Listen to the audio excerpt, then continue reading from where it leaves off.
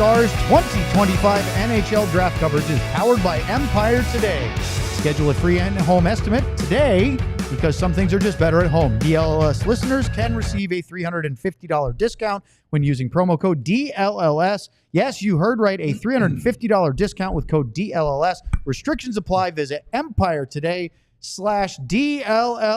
for full details. Oh, yeah. Before we get to this very prestigious panel, and we will introduce you in just a second, let's talk for a minute about the DLS Die Hard sale going on right now. Make your move. Use the QR code at the bottom of the screen. Sean can show you where it is. Running from now through at least the 4th of July, maybe even longer. Capitalize on both the NBA draft, which ended last night. NHL draft starts tonight into tomorrow. And, of course, free agency for both leagues. Check out HTTPS or just go to alldls.com/intro because you can get a $36 Die Hard subscription for your first annual year and a free t-shirt and all the things that being a Die Hard comes with. And if you haven't done it yet, you're not going to get a better deal than that. Now we'll welcome in the panel who have already lost focus. We got the TV on the NFL draft for you. Aaron Rodgers has been added to the Pittsburgh Steelers. Can I leave now? Okay. Our producers tonight will be Katya Vialba and John Anderson. Hey, look who's back in the house for one night only. And he just gave the special finger salute. Oh, that thing is... Come on, John. Put yourself on camera and give me the finger. Oh, he will. I'd like to Oh, there's not? Oh, here he comes. Here he comes. He's wearing the Bruins come right jersey. up here, John. It's John. He's back. Boo! Show him the finger. Yes, the best one. Man. So can we get, are we going to get John's reaction to the Bruins pick? Or are we just going to have him on for that? John will give us live reaction of the Boston Bruins pick. A little bit? We have Sean Shapiro joining us from his home studio in suburban Michigan.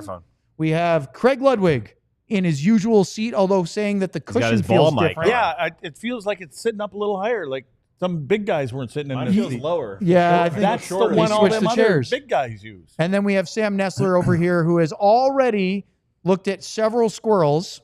Yeah. And who knows how quickly he would lose his attention. You've already we'll lost get it going here tonight. I'm Owen Newkirk. Thanks for joining us once again. And the Islanders are on the clock. We are here for the full duration I of the wonder who they're going to take. Of the NHL first round of the draft. It's in Los Angeles. Sean, I want to start with you if we can hear you. Yep. Before this gets started, the big talk is, of course, it's a decentralized draft. Every team is in their own war room. We can actually see the Dallas group in, they're all matching. Second row, 3 in on the little grid that we're watching on ESPN right now. Rooms. How quickly is this going to change this format back to the other one? Is it next year? Yeah, so that was actually a discussion point today after when Gary Bettman. Can we turn him up? Yep. Keep going, Sean. No, they can hear you fine. We just can't. That was a discussion point today when Gary Bettman held his kind of state of the league availability today. They talked with the NHLPA. Obviously, CBA got extended. That's a big deal. But the vote to go to the decentralized draft was 26-6 in favor of this. And so in order for us to get back to a full in-person draft, undecentralized, essentially it has to be... I believe it has to be a majority vote. So if there were 6 teams that wanted to stay in person before the Vegas draft, and I know there's some others that changed their mind after the Vegas draft, it's basically getting that threshold to 17 teams wanting to be back to our old setup. I think that there's a strong push for it, but the question is there going to be enough to get to the majority? And I hope personally that we are in that spot because it's just the decentralized thing, and as fun as this is with everything like that, like last year's event in Vegas at the Sphere was tremendous. I've been at every in-person draft since 2017. It's one of the great events for the league, so I hope we get back there, and it's just going to be, we hope tonight goes well for our short-term value, so we're not here for 5 effing hours. But we also don't want it to go too well where the teams decide that they want to do this in the future. So that's what we want tonight. Sean, is there anything to the traction of people suggesting that because they're in their own war rooms, that there'll be more trade activity at this draft than when they're all together? Because for some reason that's easier than walking over and talking to another GM in person? I like for me, there's the psychology part of it. When you're in your own war room, you are on your own time and schedule, right? When everyone is crisscrossing, interacting, I would actually push and maybe question the other way, where you might not think about, like, obviously the Sergachev deal happened at the draft last year, and it's not like Utah and Tampa weren't going to make that deal if it wasn't in person. But if you're a team and you're thinking about other assets and things you might go, you run into, like, I've been in those conversations. You run into someone in the meal room. You run into an assistant GM somewhere. Like, it opens up more conversation between the teams, in my personal view, when you have everyone in the same spot. So I think it's just a way to try to spin it, honestly, where people are like, oh, this could lead to more activity. I don't know. I think you can slice it one way or the other for when it comes to how much activity will be at the draft, and how much people move up and down to the draft tonight is going to be, honestly, how much are people willing to buy what the Islanders are trying to do. It has nothing to do with them being in person or not. It's just, what is the 16th and 17th picks that they picked up in the trade for Dobson? Are those really worthy enough to get them up to number 4, where they're trying to get James Higgins? Those things aren't going to be determined by the Islanders being in a war room at UBC Arena or being in the same spot.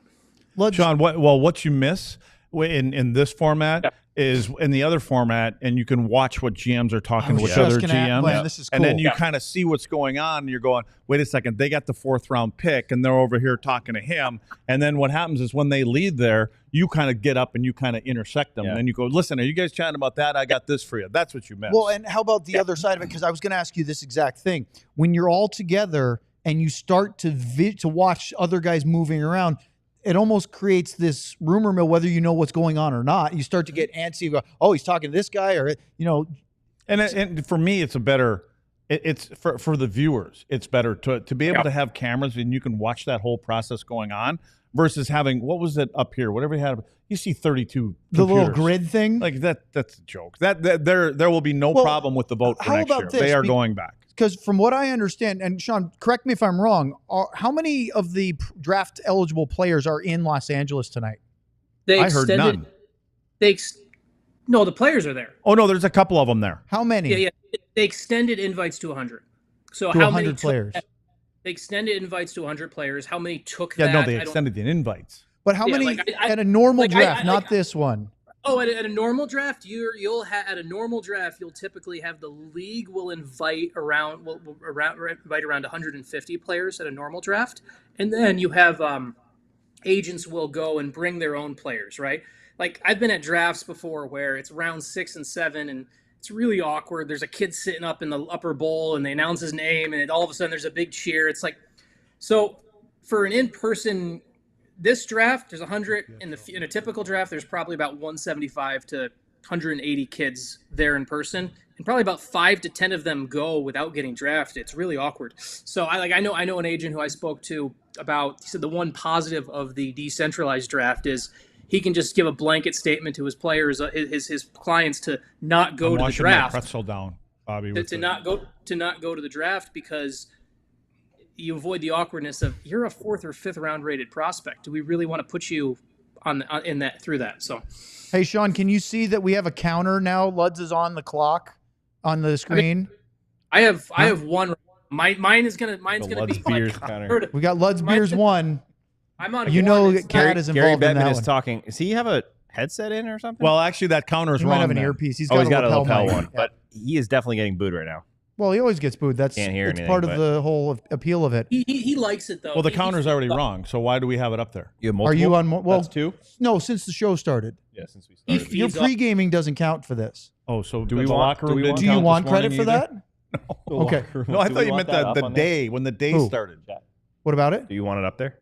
I mean, it's fine with me. Okay. I mean, here's the funny thing. So Sam's No, got you're his, good. I was just hey, curious. Luds, you'll appreciate this. Sam's got his laptop on, and to avoid having the inability to read it, he's zoomed in on this screen like your text messages It looks like when you're on your motorcycle. Font. See how big he stretched that up so he could actually read it? I still can't see. He still can't read it. We have a super All right, chat. we do have a super chat, so let's get right to it with our Bobby, get first in here. bing bong of the night. Yes, garçon. Can you bring that Happiest Hour pretzel down here too for us? It's a bing bong. Okay. Huh? Bing bong. Bing bong. Do we not have a Bing Bong? Michael Moore, it didn't play. We do. Michael Moore with a yellow. Heiskanen and 99 Cup here. Are we still waiting on Brad's follow-up tweet from last night? Yes. Or that just me? Sean? I have an answer on that. So I texted with Brad about... This is, by the way, President for the Stars, Brad Alberts. Yeah, I texted with Brad around 5:45 today about the, 4:45 today, about the whole weird Austin, Texas expansion team thing, which is a complete crock. Can you give the back? Hold on, back up, because there's the Brad Alberts eyeball emoji tweet from yesterday, and then what you're talking. Can you give the backstory of that? So for Brad's eyeball emoji, yeah, we know Brad as does his eyeball emoji when something's in place, and just for the quick, not to bury the lead on it, I asked Brad if his eyeball emoji stuff has happened yet, and he said it's still coming tonight. And I said, great, we'll have something to talk about on the show. And he said, yeah, it'll be great for your guys' show. Oh, so, we're working. So Brad is. I think mine is better. So keep going, Brad Sean. So Brad knows that we have a show tonight, and he's going to give us something to talk about, hopefully. So nice. We're still waiting on that. What it'll be is, I don't think it'll be as exciting as people want it to be, but we'll see. Gotta be an outdoor game. You think it's that? I think it's an outdoor game. That's not a reporting thing. That's just from what we already heard from Gary, from what then Kevin Weeks posted that thing that never led to anything. To then, I just think that's what it's going to be. Well, you think they're going to announce something about that? I think it'll be an outdoor game. New jersey, maybe. Could be that. Yeah, or that's the other one. Is like a rebrand or a third jersey, which we have. This one is now gone, right? Where I don't know. This one. Blackout jersey? Isn't that gone? Yeah, technically out of circulation. Gone. Yeah.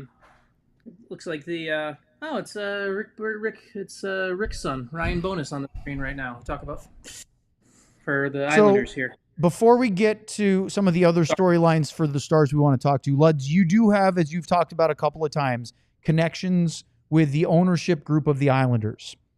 What do you think about where they're at right now for organizationally? They're in Long Island. Not physically, I mean figuratively. They're actually on Long Island. Metaphorically speaking.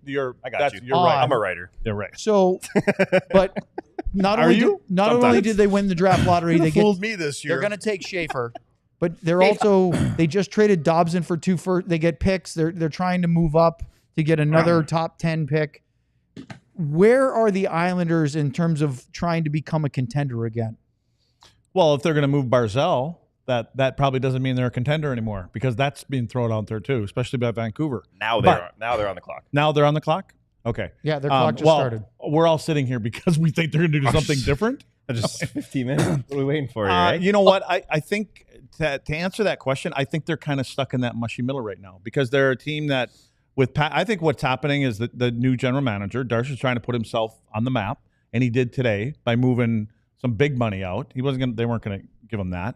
But the kid that they have here, should I give it away, or is it already done? Well, he hasn't made the pick, but they're going to take Schaefer. So man, I'm not going to say that they're going to take Schaefer, but I wouldn't want to say that. But you don't think they're going to take Schaefer? To me, there's no question they're taking Matthew Schaefer. They should take Fiddler. Everything's going to start after 3. That's what I think. Everything's starting after the. Who do you think the second pick? Oh, you mean after Misa or Frondell? Misha, whatever. Yeah.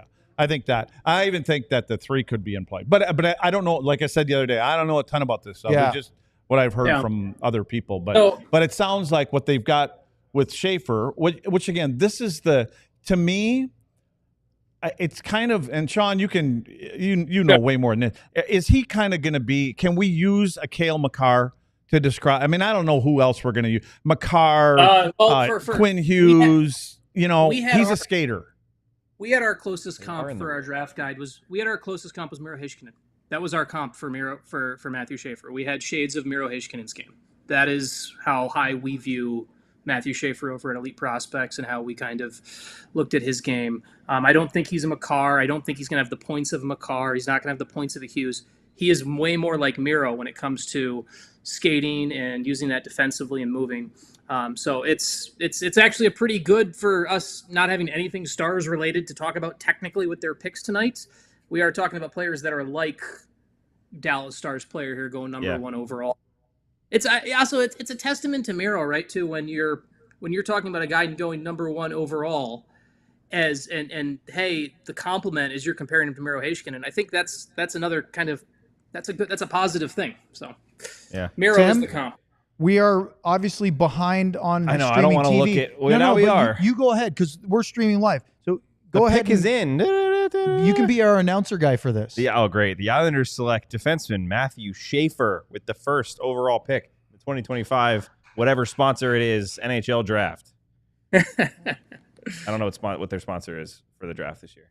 Sean, we were talking about him a little bit with Stephen Ellis. Oh, there it is. Oh, look at the graphic. I knew there was something. That's why I was fancy. There's Schaefer. Oh, we got a player card. I finally heard from him. I really, obviously, none of us do a lot of prospect viewing and rating. We're focused more on the NHL guys. But Sean, from your standpoint, like, is this guy an absolute no-brainer 1-1? Yeah, I would. It was for us. The debate was the only knock on his game was he played 26 games this year. So he had the because of the collarbone injury. Yeah, but he got hurt at World Junior. He's an absolute stud there. This is a franchise defenseman, and our team over at EP, we had a little bit of a debate about him and Michael Misa, but it was it was definitely more of a Schaefer and then a couple people pushing for Misa. So this is a player that you build around. This is, as I said, Miro was the comp. This is a guy that you build your defensive core around, and one of the reasons you're also willing to move a Noah Dobson today, because how many defensemen taken in today's draft are going to be better than Noah Dobson at 25? I would say Schaefer and maybe one random one, because there's always one random guy that goes through. So Sam's raising his hand. Yes, Sam? No, I was talking to the producer. You're good. He did. He was raising his hand. I can't even see Sean on the screen. So I don't know. Sean has morphed into Matthew Schaefer right now. I love it. So I am Matthew Schaefer. So. Sean, is the expectation, because usually these guys are not NHL ready, except for the rare few. Is he one of those guys that people expect to be competing for a opening night roster spot this fall? He is one of the two, yeah. Him and Misa. I would argue him and Misa are probably going to be the two that are actually competing for an opening night roster spot. And now maybe depending where Hagens goes, there could be something there with that. But it's Schaefer and Misa, and man, this is an awkward setup where he's got to talk to them like on live TV right here, like through Zoom. That's very weird. I don't like this draft setup. Crying. Is it you're talking about to then do interviews after the pick? Yeah, and also, you're ahead of us because we're streaming ours. Hey, yeah. Sean, pause your TV for 5 seconds. Hey, Sean, when you say he's not a point guy, he's not like them other two guys, right? Looks like he's getting put in the matrix. But this year in Erie, he played 17 games and he had 22 points. So why is he not a point guy? I know it's just junior, but isn't that how they do it with everybody else? I mean, if they end up being 90-point guys in junior, no problem. Thank you. Yeah, it's scoring in the OHL and scoring in the the National Hockey League are way two different things. You know that, Luds, right? Like I had more goals in college than I did my entire career. Yeah, exactly. So like he's a play driving guy. That's not true though. He's going to move your. I think it might be. No, you only scored 10 goals in college. I don't think I had 38. Like 6. He's got your card up. 38 in the NHL.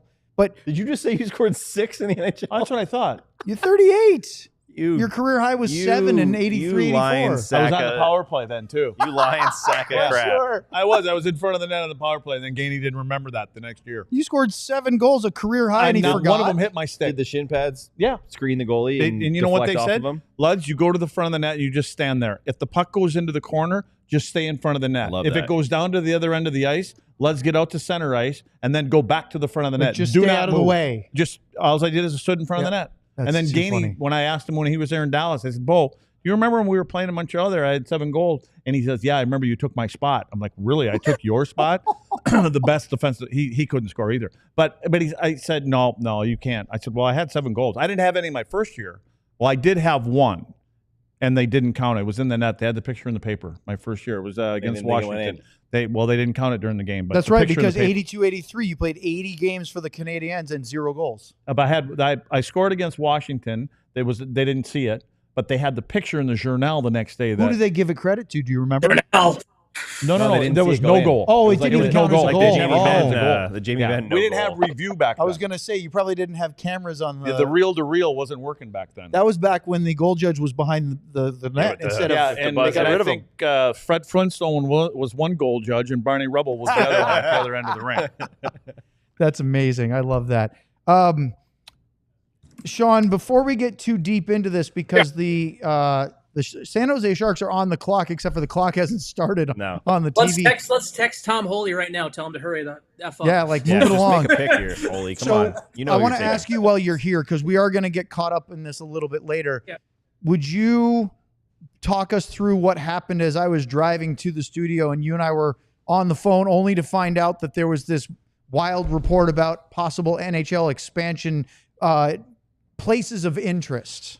Yeah, there was a daily face-off report from Frank Saravalli about how the Austin is apparently throwing its hat into the ring with a $2 billion expansion fee, which $2 billion with a B. Yeah, $2 billion with a B, and it's right there with the.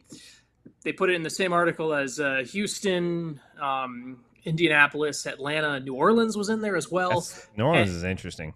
Yeah, and now, to be fair, there's actually more credence to the New Orleans thing than the Austin thing, because the governor of Louisiana sat down with Gary Bettman back in March. Now, that was very much a posturing thing and not really much to, like, we're getting further and further away from teams sharing buildings. So you have to build a brand new arena in New Orleans for this to happen, and there's not really much of a hockey market there anyway. So Austin pops up in this Frank Saravalli report, and I'm not to rip anyone's reporting or anything like that, but while I don't claim to be a capital insider, I know hockey in Austin and I know hockey in Dallas, and I had at least 10 people reach out to me since that report came out, basically saying, what the hell is this? There's nothing here on this.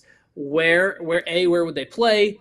B, who's bringing the money in? And do you know the geography of all of this? And then I spoke to some people from the Stars who also called it bunk too. So the dreams of an NHL team in Austin to me are nothing more than that, dreams. So, by the way, for all those soccer fans out there, everybody that wrote this and takes the smells are coming. They keep talking about Austin that doesn't have a quote major pro sports team. It's just kicking all the MLS fans that Austin has a MLS team right in the nuts. It's a good stadium over there. It's a great. You were just there. There's nobody there. Did you like it? There's nobody there when I went, but the stadium's nice. Yeah, it's because they overcharge for tickets for that. Luds. Who's the dude standing behind Schaefer right now?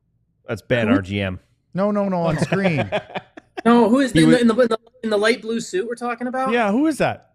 Tell me that's not his agent. No, it's his brother, isn't it? I think it's a family member at least. I don't have the audio. Yeah, I think it's his brother. They were showing his brother and his dad earlier, so I'm guessing it's his brother. It does look like his brother. Yeah, he said his brother's in sales. Yeah, up he's got the same. He's selling them right now. He's got that same brow look. Michael Misa. I gotta go to the bathroom. Yeah, the big thing with now Schaefer, the smells are starting to come in. Yeah. The big thing with Schaefer comes to I appreciate that for sure. What's the pink one? What's he doing? Those are donuts. He's putting it right by the fan and donuts, just blowing it. Donuts, burgers, and fries. Ben's trying to clog our arteries. Thank you. All right. Thank you to Wendy's. They haven't announced it yet, and also but to Ben. the pick Where's is the beer in towers? for San Jose. the pick As is right now, it does not appear as though they have traded the pick. So there's that. All right. So I wanted to ask you, Luds. Ask him. We were talking about this a while ago. To Sean's discuss. Why does he have the football? My God, you want to talk about getting distracted? ADHD. Oh, is Tom not holding have the this? football? Here we go. Now I'll hit one of the lights, Oh, and then no, our Tom. production team will be very angry with me.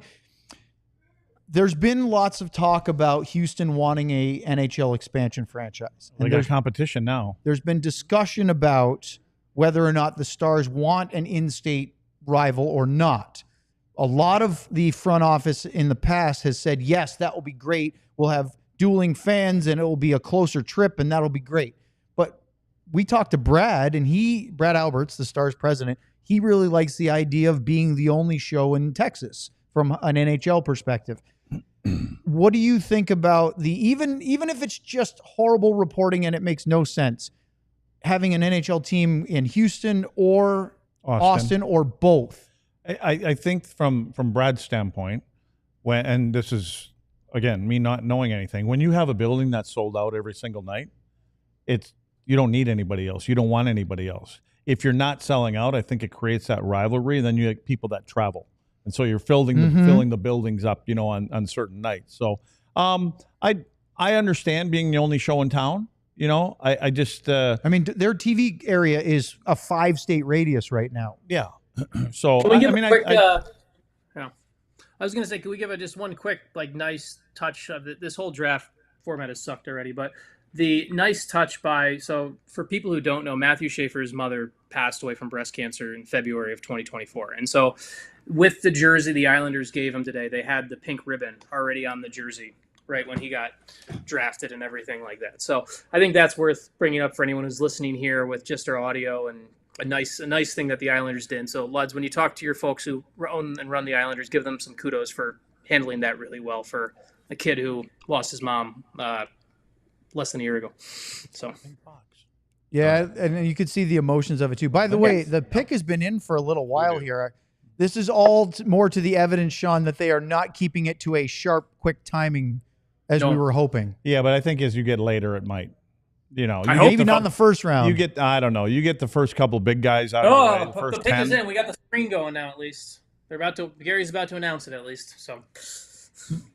We just got a tweet from Mark Lazarus up in Chicago. Said the Islanders went on the clock 14 minutes ago. They are definitely not in a hurry. We are at 7:26. I'm not liking this. Not sticking to the clock at all, even though the pick is in for San Jose. Did you just rewind? No, or are I'm you trying to go. forward? Just trying to see if we can get forward because Sean's ahead of us, but we're not. Well, we're as live as we get. There's a so random. I'm sorry. I know Sean jumped in. It's hard to segue back. Well, the pick is in. We'll go to that first, and then we'll get back to the expansion talk real quick. I know Sam? nothing about wrestling, but there's some wrestler. He's getting ready to announce it. Are you prepared? No. Should I There's be? some wrestler about to I mean, announce if you it. want to play that role, go right ahead. If you can read it. I got to read people's names. I mean, I think it'd be hilarious for you to try. Okay. You should be able to get this one. This one is not difficult. Misha Donskov. Why are we looking at WWE? I believe that's because they're having a celebrity announcer of the pick, yes? Oh, I thought it was his intro song. Correct. It's a lady with blue hair. I don't know anything about wrestling. Crazy blue hair. You got to do it teal if you're going to announce All right, the Sharks pick. The pick is in on Twitter. Do you want to read it? It's who I thought, based on my very little knowledge. San Jose Sharks select Michael. I've already seen the pick. Misa. I've seen the pick on my screen, so it's kind of, you guys are what, about 15 It's who you Yeah, thought. we haven't even seen it. The Sean, we'll tell you how far behind we are. Bailey is still talking. We right haven't now. even gotten to the pick yet. Yeah, he's already hugged his family. Misa. Misa. It's just going to go in order. The next kid's the big kid. Yeah. That's the one I was hoping Jim could pull something off for. You're talking about Frondell? Who's the big kid? You mean McQueen? Oh, Roger McQueen. He's Let's being just talk very about- coy over There here. he is. Feel free to share with from everybody. Saginaw. Lads. Look who's, The by the way, OHL. our GM Ben has brought in Thanks, Ben. sustenance from our Wendy. sponsor, Thanks, Ben. Wendy's. Is that a double plain cheese only? It might be a Baconator or it's a Dave's. A Baconator? It smells fantastic. It's got bacon on it. Don't know what that is. It's got cheeseburger with bacon on it. Oh, yeah. Just keep bringing What's it in in. the pink box? I've actually, When did Wendy's? Oh, I have from actually a company? been, speaking of Austin, I have been there to that particular sir. place in downtown Austin, Texas. Oh, look at that. Sean, we got to. Yours is on the way. It'll be here in 3 to 6 business days. Who's bringing I in the beer tower? have a DoorDash. Do I have a DoorDash on the way? That would be great. Oh, my God. So, Is there Sean, bacon on that donut? tell for those of you with the cereal on it, uninitiated too? about Michael Oh, Misa. unreal. That's for hour 3. Or we're gonna be too drunk by then. Michael Misa was, as I said earlier, he was the closest player we had to Schaefer in the number 1 conversation. I watched don't use them him anyways. I've probably seen Misa in person probably about 12 times now. Between Saginaw's only an hour and a half north of me. I watched him win the Memorial Cup last year in Saginaw. He's a special player. He earned OHL exceptional status, so he's had a couple more years in the OHL. Type of player that drives the game completely. Very similar, kind of like style-wise, to what we saw to Macklin Celebrini, which is ironic because now that they're going to be teammates here and everything like that with San Jose. Misa's game is he creates space for guys. He moves the puck. He changes the angle of attack, and when your team when he has the puck on his stick, it opens up the space for everyone else, and he also knows where to go once he gets rid of it. He's a really fun player to watch. One of those guys that I expect him to play in San Jose this year because of where they are in their rebuild, and it makes sense. Which will be a little bit of a bummer because I really enjoyed watching him play in person quite a bit the last 2 seasons. Really good player. So just to look at them real quickly here, you've got Michael Misa joining a group that is headlined by Macklin Celebrini and young Will Smith. Mm-hmm. Obviously, Logan Couture is retired, although he's still on IR for 2 more years, I guess, because of his injury. He's still, at least they have to bury his contract. They've got Tyler Toffoli, Alexander Wenberg, Barclay Goudreau, Carl Grunstrom, Ty Dellandrea, William Eklund. It's just a weird mix right now, and it seems like, I mean, they've gone from the glory days. Obviously, Joe Thornton just got into the Hall of Fame. They just bought out Marc-Andre Vlasic. Yeah. And this is a team that is still very much in rebuild mode for these young guys, yes? Correct. But it's a fun team. They got a coach that they're willing to trust kind of with the time where they go. They're not going to be good again this year, but they'll at least be entertaining. A lot of players that like to get up and go offensively. A real interesting team just with how Ryan Warsofsky kind of takes a step as a coach, where Warsofsky is, I think, a good offensive mind. And this is one of those teams where you're going to get a lot of that skill is going to kind of build over years, but are they going to add a little bit of the discipline when they kind of get over that hump? But for now, the Sharks are kind of really fun to watch because they're going to create a lot. They're also going to get burned a lot. And score on a lot. Exactly. It's one of those teams that are that are fun to watch for those reasons. So. Who are their goalies? Who? Because it was Blackwood and Vanacek. No. So it's right now it's Georgiev and one of Sean's favorite is Askarov. Oh yeah. And we've also heard the rumbling. We don't know for sure, but we've heard Dan Vladar is apparently now Dan Vladar is also a Gold Star client, and Dan Milstein is the agent at Gold Star, and Yaroslav Askarov is his client. And so Dan has done a really good job of moving his clients where they want them to. So we heard that Dan Vladar may end up in San Jose with Askarov right now. But right now it's Askarov, and we'll see who else they sign right now. Okay. So, hey, I would ask a question for Luds. If for a team like San Jose, Chicago, any of those guys, what's the realistic step to take? Because you always say, like, you want to see them take the next step. You don't want to be bottom of the league, by 30 points. You're talking about as an organization? Yeah, as an organization. When you're that team that's, 31st, 32nd, what's the next step to take? Is that finishing with, in 25th? Is that a realistic good step? What's the focus? I think what I would look first is just progress steps from the previous year, where your goals against is getting better. Your goals, all the little tiny things. So more of how you play the game. Yeah, it's all the details of the game, because it typically, the kids coming out of junior and stuff like that, it's a big step, right? And it's a different speed and a different pace. And so I think you're just looking to be able to say, we've gotten better in all of these little areas. Okay. Well, whether you say you have 3 to 5 areas, whichever ones they are, there's some improvement there. And so that's what I would look. That's what I think progress is. And I think with progress with that, I think teams like Chicago and those kind of guys, they need to surround those young guys with some veteran guys. Yeah. And it's hard to get guys to come into that. Like Toffoli. Into that. Yeah. I mean, and again, but I think the older a player gets, and he knows, where he's at in his career, they're kind of happy sometimes going into that kind of situation. You got to be the right kind of player that knows you're not going to win every night, but you've got, and a lot of those guys are going to be in the game when they're done.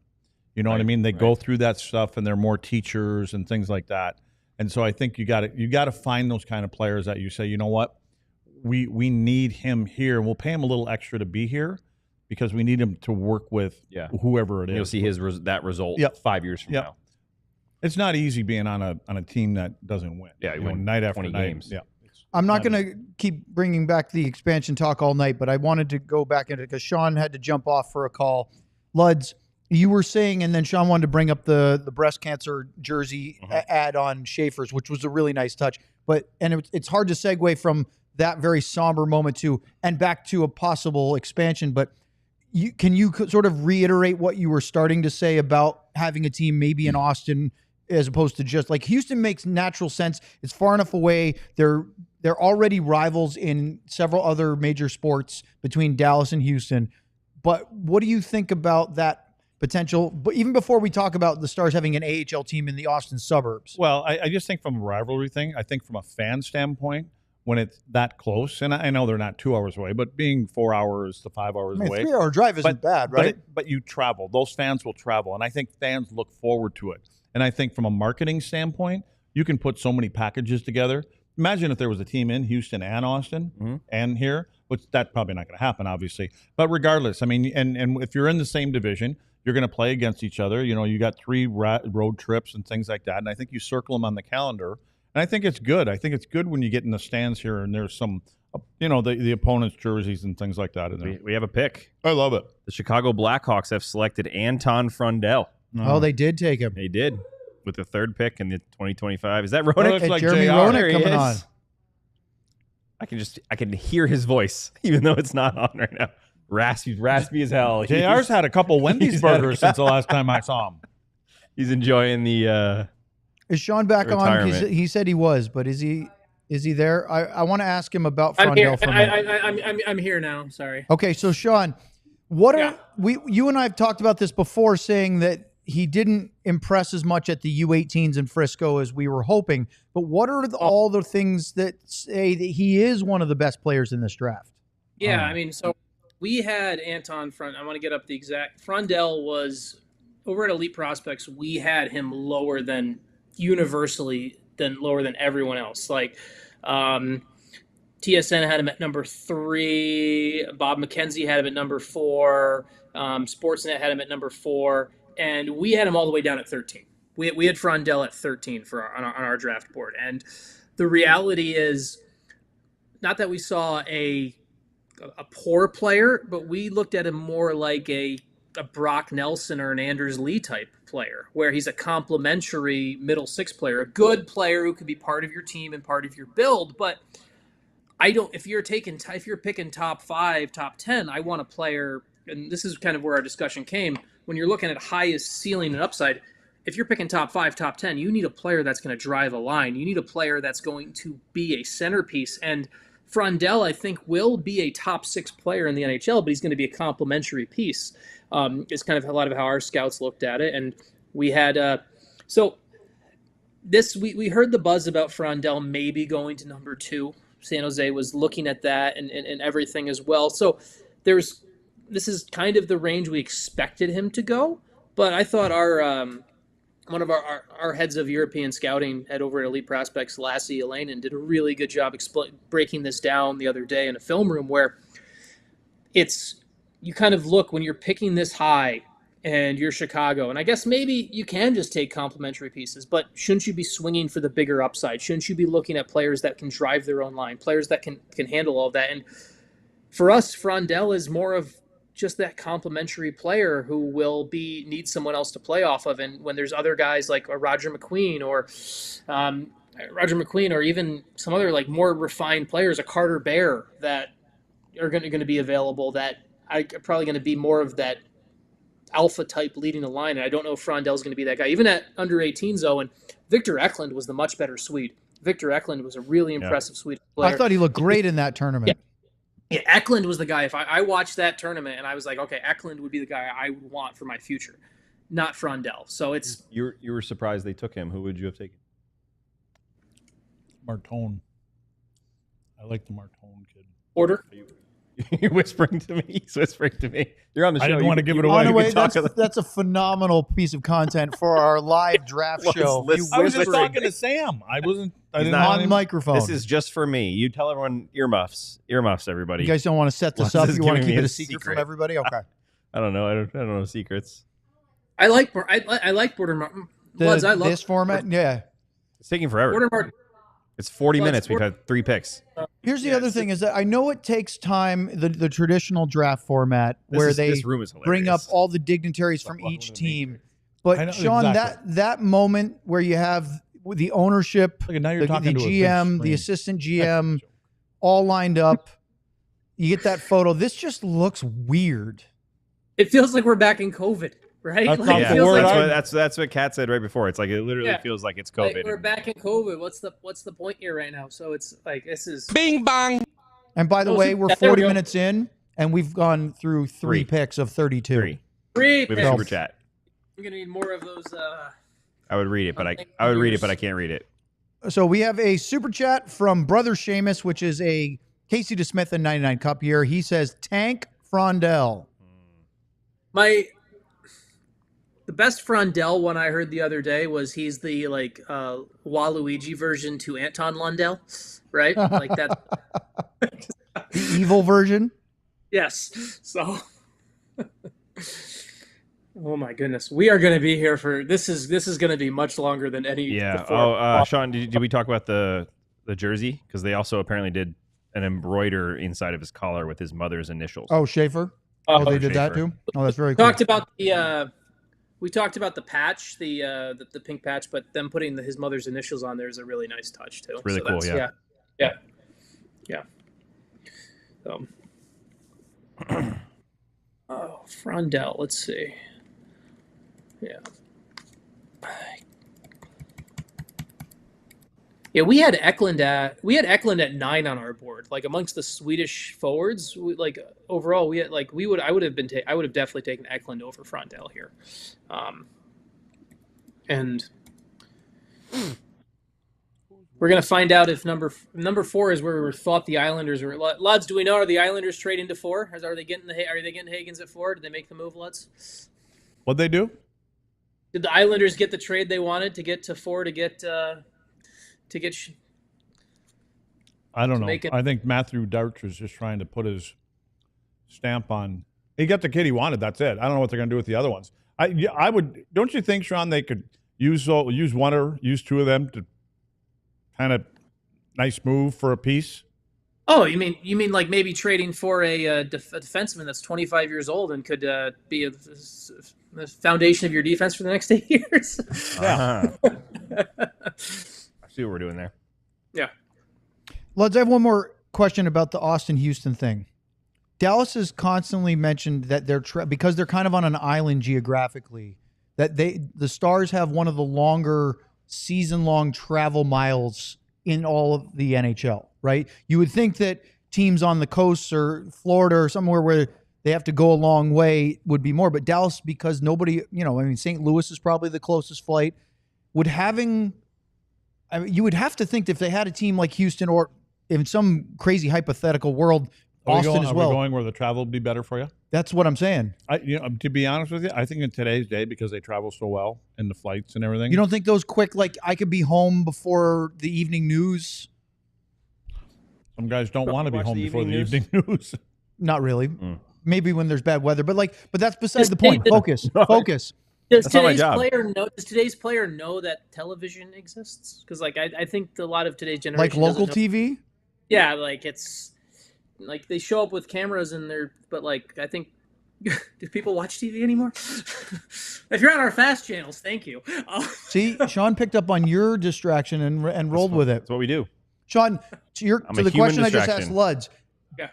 If they did, again, you've sort of debunked that this is a thing right now, but if they had 2 teams within an hour flight, would that make a big difference for the Stars over the course of a season to have, you would imagine they would be divisional opponents, and to have that short of a trip, that would be a good thing, right?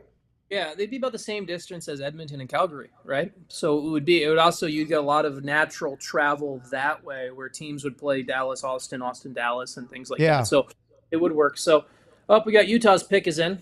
Yep. Oh, the Tony Utah Mammoth. Tony Finau is announcing the pick underneath the Mammoth logo. Not the Yeti. I don't know if the trainers would like it. They might make the trainers drive. To Houston? No, take all the equipment, go down, get everything hung up. Instead of taking it to the plane, load it onto a plane, get it off the plane, then take it to the rink. Yeah. There's Tony Finau, which shows how far behind we are from Sean's feed. Yes. He talks for a long time too. He's still talking. No. Maybe it wouldn't be as bad if we could hear him, but we're muted, so we're just watching a talking head. Do we want to go subtitles? Does that move the needle for you guys? Not really. I've been using move the needle a lot lately. Has that worked for you? Robert's been getting it into my mind. He's been saying a lot to me. Why is he still talking? Tony is Why still am I talking. still talking? pick a pick. Oh, Desnoyers went. Wow. Okay. I was going to yell it. Oh. The top of a mountain. I do like the logo. I don't know how to say this name. I know it's a superficial thing, but the Mammoth logo is growing on me. Desnoyers? Yeah. Utah Mammoth select Caleb Desnoyers with the 4th pick in the 17th hour of this first round of the draft. Yeah. I can get us a French Canadian scout on the phone if we want to talk about Caleb Desnoyers if you want. I got a French Canadian scout sitting right next to me. Oh, like French one Canadian that actually watched Did you say a QMJHL. French Canadian scout? Yeah. Yeah, French Canadian. Ben oui. Well, he could just call up his old buddy Which Shane one? Churla and find out a few things too, I'm sure. Mm-hmm. That's a fly pink suit that guy's got on. Whoever he just hugged. 3-time gold medalist. Yeah, he won Quebec Major Junior Hockey League champion. Shades of Sean Couturier, according to our draft guide over at Elite Prospects. So, all right. So he's not a bad player. Like we had him in this range. We had him at 7 on our board.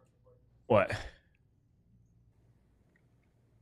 Don't worry, Sean. These two are having a side conversation on the microphone. What do we? Confusing what do we think about the Mammoth logo?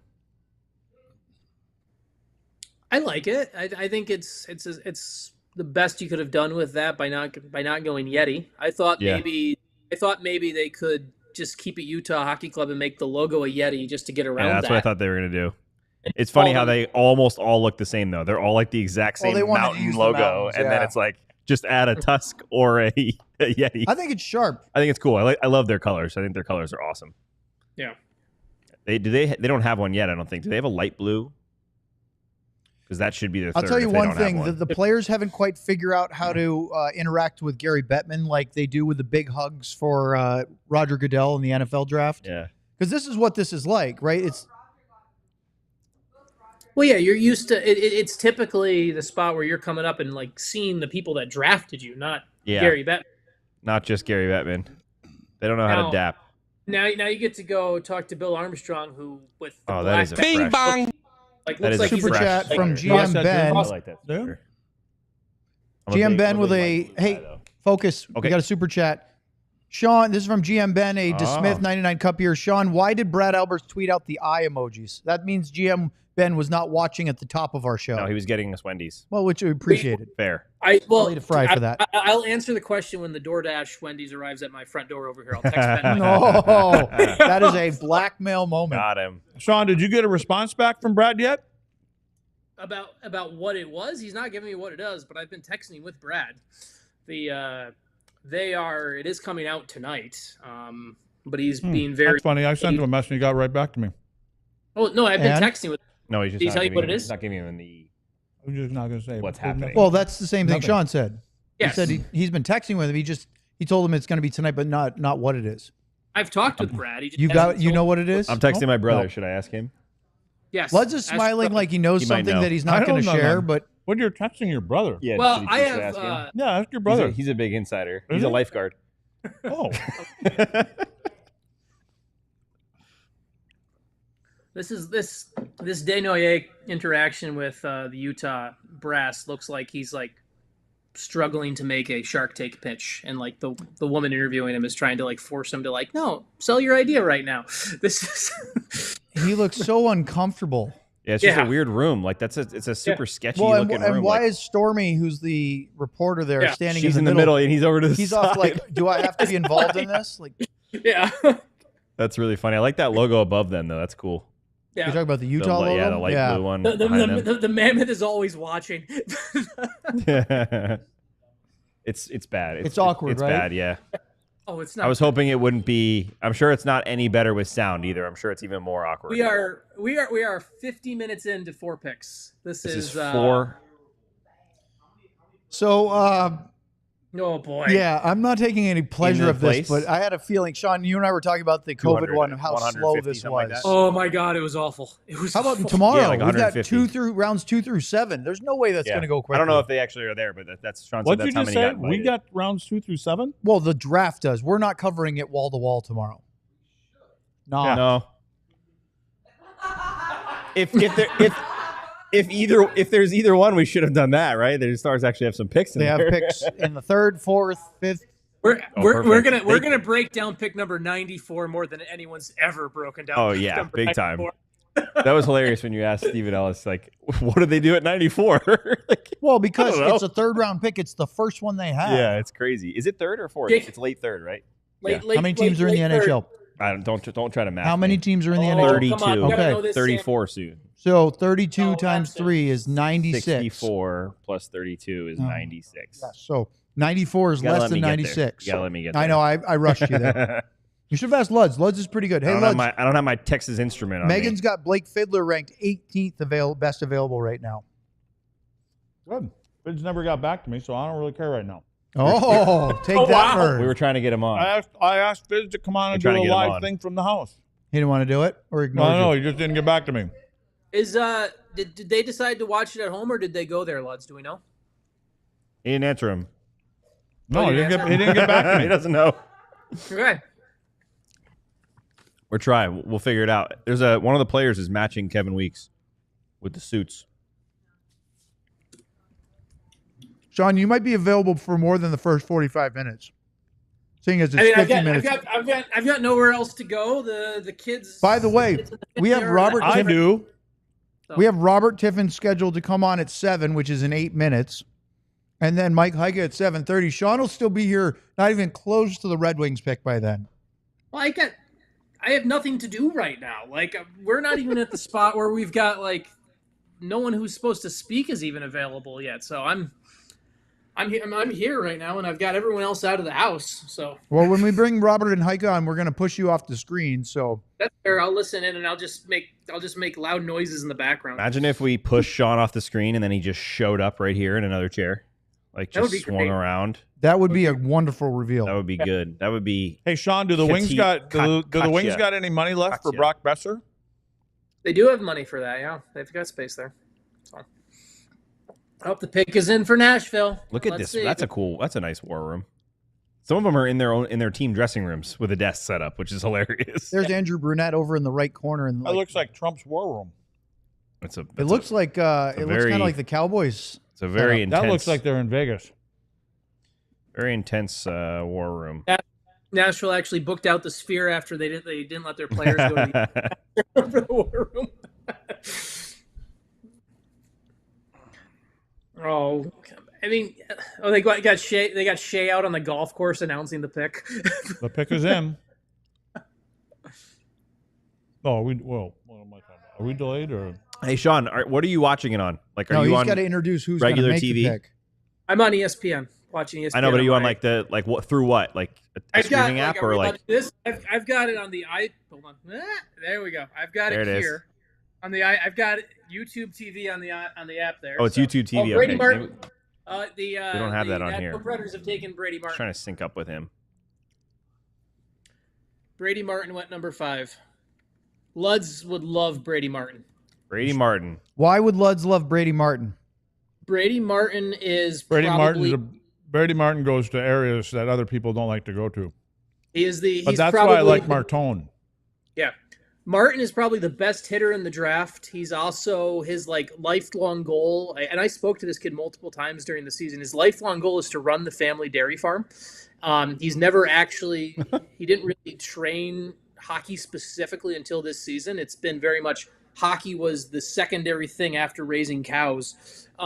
So he is, and you talk about guys who you compare him to and in player comps, like we had him in our draft guide. We compared him very much to a Sam Bennett type. And this is Martin is I'm not surprised he went this high because teams absolutely loved him at the combine. He killed the interviews from the combine from teams we talked to about all of this, but he's one of those players where he is going to be a tone setter. He is going to, he kills people along the boards more than anyone else. He goes to the front of the net.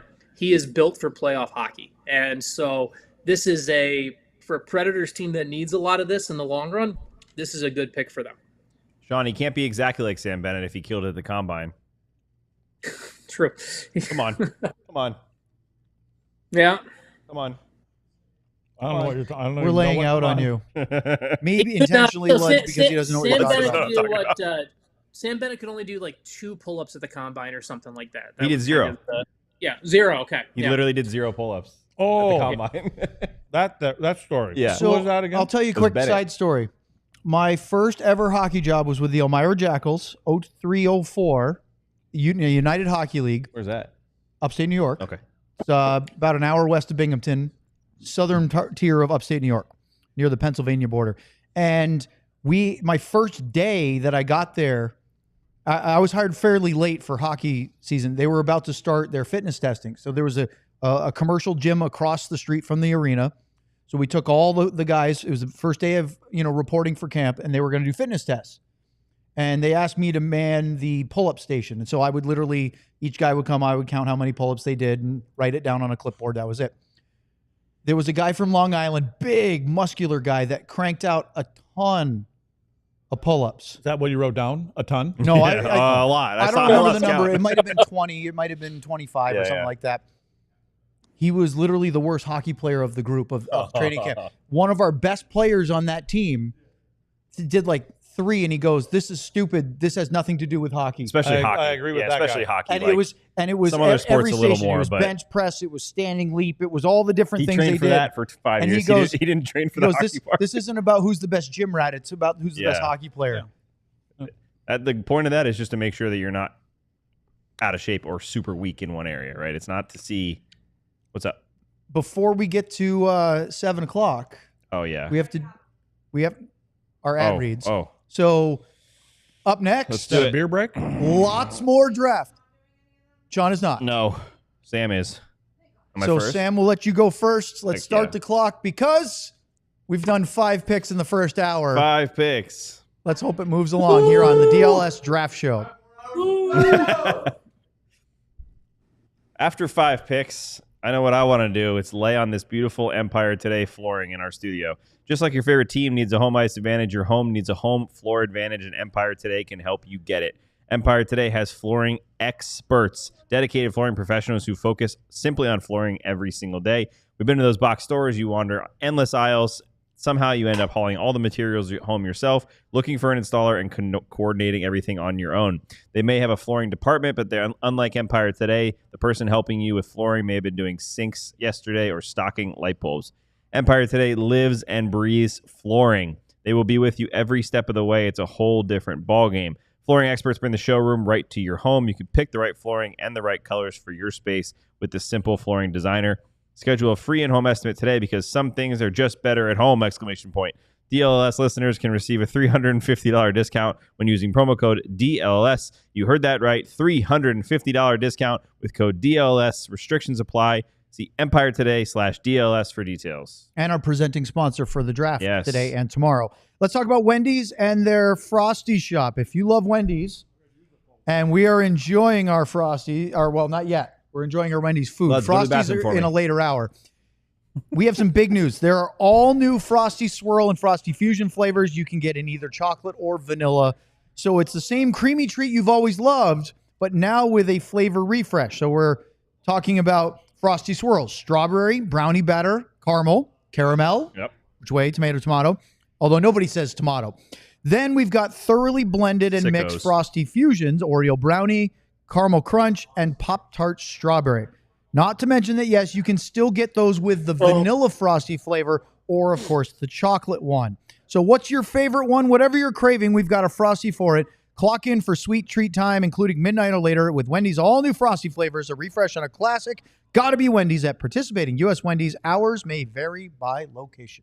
We have Charles Barkley making the Philadelphia Flyers selection here. 76er, by the way. I love that. Lud's walks away while his dude gets drafted. It's true. Like is that it? Is this his guy? Yeah. Philadelphia Flyers select Porter Martone from Brampton. Luds, your boy. He can't hear you up there. He's up there. He can't hear me. He can't hear me right here. No. Does that mean we have to say goodbye to Sean? Yeah, bring in Robert. We'll bring in everybody. Look at this. Picture. What's up, Tiffin? This is an applause to our dynamic. You guys get to production high five team. each other like me and Sean Man. used to do. This is like Mission Impossible right here. This is incredible. Kat, do we want to move the comments away so we can see them a little better? Oh, on our screen. Yeah, it's just on this screen. I mean, thank you.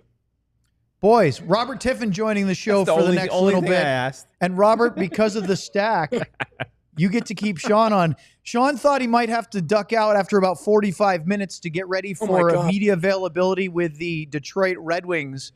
We've gone through 5 picks.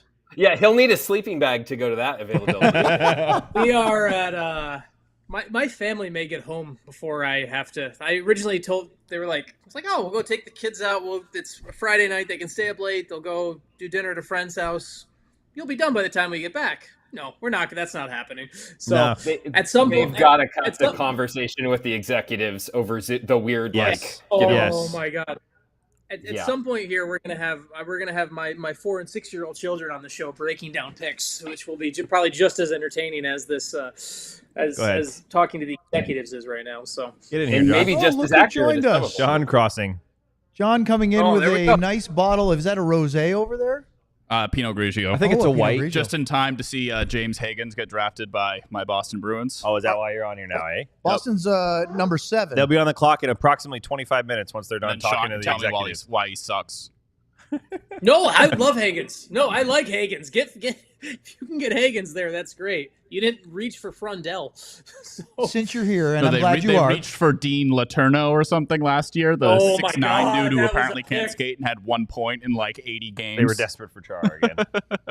What are your thoughts about the big logo rebranding going on in Boston right now for the Bruins? Great. Perfect timing on the logo rebrand by the Boston Bruins, huh?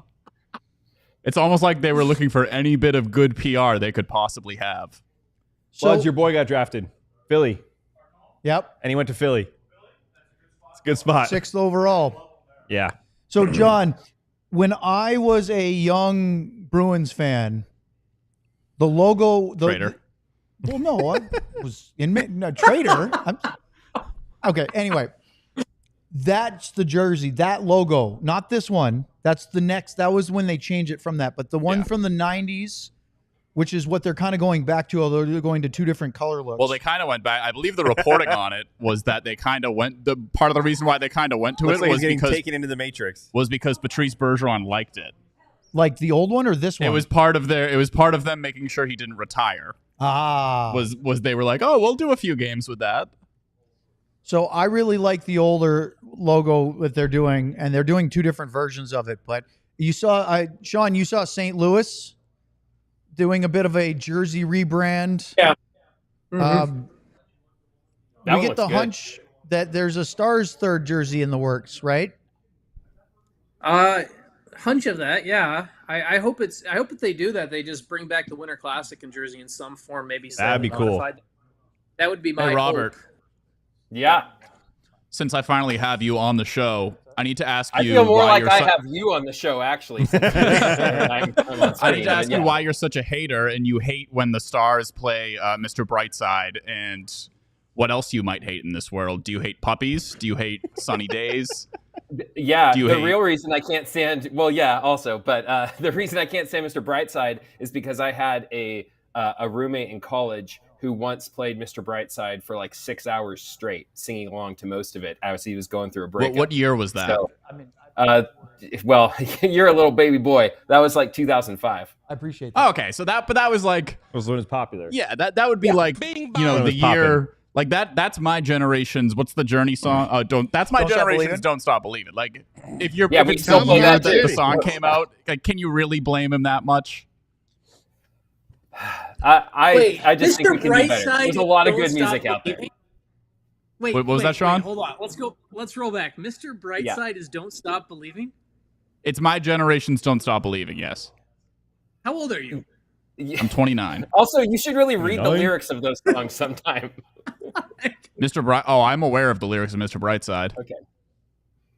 Yeah, I don't think they're quite evoking the exact same like spirit as I know Steve Perry of Bernie, who wrote "Don't Stop Believing," is a big Giants fan, San Francisco Giants fan, and he got really angry when the Dodgers started playing it in like 7th inning stretches or whatever for a little while. I mean, I understand it's not about the contents of the lyrics; it's just about like this is a song that at most hours of the day, if you listen closely, you can hear a bar full of white people somewhere screaming every single lyric to it. Oh yeah, of course. Yeah. Besides, "Separate Ways" is a way better Journey song anyway. We should just do that one. That one's awesome. I like that take. That's probably the hottest take I've heard. I'm not sure if I could have named a Journey song other than that. Really? Yeah. So, Wheel in the Sky. Now I know. Sam, do you know who Journey is? Remember any way you want it, that's the way you need at some point, or a disagreement between Robert and John at some point during the season? That's what it was about. It was about Mr. Brightside. It was Mr. Brightside. Okay, Yeah. Sorry, I'm half. I was thinking about. It was an off-air beat. We're half talking to Bobby. We're half eating Wendy's. We're half laughing at John. We're listening to That's the two. Too many halves. We're laughing to the two heads on here, and I'm watching Luds sitting at the controls in the producer's seat right now. Too much happening. I'm just here until after the Bruins pick, and then and then this show will never hear from me again. Bruins are on the clock for another 8. Well, the pick is in. The pick is in. John, you're saying what you want to hear from Boston? I don't care because the organization is a crap show. But fair enough. Newton State's own, which people from Dallas won't understand. That's like the boardroom they traded Tyler Seguin from right there. Yeah, it's pretty good.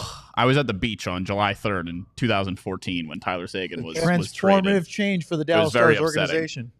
But I expect them to pick James Hagens here. I would hope they take James Hagens here. Lost Rich Peverly though, and Riley Smith. Worst move in team history.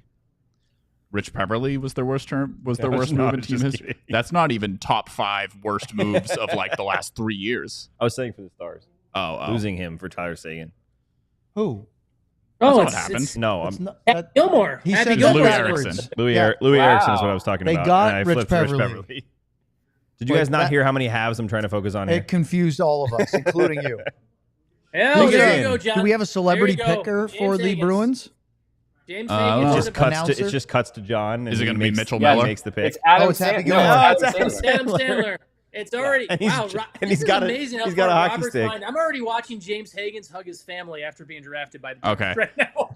I'm guessing is Gary Bettman going to have to do an ad read for Happy Gilmore too at the end of this? Bruins select James Hagens, Boston College from BC of the Hockey East. From Newton State. Up on the hill. NCAA. Chestnut Hill College. Hockey. He fits in perfectly. He goes right down the street. Can you explain that to people that are not Boston literate? Boston College is not in Boston. That's the joke. And students get very upset when you tell them that it's not in Boston. Also, UMass is the flagship of Boston. BU is in the heart of the city. Well, Harvard's technically not in Boston. I mean, there was one down there. It's in Cambridge. But Cambridge is. Do we consider that like a Boston adjacent? If you send a letter to Cambridge, to an address in Cambridge, you write Boston on it, it will go to the intended address. If you do that for Newton, it will not because it's a different municipality. This is the moment where Robert Tiffin regrets coming on the show. Yeah.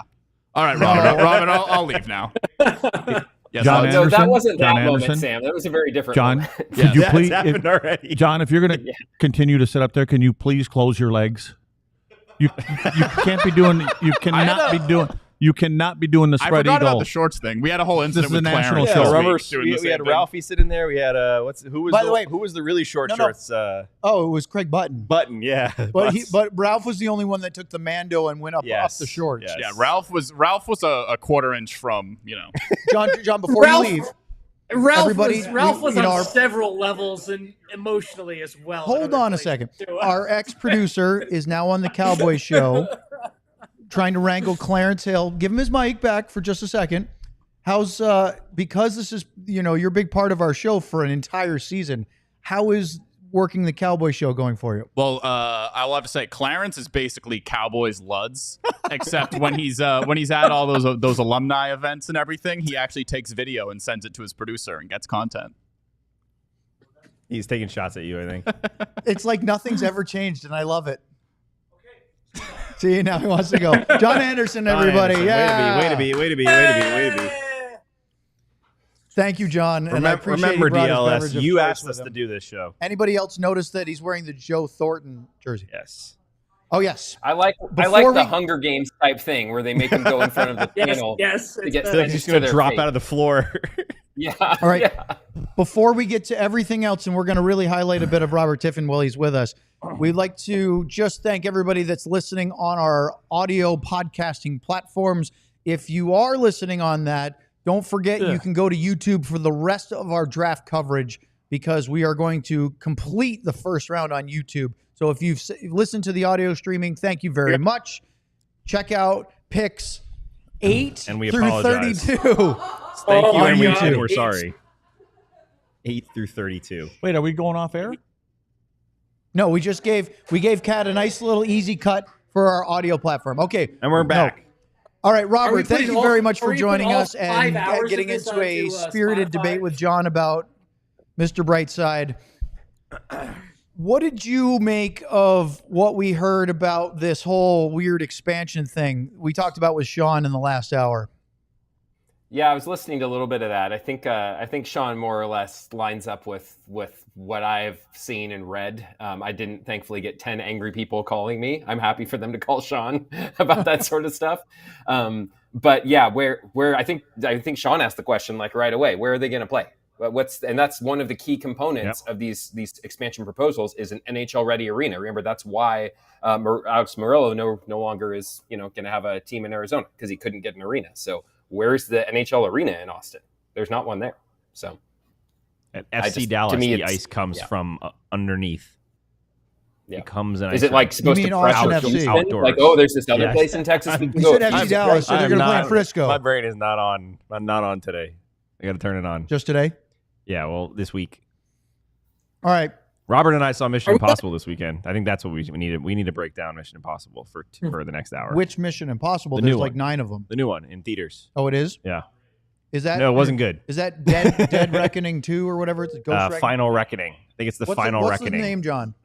Final Reckoning. Okay. Yes. Yeah, I've seen the other ones with the kids. Yeah. Is it the kind of thing you go to the theater and you watch, you say that was fun, even if it's not? Yes. The only thing is it was 3 hours. Ooh. So like it could have been an hour and a half and been like, that was entertaining. And then they could have released the other half. Yeah, they could have cut out a lot of story. Me and Robert just kept looking at each other. Sounds kind of like something else we're watching right now. Wow.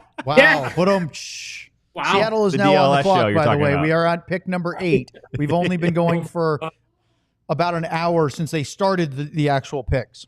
That's crazy. Do we have official start time, guys? Do you know when they actually... The first on the clock was 6:13. Okay, so it was literally an hour ago, and we made it 7 picks. That's rough. That means we're going to be short of 5 hours, but more than 4 by this pace. That's my math. Yep. I was joking before, but I really now need GM Ben to DoorDash me some Wendy's. I really... He's shaking we might his head We might need to DoorDash some breakfast at this pace here. Breakfast sandwiches, all of that too. There we go. No, not at all. That's fine. Okay, so what are the Isles going to do? They got those 2 first-round picks. Everyone thought they were going to use them for Higgins. Now what do they do? Like, do you just tell your fan base, surprise, we're rebuilding now? Like, what do you do? You thought we were going to get this guy who maybe could play this year or next year, and now we're going to get a couple mid-first-rounders and hope to get a right-handed defenseman 5 years from now? They wanted Higgins. They didn't get him. Now what do they do? I don't know, Robert. I'm reading about Pinot Grigio right now. The idea of female wine or feminine wine is a subjective and outdated concept. While some people associate lighter, crisper wines like Pinot Grigio with femininity, I would bleep this entire sentence here. I think this is. The pick is John, in you for don't the have to Seattle whisper up Kraken. there. We can't hear you from here. Something is going to be bad with what he's about to say. No, I was just seeing what kind of people drink Pinot Grigio. Where are you reading that? Robert, do you drink Pinot Grigio? I'm not rich enough to drink Pinot Grigio, lads. Is that a high-end one? That life. Yeah, I think that was the boss. I know, but John's drinking it. John's drinking it out of a solo cup, so I don't think it is. I want to bring up a topic that if I can get Luds' attention, he might have an opinion on. Probably not. Good luck. Luds, I saw this afternoon on Twitter, and I don't know if there's any validity to this because it was an account. If it's on Twitter, it's got to be true. It was an account that I had never seen before, and I don't know if it has any legs or traction at all. Oh, it's my drinking buddy. Oh, wow, Jacob Ryan. Oh, sorry. Oh, we got a pick coming here for Seattle, and then I'll get to my question. Is that Jerry Bruckheimer? It is. It is. John Anderson? I have a really good Jerry Bruckheimer story, actually. Him and I had shared multiple shots at a bar in Montreal during the draft in 2021, 22. That was because we were at the same. What was that? Shots of what? I don't remember of what because I was. Makes sense. So they were really good. By the way, the Seattle Kraken picked Jake O'Brien from Brantford. I was in the same hotel. We were in the same hotel as the Seattle Kraken for that draft in Montreal, and I just remember all of the draft prospects drinking in the lobby because, as Bloods probably knows, the drinking age in Montreal is 18, and so Jerry was down there with, and a couple of people I know who work with the Kraken, and he was very generous with his bill and tab. That's our fancy player cards. That's nice. Got the Brantford Bulldogs. Right. 6'1", 142 Hey, I have pounds. a funny random question. Do you think these fans that are wearing the jerseys and the sweaters and cheering know who these people are when they get picked? No. Or are they just like, hey, Seattle picked somebody, yay? No, if they were really actual fans, they'd be booing because Porter Martone's still available. Sorry, he went. So sorry, Martone went. I was going to say, didn't he get picked by the Flyers? No, sorry, Roger McQueen is still available. A Jackson Smith is still available. A Carter Bear is still available. Carter Bear played in Everett, probably.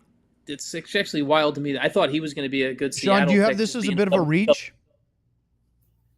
We had him at 10. So, guy we had at 10 going 7 isn't a huge reach, but I just.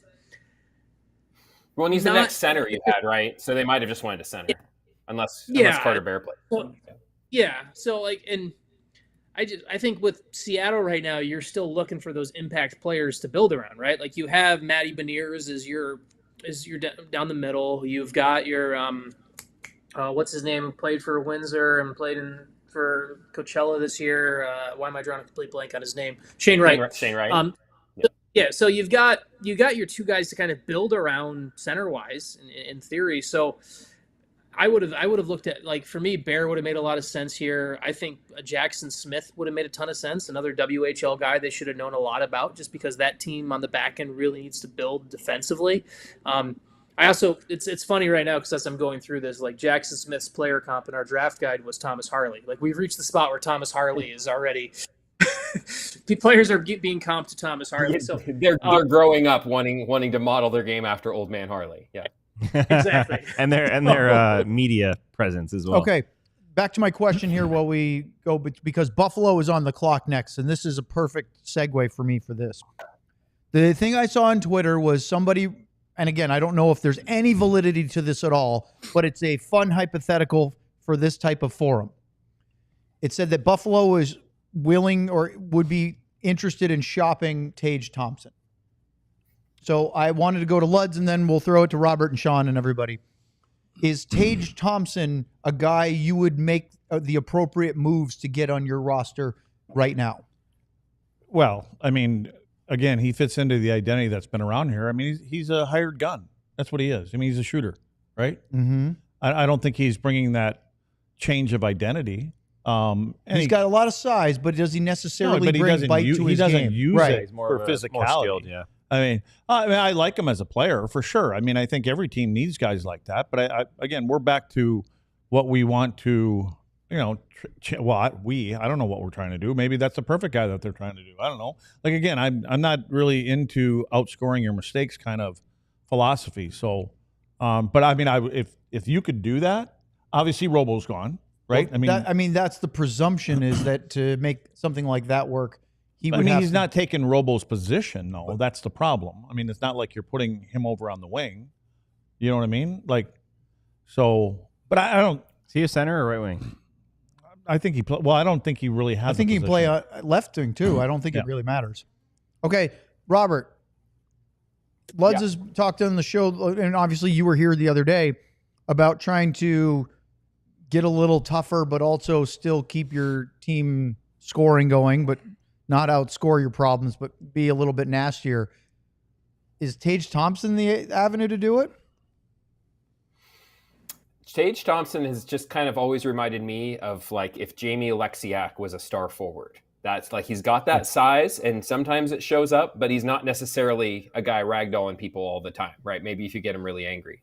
And that can work. I mean, he showed you he's had some really good seasons where he can do that. I don't know that Tage Thompson is going to give you that identity, though, if you bring him in. And frankly, I'm not sure it's really an identity if it's one player. You need to have the other, the kind of core around it, right? You don't just have Sam Bennett. You also have Bennett and then the players around him who kind of reinforce that sort of thing. You can't do it with just one player. Is this team actually going that way? Or is this just I was going to say, let's talk a little bit about the outside Dallas noise. Like, I really, because all I hear, like, we all seem to be in agreement that that's Mitch Marner, for the most part.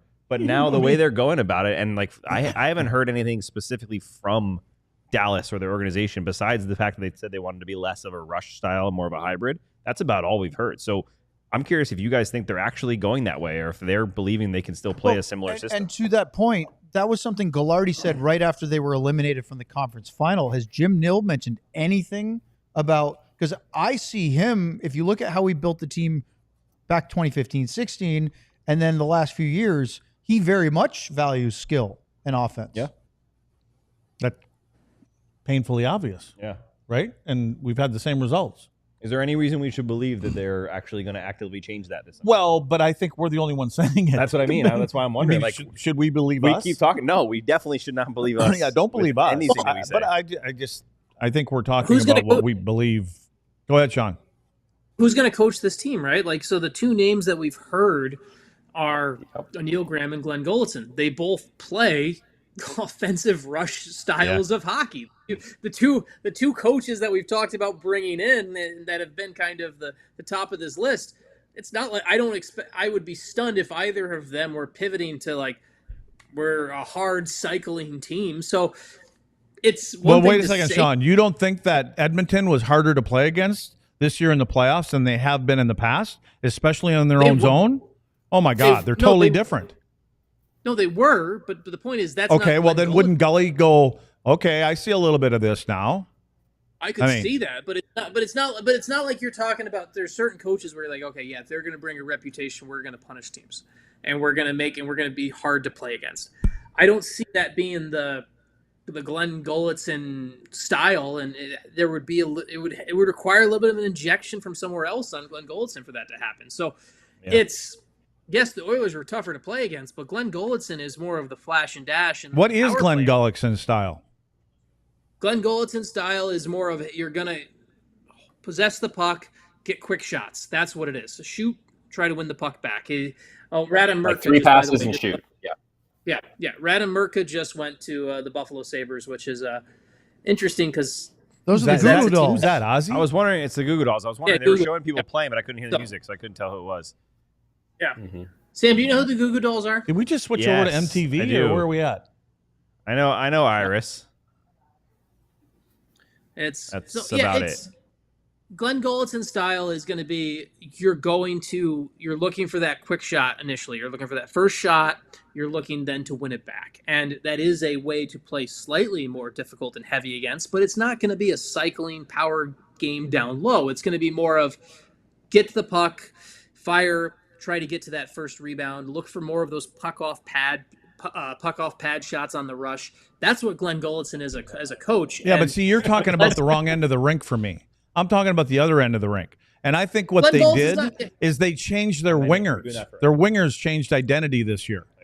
I mean, they went and got some. Listen, they went out and signed Trent Frederick to an 8-year, $3.8 a year, or something nuts like that. $30 million. They signed him that. And what they're basically doing is saying, okay, this is the kind of guy that they're obviously saying this is the kind of guy we want. I mean, if you're giving the guy, this guy's making $500,000 less than John Tavares is getting right now. Yeah. So, so they're saying, well, if you're committing to a guy for 8 years that plays that kind of game, I think you're saying something about what you're trying to be like. Mm-hmm. But my point is that's not Glenn Golitson's identity. Like the whole. Well, Gully's on that bench, and Gully's seen a team going to the playoff or to the finals twice with those kind of players. Look at the wingers. Look at Corey Perry. I mean, all the talk about Corey Perry. Look at the identity that they've changed from. Has Connor and Draisaitl and McDavid, how big of a piece were they? They're always a big piece. But the focus was more, to me, the talk was more about how they were harder to play against, especially in their own zone. I don't really care about the other end of the rink. I think Dallas is good there. I mean, I think they can do that part of the game. It's the other end where your goaltender, as we talked about, sometimes has to do a little more work than he needs to. The big question for me, Luds, is, and because right now we know Alain Nasreddine, I believe, we don't know for sure, but I believe he got an interview for the head coaching job. I haven't been able to confirm that, but all signs kind of point to that. If we assume Alain Nasreddine is going to be back and running the defense, one of my bigger questions for Alain Nasreddine, and if I'm Jim Nill, I'm doing this, is what type of defense do you run if you don't have an egalitarian coach who has to run things his way? Because I think that is a fascinating thing, where I think Nasreddine ran his defense more so of he was given, this is how you run a team, this is how you run a blue line from Pete DeBoer, and you run it my way. I think Nasreddine, if he is still on this staff, has a little bit more of his own freedom to run a defense the way he wants to. So I'm fascinated to see how that goes. And that's not going to be on the head coach. It's going to be, it is on the head coach giving him more freedom to do it, but it's not going to be on what Glenn Golitzin, or people keep bringing up Neil Graham, and I still don't see it, but it's not going to be on Glenn Golitzin or Neil Graham to say, hey, we do this defensively. It's going to be more so of Alain Nasreddine, hey, go run a defense the way you think is going to be hard to play against. And that's a big part of this that I don't think we're talking about enough, because the names they keep talking about are guys that specialize at the offensive end of the ice, not guys who specialize back by their own goal.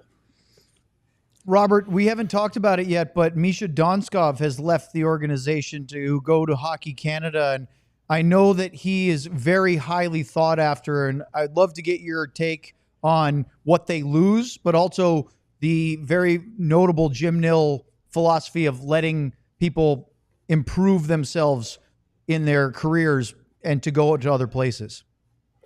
Yeah, if it's I think the philosophy is, if it's a step up, if it's a promotion of some kind, then he's always happy to let people pursue that. And I think in Misha's case, he's pursuing like 3 different jobs rolled into one that are all promotions. So, good for him.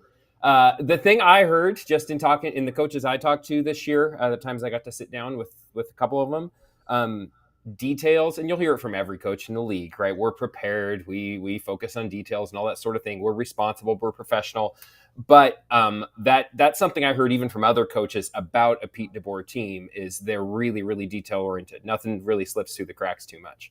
So Misha was a big part of that. Misha Donskov, and the way he did pre-scouts and the way they wanted him to do pre-scouts specifically was, you have all those details, then you have to boil them down into digestible things that you can tell players in, just a few sentences in a quick power play meeting, or a quick pre-scout meeting, the morning of, or whatever it is, right? Like, you need to boil that stuff down so this is what we're going to tweak a little bit today for this game. And so they don't have Donskov doing that anymore. He, used to work kind of in the analytics world too a little bit before he came down onto the bench. So he was also synthesizing that a little bit and taking that element and trying to turn it into, a game plan. So they're putting together pretty much an all new staff. Even if Nasreddine does come back, it's effectively him on a new staff. Like Sean said, the mission is going to be a little bit different.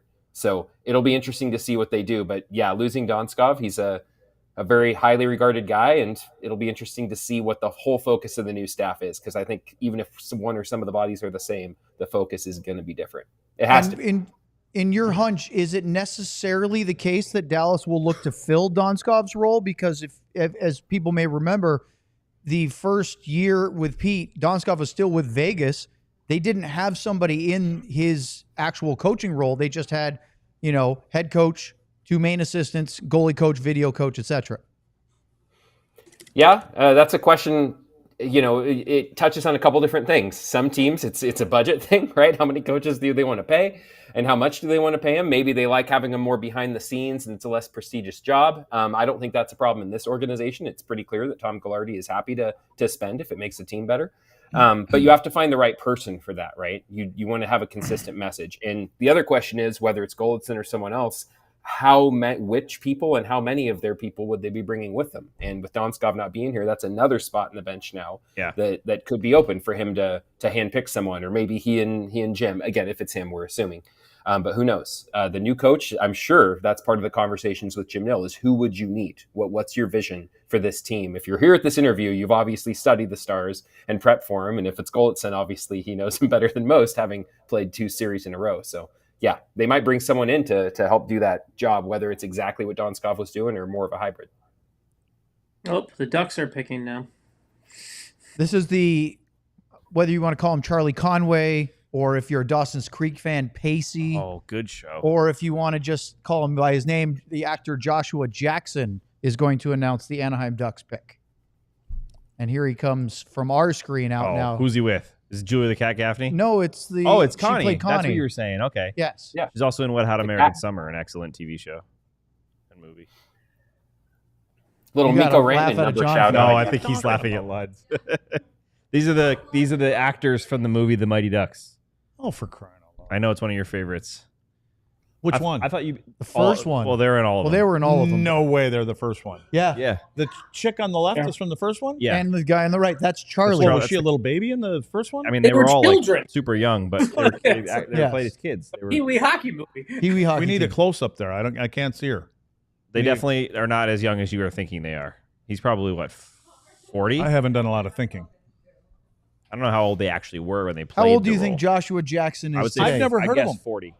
I don't even know who They're he is. Without Me. looking it up, any guesses? Oh, what's with the... Oh, there we go. Roger McQueen finally goes. There we go. There she Sean's is. paying This is attention to close the up. actual pick. Robert, how old do you think that Charlie Conway is today? She must have been a little... We got to be 40s, right? The movie was the Joke. 90s, like early 90s, so that's already been like 30 years, right? So He's they actually weren't older five. than I am. He's born in 1978. Wow, so he's he's 60 he's 47 years old. 47?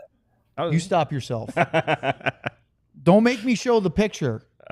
What picture? The one with the Oh, bottle. yes, the cartoon. We have to show that picture. I know. We'll get to it later. So Roger McQueen goes to the Anaheim Ducks. Sean, you mentioned him as a guy that could have been picked earlier with the, the Buffalo pick? Yeah. Roger McQueen. Thoughts on is McQueen? Only played 17 games this year because of the injury, but like we had him as the What was the injury? biggest- Where was his injury? Hold on, I've got all of these stuck in my head. He's had problem is he's had multiple injuries. I believe it was the shoulder for him this year for McQueen. But he is in those 17 games, he had 20 points. We compared him to, we had in our draft guide, we had him as shades of Evgeny Malkin. And if you're getting someone who has shades of Evgeny Malkin at 10, now obviously there's a lot to get up to that, right? But this is a big 6'5.5", 200-pound center that creates space, passes really well, pulls others in, and creates space for his line mates to go. He is this is a guy who, if he's healthy, he may have been top 3 pick, right? Like if he plays. Yeah, if he plays more, we had him at 5 on our board. Like we had him at 5 on our board, and so for a Ducks team that's working through this rebuild and trying to add these pieces and everything like that, this is there's the injury risk, and there's a couple guys in this round, but I tend to be, and this is where we had a little bit of our debate internally when we were ranking players, is I tend to give 18-year-olds a little bit benefit of the doubt when it comes to injuries, because I expect 18-year-old bodies to heal much better than 25 to however old bodies we go down that list. And so this is a great this is a really good pick. This is a steal for Anaheim at 10. Like him being at 10, him dropping to 10 to me is a steal for this draft. Speaking of the Anaheim Ducks, He's just ready for his Mighty ad, Ducks. his ad read. Ducks. My battery dead? No. What's his name? Sean. Yeah. Thoughts on John Gibson? Could he go to would he go to Edmonton, and can he still play? There's a lot of talk about Edmonton possibly doing something like that. I'd love to see John Gibson play a game where he stops quitting after 40. Yeah. Because John Gibson tends to be, or a Pinot Grigio. He's the Pinot Grigio, I guess, of goaltenders, where it's a nice early start to the game, but after 40 minutes or so, it's the mistake. So if I was allowed to pee in this bottle on air, I would. I have no idea if Lutz is listening to me at all. So He's not making alcohol.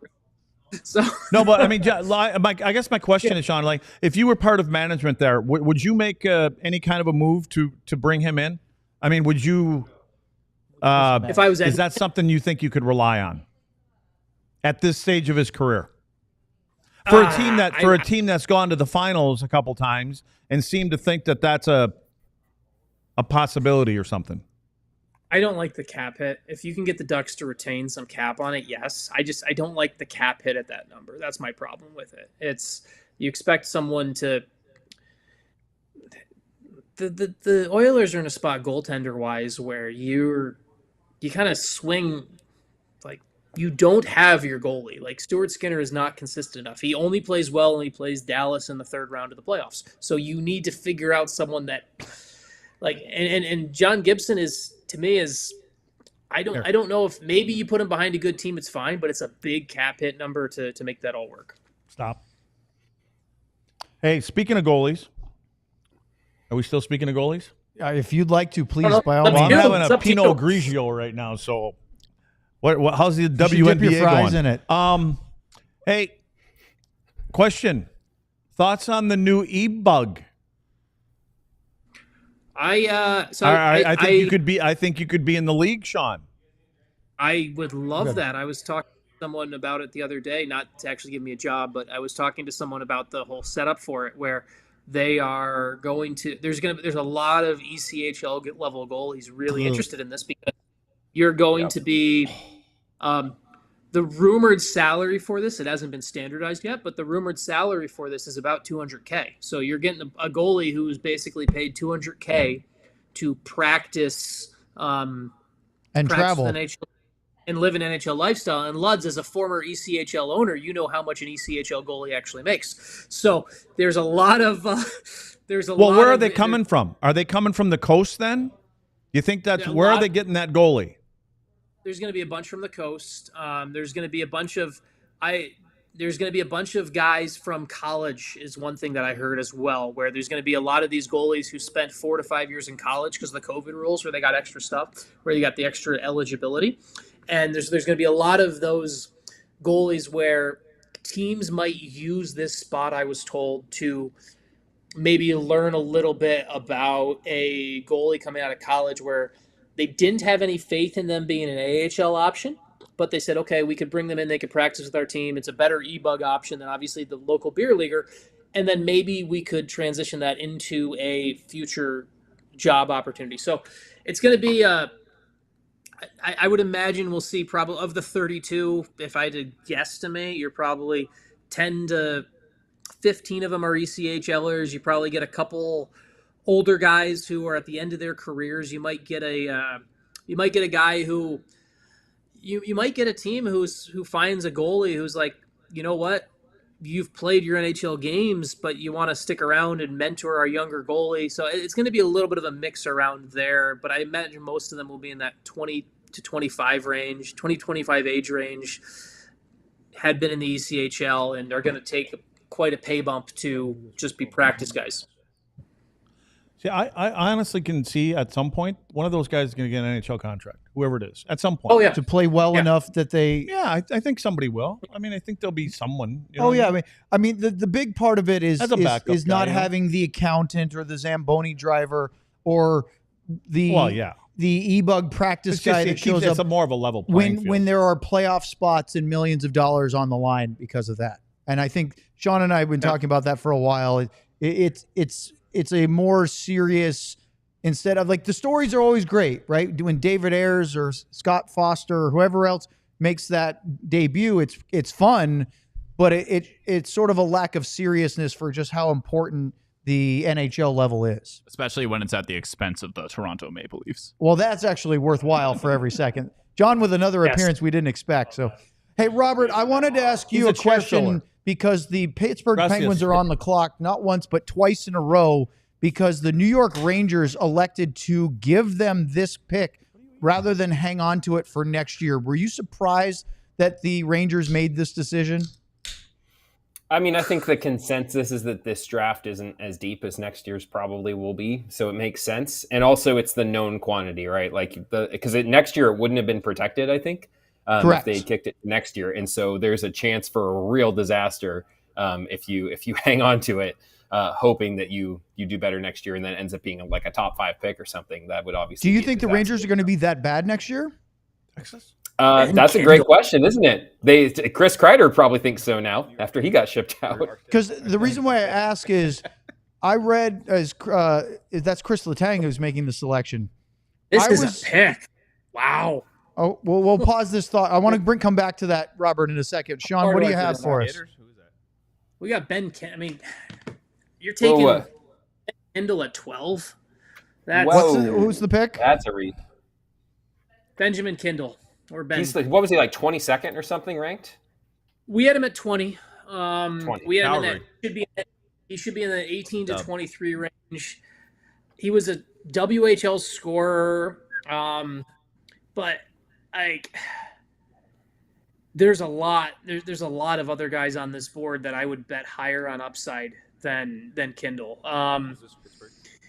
It's one of those where he's not a bad player at all. He's going to first, like we had him as a first rounder, but there are some, like, as we've been doing this show, I'm also in I'm in my Elite Prospect Scout channel, and one of our WHL scouts just entered the chat with ha ha ha ha ha ha. Kyle Dubas overthinking himself right now. So that's this is a reach. I guess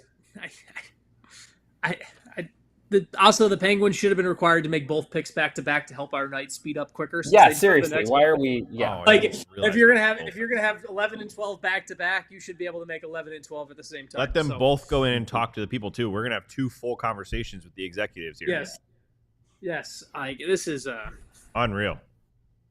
Yeah. Didn't they have walk to through practice this and rehearsed it? Yeah, they must have. That's what I'm just saying. Like, okay.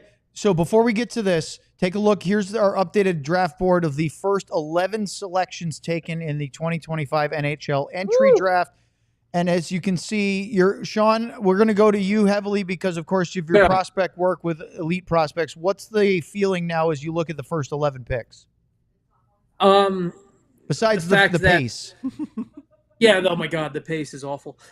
There's been after kind of the Frondell question of where he went and everything like that, there's been a little bit of a bet on size here, between size and physical tools after the Hagen's pick. Between O'Brien and Merca and McQueen, you've got some players that are going to play well, but more supportive pieces. I don't like the Kindle pick.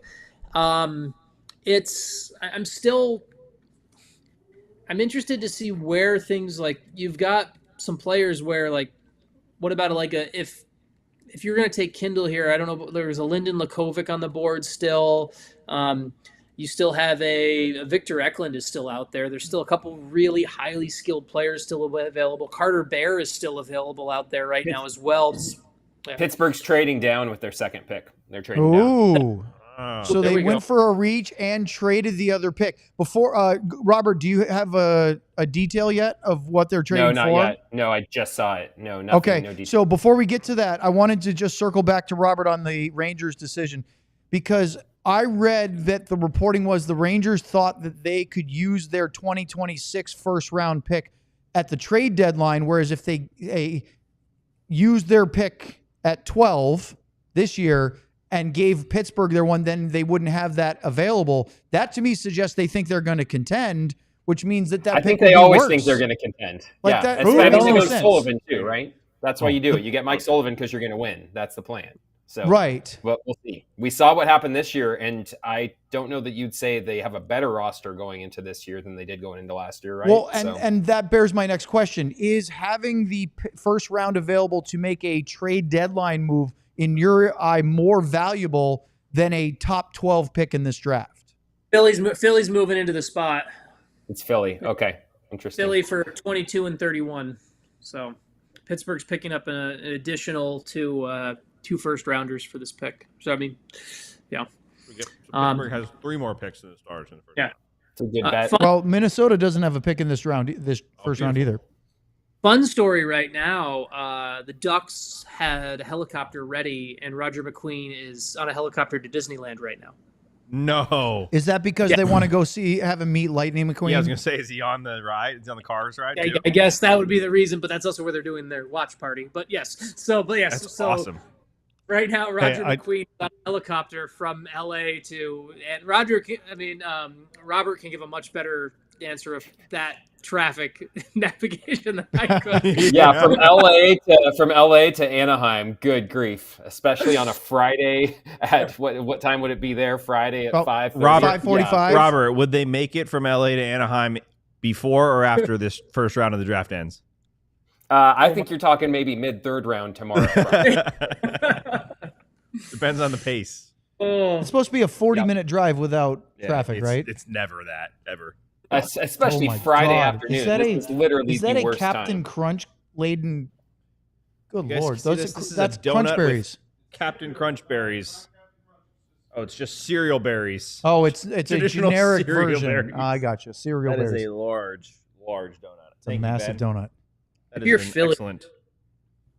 So Philadelphia will, as you guys just said, just to rehash this trade, sending the 22nd and 31st overall picks in this year's draft to Pittsburgh for 12th overall. This has got to be Jackson Smith. That's my guess. Because who? Jackson Smith? Jackson Smith, you look at the way that team wants to play defensively. You look at a big physical defenseman who also can move the puck well. Guy who probably you didn't expect to be available to drop out of the top 10. Yeah, exactly.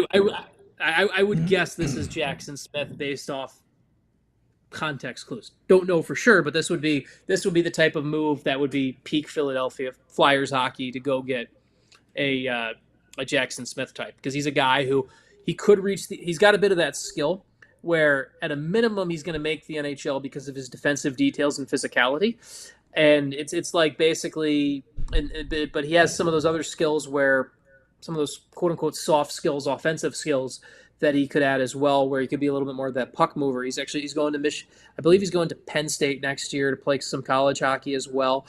He's a guy who I would kind of guess Philly is here on that one. But if they got someone else, I'd be a bit surprised. Sean, Schaefer didn't commit yet, right? Because I know he was meeting with Penn State and a couple other teams. He's still up in the air with his college future, right? Why would Schaefer go to college? Right. Like, to me, Schaefer should just go play with the Islanders next year. But that's fair enough. Now, the injury is an interesting one too, because you could see how he plays off of whether they think he's ready based off the injury or not. So we'll see. Oh man, the Flyers war room looks like very like Game of Thrones-esque. Like, yeah. You guys are ahead of us on the feed because we're still looking at the ESPN panel here. Hey, Luds, I keep seeing on Megan Chayka's list of best players available, they've got Blake Fiedler. She's got him listed at number 11.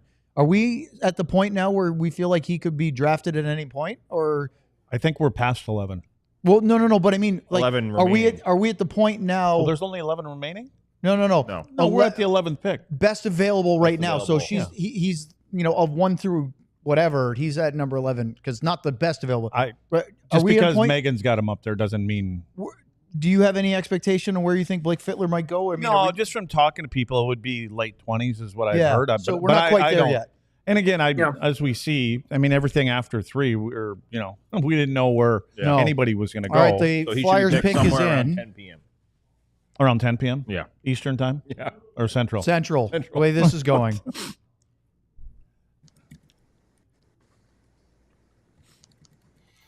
By the way, did you guys catch this morning what Elliot Friedman said about he wasn't even sure as of this morning if the Stars had... Oh, whoa. Ow. That's the guy you go up? Wow. Who you move up for? Wow.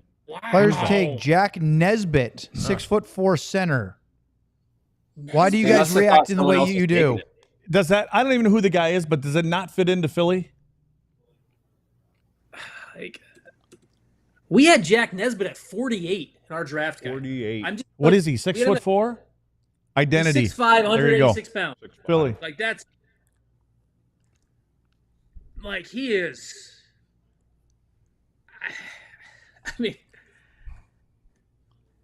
That's who you trade up for when you had 22 and 31? Here's the incredible thing is that the Flyers had 22, 31. They also have the 36th and 40th picks early in the second round. and 48. They have a ton of picks. Sean, I guess they really like this kid. Yeah. Oh my God! Someone else is taking him. I will read the direct line we had because we talked about this when we were looking at his game. Direct line from our draft guide was: if a team does select Nesbitt in the first round, it means they believe in his growth ability, both from a strength and mechanical perspective. He can improve technically. He could become a highly effective bottom six two-way player, capable of winning board battles. You don't take that dude at 12. This is the Dallas Stars taking Radek Fox at 12. You don't take that dude at 12, right? Like this is. Hey Sean, to that end. Yeah. Fox at 12, taking. Oh yeah. Oh my God, I'm completely blanking. Mr. Hockey in Minnesota. Riley Tufte. Riley Tufte, thank you. What was he at 20 something? 18, 22, something like that. Or 23, something around there, something like that. Yeah, I'll look it up. But does that compare? It's to this? Not at 12. No, Radek at least scored a bit in the I've seen Nesbitt play. Nesbitt plays in Windsor, and I saw him play about 5 or 6 times this year. And he was Tufte was at pick 25. Yeah, I'm fine with if you want to take a reach at Nesbitt's size when maybe you have pick 22 and 31. Maybe that's where you take him. Yeah, but him going this is a reach to me. This is now. It's also to their credit, and if Luds, I'll open the floor to Luds on this kid who's big and wins board battles. What does Philadelphia want? Who's the new coach? Exactly. So is it identity? He's got to fit in with what Philly wants to be. For me, the bigger question is is this the proper use of assets? When you was it worth sacrificing one first round pick and moving up to moving 22 and 31 to get this? I don't know if that's the right play here. So. Robert, I know we're in the middle of this pick here, but I wanted to bring up something that we didn't have time for the other day, which was you went down to Cedar Park for the Western Conference Final was it for 2 games that you were there for the Texas Stars? I was there for a game in the prior round, and then a game their last game against Abbotsford. Yeah, right. Or next to last because they won that game. Can you share with our viewers a little bit about the experience and what you saw and your takeaways from going down there during the playoffs to see the AHL club?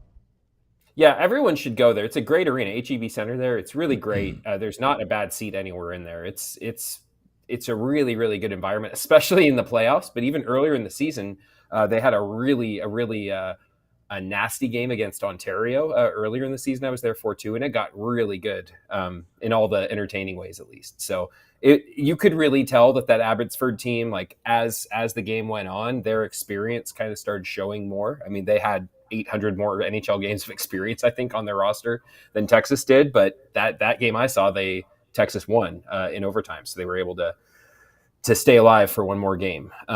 But yeah, Neil Graham, Travis Morin, Max Fortunas, right? These are guys who have been with the organization a long time, and seeing the success, even whether it's one game or winning a couple series. They finally got past Milwaukee in the first round. That was a really big deal. I know, Owen, you were down there when they won the Calder Cup, but it means so much to these guys. It feels very much like a playoff game in the NHL as far as they're concerned, because that's what they're playing for, and they're leaving it all out there. No one's just kind of mailing it in. It's great. When you watch those games, I know they're playoff games, so it's really important and it's super intense, but do you get any other sense of watching some of the players that, as we talk about, whether it's Blumel, who's a UFA now, or Justin Ritzkovian, Artu Huru, on and on down the list of going, this guy looks like he's closer, or is it hard to see because it's against AHL players, not against NHL talent? Well, I think of, Ritzkovian and Blumel are easy to talk about because they're the rookie of the year and the leading goal scorer in the league, right? So they're 2 obvious names that you kind of look at. And they both got called up a couple times for Dallas too. I think Ritzkovian's game, you can plug him into more spots in the lineup Ritzkovian. I think he's a more versatile bottom six player, or maybe you need him on that second line on the left wing. But Blumel is less of a versatile player, so you have to have the right spot for him. I think they both have NHL level talent. They can both play in the NHL. But I think Ritzkovian, also because he's signed, but he's the player that's easier to fit into your lineup just because of his game, whereas Blumel is more of a specific type of player. And the Stars, I think, still have a couple spots where he could be that player, but I think Ritzkovian, if you're really going to bet on one of them, just for the situation in their tool sets, Ritzkovian's the one I would expect to be more likely to win a spot in camp. What are any other takeaways from watching, not just those guys, but anybody else stand out to you, as whether it was Petrovic going down and playing or some of the players that we've sort of heard about but not necessarily watched on a regular basis? Yeah, Trey Taylor. When Sean and I actually saw him play earlier in the season in Grand Rapids too. He's a good player. He's a good find. Scott White found him and kind of recruited him after he finished college. And he feels very much like he's going to be an important player for Texas next year. He was for this year even, actually. They put him on the power play pretty much right away. Time will tell if he can kind of keep taking those steps, and it wasn't just kind of a nice good bump mid-season. But as far as I'm concerned, he looks like a really good player, and especially if Petrovic is up in the NHL more next season, then there's going to be even more ice time for someone like Taylor to step up into. He's a lefty and Petro's a righty, but still, I think they'll need him to be a big part of their defense next year. It's always fascinating to me to see that the pick for Detroit is in, Sean. I'll say. So they've got Dave Coulier from Full House. That's a blast from the past. Sam, did you ever watch Full House growing up? I did not. I was born in San Francisco, though. He's the subject of what's her name, Alyssa. What's her name? Song, right? She was singing that about him too, right? Oh, that's Jagged Little Pill. To remind me, Jagged Little Pill. Yeah, what's her name? Yeah, Alyssa you ought to know is the song. Yeah, you ought to know. Thank you. Alanis Morissette. I don't know why I was Alanis Morissette. Thank you. Alanis Morissette. No. John Anderson with the assist there. Yeah, I believe that song is about him. About Dave you. I don't know. Yeah, that's the song. Just watched The Office last night and they sang that song. See, I'm starting to put it all together here. Pop culture. He's looking good. He's got the kind of mohawk-ish look going on. After this pick, I'm going to try to switch to the ESPN app because everyone's saying they're way ahead of us. You can do it right now if you want. That's fair. Sean, I see it on Twitter. Carter Bear. Carter Bear from the Everett Silvertips. On The Office. Netflix? That's a good pick. Turn it on Peacock. We got instant reaction from a Red Wings writer. It's also interesting Seattle didn't take him because he was playing in Everett, like 10 minutes away from them. So, yeah. Yeah. Sean, do you have anything for us on Carter Bear? I do. One of my favorite things about Carter Bear is that when we were building out our draft guide on things, like we put like some player badges and things like that, and we had for him he's got that bear in him instead of dog. He has got that bear in him. So nice. He's a good player. Like he is someone who, if he's a Luds, this is like kind of getting like a Seth Jarvis or a Brandon Hagel. That's who this is, Luds. And if you're getting this guy, we had him kind of going in the 7, 8, 9 range and kind of going at the 13 range. That's a pretty nice pickup for Detroit. His production slowed because he had a lacerated Achilles injury that he kind of played through. So it's a good combination of skill and physicality, and for Detroit, it's a good pick. So, Sean, it's about that time. Are you going to come back and join us in a little while? I'll be back. I need like food. I'm going to make a sandwich because I'm still. We'll be here. I'm not promised that Wendy's DoorDash is on its way. So since I have to scrounge out and find my own food, I'm going to do that. But I will be back soon, and it won't be too long. Thanks, Sean. All right. Thank you, Sean. Robert, it's an absolute pleasure that you joined us. Thank you for killing an hour. We thought we'd only need about a half an hour, so very much appreciate that. And we'll be on high alert for a coaching hire in the next few days. Yeah. Appreciate it. Someone make sure Luds knows how to find his car.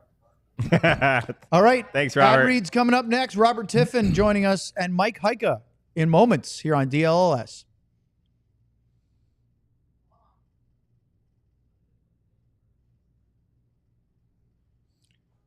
Hey, Mike. Hey, Mike. Can you do the entire Mando read in a Mike Heika voice? Hey, Mike. Mando is a men's deodorant brand that's focused on keeping every aspect of a man's body smelling fresh and clean. Mando overtly calls out more colorful parts like men's bodies such as pits, belly buttons, ass cracks, and the bean bags. And that funny little laugh up there. Uh-oh. The ever-popular taint, that's called the Anderson Grundle or Nacho. Their sweet scents are geared towards men with options like bourbon leather, clover woods, Mount Vesuvius, and more. Clinically proven to block odor all day. Mando Starter Pack comes with a solid stick deodorant. I got to get a little squeak here. A quick clean deodorant and 2 free products of your choice, like mini body wash and men's deodorant wipes. As a special offer for listeners, new customers get $5 off the starter pack.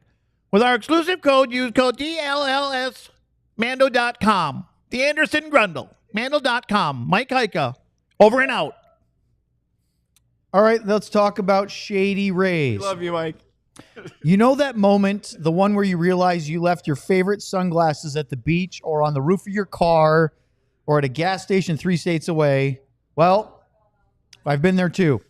But then I found Shady Rays, and it changed the game. These sunglasses are made from real life, or for real life even, not from real life. They're for real life. And he's drinking water. Seriously, in real life. Good-looking, polarized, durable, and not stupidly expensive. Here's the wild part. If you lose or break them, even on day one, Shady Rays will send you a brand new pair. No guilt trip, just replacements. So now I actually wear my sunglasses without fear on hikes, at concerts, on the boat, wherever. Shady Rays is eyewear that has your back. We've teamed up with Shady Rays to bring you an exclusive offer. Head to shadyrays.com. Use the code DLLS35. New code DLLS35 for 35% off polarized sunglasses. Try for yourself. The shades rated 5 stars by over 300,000 people. All right. We are going to welcome Mike Heika here in just a minute. Oh, is he really coming on? Yeah, that's why it was perfect. Was he tuning in? No. Oh. Robert was listening, though. I need a mic. I can still see Robert even when he's not on our camera. And as soon as you started listing out all the body parts, he just goes. Is he with Heika? Trying to figure out where it's coming. No. No, but he was so confused. All right, we'll be having Heika. I sent him tomorrow. We'll all be together up in Frisco. Oh my goodness! Wow, how many times did that get? Tomorrow we'll all be, not you guys, we the writers will all be up in Frisco talking to Jimmy Nill. Do you refer to him as Jimmy? No, sometimes it just slips Maybe out. You've had too much Pinot Grigio. Yeah. All right. Too much generic cereal berries. So we have the Columbus Blue Jackets on the clock. Mike Heika will be joining us in just a moment. The Blue Jackets picking at 14 as we are 2 hours into this draft, and we have not yet reached the halfway point of 32 picks. That'll be the Islanders' second pick at 16, assuming they keep it. Who said it was about going to be like 2.5, 3? 2.5, yeah, to the halftime. The fact that their TV gap block is only 3 is crazy that they are. Oh, they're just going to keep rolling late. 4. Whoever. I hope someone's in that production truck, or like that production truck is getting a call that's saying like, what we got going on here? The F up. There's no way they're going to have to cut out. So ESPN, whatever they had programmed after, they're pushing it. It's all getting wiped out, right? Yeah. Yeah.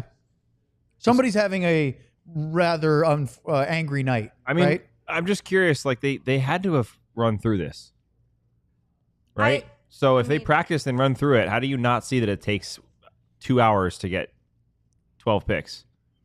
I just don't understand. Like, go up there, change into your first say hi to commissioner, change into your jersey, then come over and let's interview you on a Zoom with the Zoom. Yeah, the door thing is weird. It's a weird way to do it. Walking into that Matrix Hunger Games room. All right, the pick is in. Pick is in for the CBJ.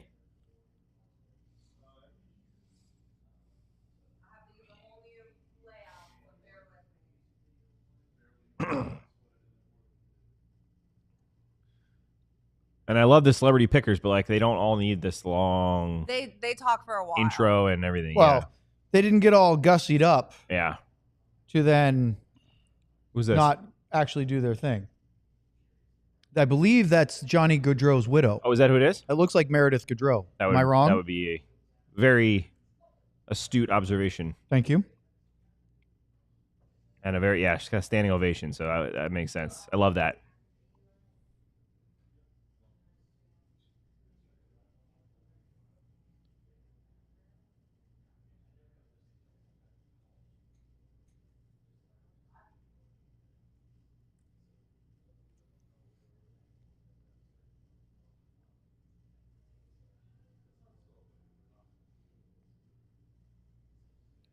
I'd like to hear this. Just thinking the same thing. Did you switch over the app?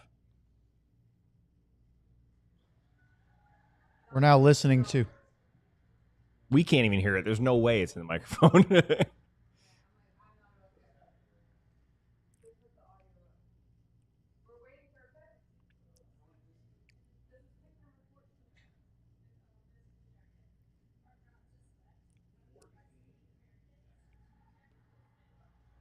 There's the Jackson Smith selection. Lud's Tri-City, that's Stu Barnes' team. Oh, yeah?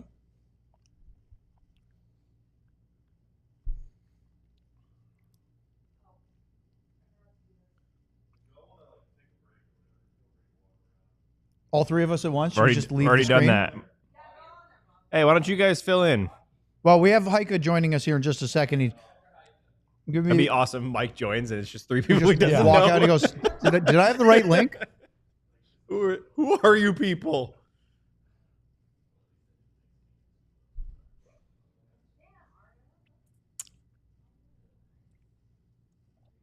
Jackson Smith, newest member of the Columbus Blue Jackets. 6'4". 6'4". 200 pounds. You go. 199, Calgary, Alberta.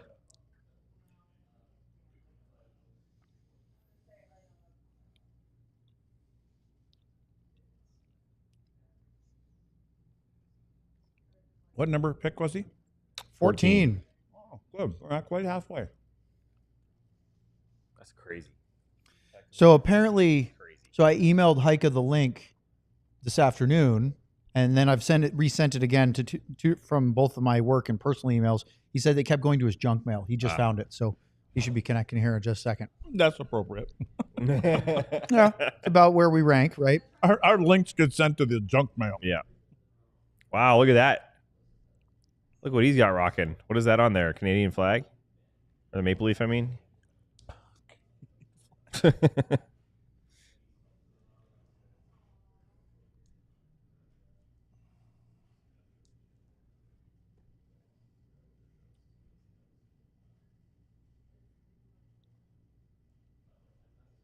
big kid, man. Especially at 18, too. Mm-hmm. And 200 pounds already. 200-pound, 18-year-old defenseman. Played in the Western League, so... A little heavier. Yep.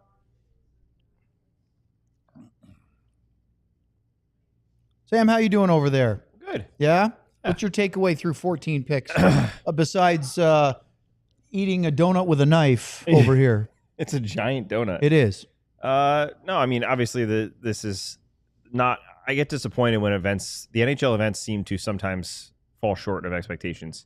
That's my thought right now. Like, we've had a few of these events where we're like, this is awkward and slow and things like that. But other than that, I'm surprised of a few picks only because I don't know a ton, but knowing the two or three guys that are still available that some of these people jumped over or teams jumped over is a little bit surprising to me.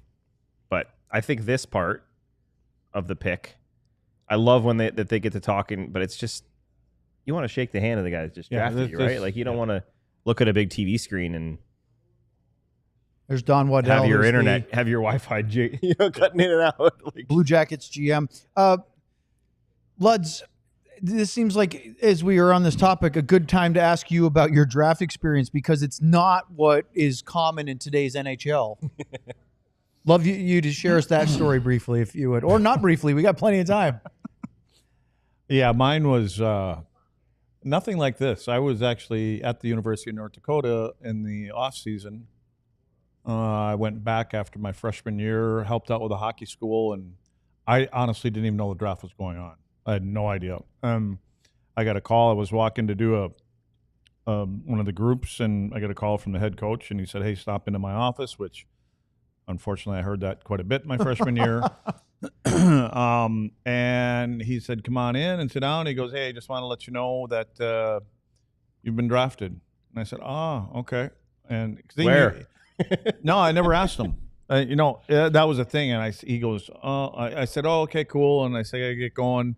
And I walked, and as I was walking out the door, he called me back and he said, "Hey, you want to know where or who?" And I said, "Oh yeah, where?" And he goes, "You got drafted in the 3rd round by Montreal." And I said, "Oh yeah, right. Like I'm never going to play there." And that was it, man. I left and walked out, and that was the extent of it. I don't think I even told my mom and dad until I got home from the whole thing. I don't think they cared either. No, to be honest with you. No, it was just nothing. I wasn't as a kid, and even in high school, I wasn't planning on playing in the NHL ever. It was never like a goal of mine. Well, you were playing. Did you? I mean, and I was not a forward-thinking teenager. I was thinking about today and tomorrow. I wasn't thinking about what I was doing now. Was there any thought of what you were going to do after going to North Dakota? No, not at all. You were just along for the ride, see where it goes? Well, I mean, they pretty much told me what I was going to do when I ran out of classes to take, that you're leaving. you're going to go to camp in Montreal and stuff like that. And even when I got there, I was prepared to go to the minors. I mean, I would never expected to play, and then just there was a couple trades made, and so that's hilarious that you didn't know the draft was going on. No, I had no idea. I never followed. I never even watched hockey. And in fact, the only team that we were ever watched where I was up in northern Wisconsin was the Blackhawks, and you got that every once in a while on Sundays. Yeah. So it was never. I just didn't seem like even. I'm from a real small town. Didn't even seem like everybody was in the NHL at the time. We were all doing 4 different sports, and so yeah.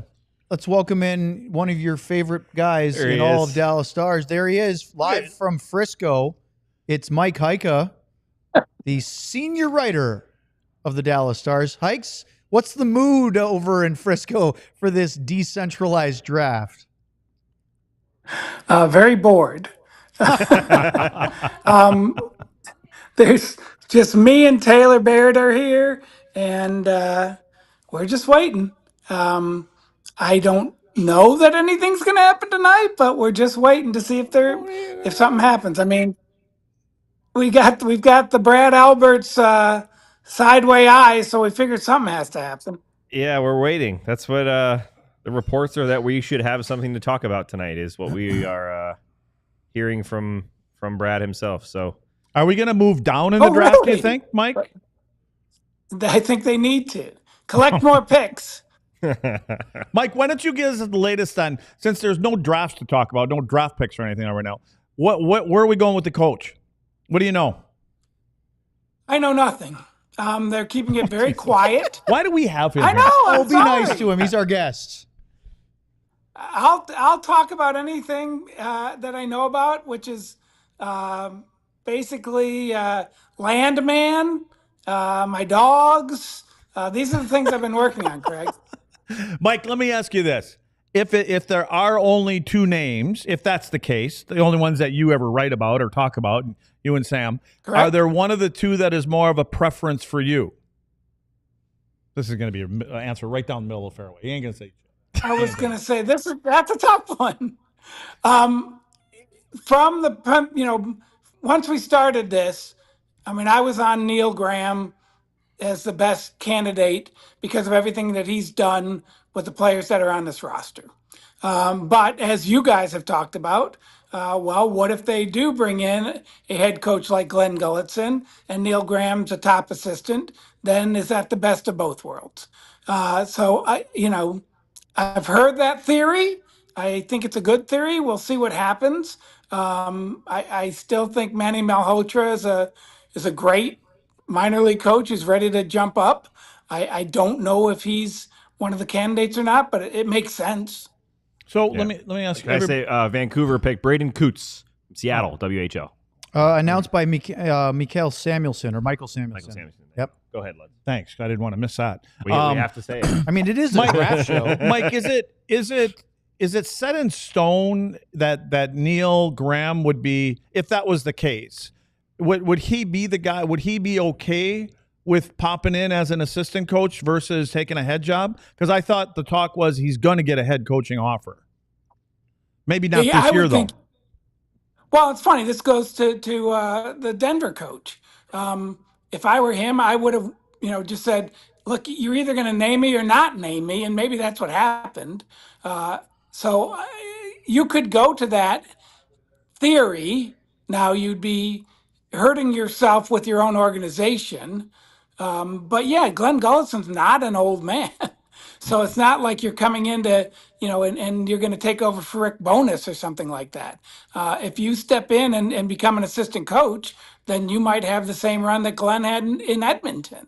And if you do believe you could be a head coach in the NHL, and that does seem like a possibility, whether that's this summer or next, I'm with you, Craig. I don't know that I would want to take that job.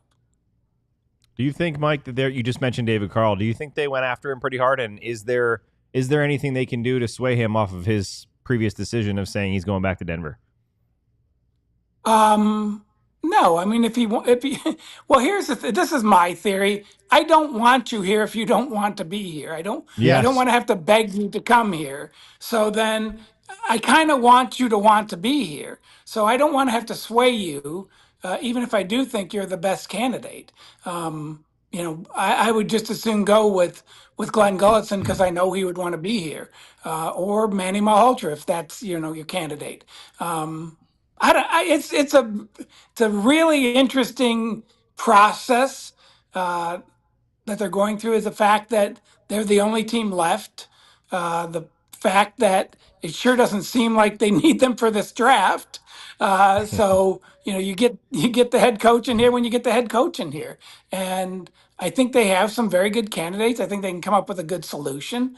But I was just sitting in the backyard the other day thinking this was a really good coaching staff, and they beat Colorado twice in the playoffs. They beat Vegas in the playoffs. They beat Winnipeg in the playoffs. So whoever comes in is going to have a really high bar to get over. So I'm very curious to see how all this works because it's funny, Mike. Go ahead. Mike, we haven't, it doesn't seem like I haven't heard Naz's name mentioned lately. And I don't know if he's been able to or allowed to go out and interview for other head coaching jobs, if he has any, or is he just kind of reserved to either being the head guy here or because we're not hearing his name, or is he just going to be the D coach here? Who knows? I mean, the whole thing with Spotter and then with Misha, but wait, these guys told me they were all going to be back. That's what I thought, right? That's what Nill said. Jim Nill said he plans on having them back. So, yeah, I don't know what Elaine's thinking. Now I will say that they're at a point where the options, one, the options to go someplace else might not be great. And two, the option to stay here to me seems like a pretty good option. I mean, you're going to coach a really good team that's going to have a chance to, I think, have some success, So if I'm Elaine, I would want to stay. And then you have to just make it work with whoever the coach is, which I think he's got that personality. He can work with whoever. If you look at that last group that was kind of thrown together, John Stevens comes in, he was Monty's guy. And then he's left over when Monty leaves. Then you got Bones, then you got Nelson, then you got Derek Laxdal. And you're like, well, this is kind of a hodgepodge. And yet they came together and helped the team get to the Stanley Cup final in the bubble. So I think they can find a way to make this stuff work. I think they're all good coaches. I think Elaine is just a wonderful human who can make whatever work. If he decides he wants to stay here and if they decide they want him to stay here, I'm just kind of waiting to see. I want to see what the announcements is, and then how are they going to make this work? Yeah. It's public, right? Isn't it? I mean, if Naz went out and had an interview or two, we would all know that. I mean, it would be reported, right? It can be. There are are there very few different. That they sneak them in, sneak them very out? different with Well, we don't know if they interviewed David Carl. That would be one right, we would not find out. I was talking with Sean about this earlier. David Carl does not have an agent. Typically, you might hear something if you have a representative who's pushing you. They might then share information with one of the NHL insiders to go, some media member to let that out of, yes, David Carl is in fact available. In fact, the reason why we found out about him being the candidate in Chicago came through one of their other candidates' agents, because they were aware of the process during that. So, and because Denver is a private university, there's not necessarily a way that we'll actually know unless we ask Jim and he says that after the fact. And I don't even know if he would. Yeah. So it could be both. I was just more curious about Elaine. Who's interviewed for the Stars head coaching job? What's that? Say that again, Mike. I'm seriously asking you, who has interviewed for the Stars head coaching job? Because I'm not 100% sure. So I've heard from Elliot Friedman that they believe that Gulutzan and Graham were interviewed and Nasruddin was given one. And that's really all we've heard publicly, right? I haven't heard. Mike, you and I've listed a whole bunch of names in the past. Yeah. We don't know if they've actually been granted interviews or not. Yeah. So I don't know. Now let me ask you this. I'm actually to the point, one, they don't want me to break news. That's, part of my job is they're not going, if I put something out there, they're going to be mad about it. So I just sit there and wait. And two, I just would like to hear from them who their choices are, and then I'll report that and talk about who they've picked. Yeah. Well, but the other thing is there's not another head coaching job available right now, is there? Nope. Is there one more? No. I was going to say. I was pointing saying you're right. This is they do not have any pressure to go fast because they are not competing with any other team to hire somebody. But I think still before free agency, you want to have a head coach in there. Probably. I don't think you have to. I get that. But I still think that if you're getting hired as a head coach, you might want to have some kind of conversation with your general manager if he ever comes to a point and he's talking about, hey, we can either sign this guy or sign this guy. Like, I still think there should be the conversations going, whether it's Gully or Naz. Which way do you see your team playing? Because I don't think the general manager, and maybe they do, I don't think Jim Nill is going to dictate to whoever the head coach is, this is a system I want you guys to play. I think you interview guys and be able to ask them, how do you see this team playing? Here's our team. How do you believe? What's your philosophy? All this kind of good stuff. Yeah, and you find one that fits. Yeah, that fits into that. Yeah, exactly. Kind of and you can have a conversation about it too. But again, like, I think that at that point, if there is the draft doesn't matter. Like, these kids, it does not for the coach. One or two of these guys, who cares as far as current coaches? But guys that free agency, if you're talking about, let's just use Marchand. He's probably not going to be here, but hey, Gully, Naz, whoever it may be, you think you'd want to fit him into your system? You know what I mean? I just think those kind of conversations should happen, but it seems like, well, there's no rush to get a head coach. Yeah. Well, if you're a player, I think there should be a rush. Yeah, you have the player perspective. So if you're a player, let's say you're a free agent, free agency hits, Jim Nill's talking to a player trying to get him in. Would you feel comfortable coming in not knowing who the head coach or multiple assistants would be on the team? That's a great question, because I probably wouldn't ask here. Yeah, but I wouldn't care because I just want to play for somebody. Yeah. You know what I mean? Yeah. But there are those kind of, if you're courting a big time free agent, of course they're going to want to know what system you guys playing. Then the question is, are they actually courting a big time free agent at this point? What's that? What if they're not courting a big time? I don't know. Ask Heika. Ask Mike. You know that column? Ask Mike. Mike apparently knows everything. They have no money. So until they get rid of we need contracts, to clip that. Like, I'm dead serious, Craig. Who are they going to get in free agency? Neither does DLLS, but we keep on pushing forward. Well, you get the big names there, but I'm dead serious. So if you look at the group of defensemen, they have 8. So they just need to get rid of one of those if you want to, if they want to have a decision on that. Naz could probably help, but then they got room for 2 more forwards, and you could get those from the Texas Stars, or you could get them from free agents you already know. Yeah. So I don't know. I hear all these names and I'm like, okay, how are you going to make that work? because in my mind, they don't have the money to make any of it work. They have their roster pretty much set. Yeah, and they need two, like you said, probably 3 forwards to still bring on and have. I don't think this team wants to go all year like they have in previous years where they're having to call someone up and send them back down to the AHL every day. Like, they need 13 forwards. They want to rely on that. So I don't know where the money comes from. That's why we have conversations here and we're like, Mitch Marner is interested in Dallas. Okay, are you selling half your team to get Mitch Marner on your team? Because that's about the only option. Mike, I said this. It makes for good. Go ahead. I was just going to say it makes for good summer talk, but that's about all. No, I was just going to say, Mike, like, we were talking about this, brought it up last week, and I'm like, so where was when Rantanen deal was done and, Stankoven takes off and all this other kind of stuff, was that the knockout blow? Was that the one? And if that one didn't pay off, knowing where this team is right now, do you think they still have the ability to put together a lineup that can get back to playing for a game to get you into the finals? I'll answer it in 2 different ways. One, because of the injuries from last year, they had, I think, a cap hit of 92, like 10 million over the cap, right? In actual stuff that they had because Miro's cap didn't count or Sagan's cap didn't count, right? So they were able to go over that. Okay, so take that and then take the fact I think they had 107 million in actual cash paid to players last year. And I'm going to make the argument that may have been the best lineup we'll ever see for the Dallas Stars. So that's part 1 of all this. Part 2 is if you're going to get to that roster, in my opinion, you have to wait till February or March. Look, what did Florida add? They added Seth Jones and Brad Marchand.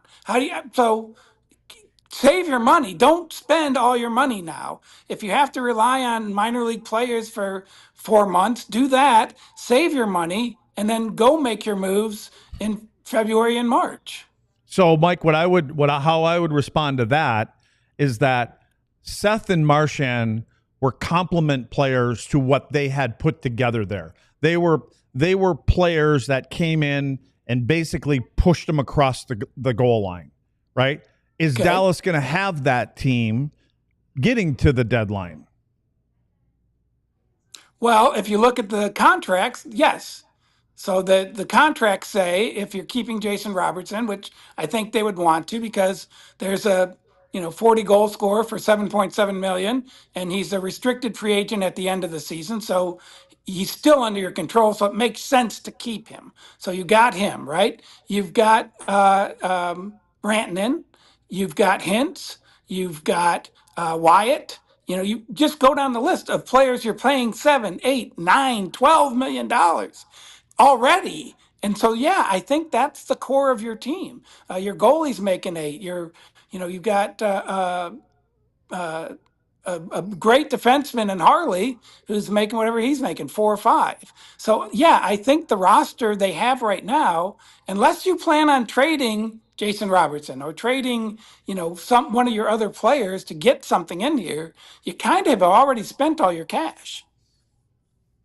I want to go back to the coaching question. No, you're not wrong. I want to go back to the coaching question for just a minute because I had a follow-up for you, Mike. Jim Nill has always been a guy that touts the resume when he talks about players, right? This guy's done it before. He's shown and proven that he can do it at a high level in the NHL. And he always, at least publicly, talks about that being a very important feature when he talks up players that have, he's done it before, we believe he can do it again, kind of thing. When it comes to a coach, the Stars have been really close in the last 3 seasons. They're missing the over the hump. And if that's the bar, which we talked about earlier being exceedingly high, do you think it matters to bring in a coach that has won before, whether it's in the NHL or at another level? There's ones that have championship pedigree. David Carl was the one that we brought up a couple times because he's won both college and internationally with Canada. And that begs the question of how important is previous championship coaching experience for a team that seems this close to getting over that hump? It would seem like it's very important.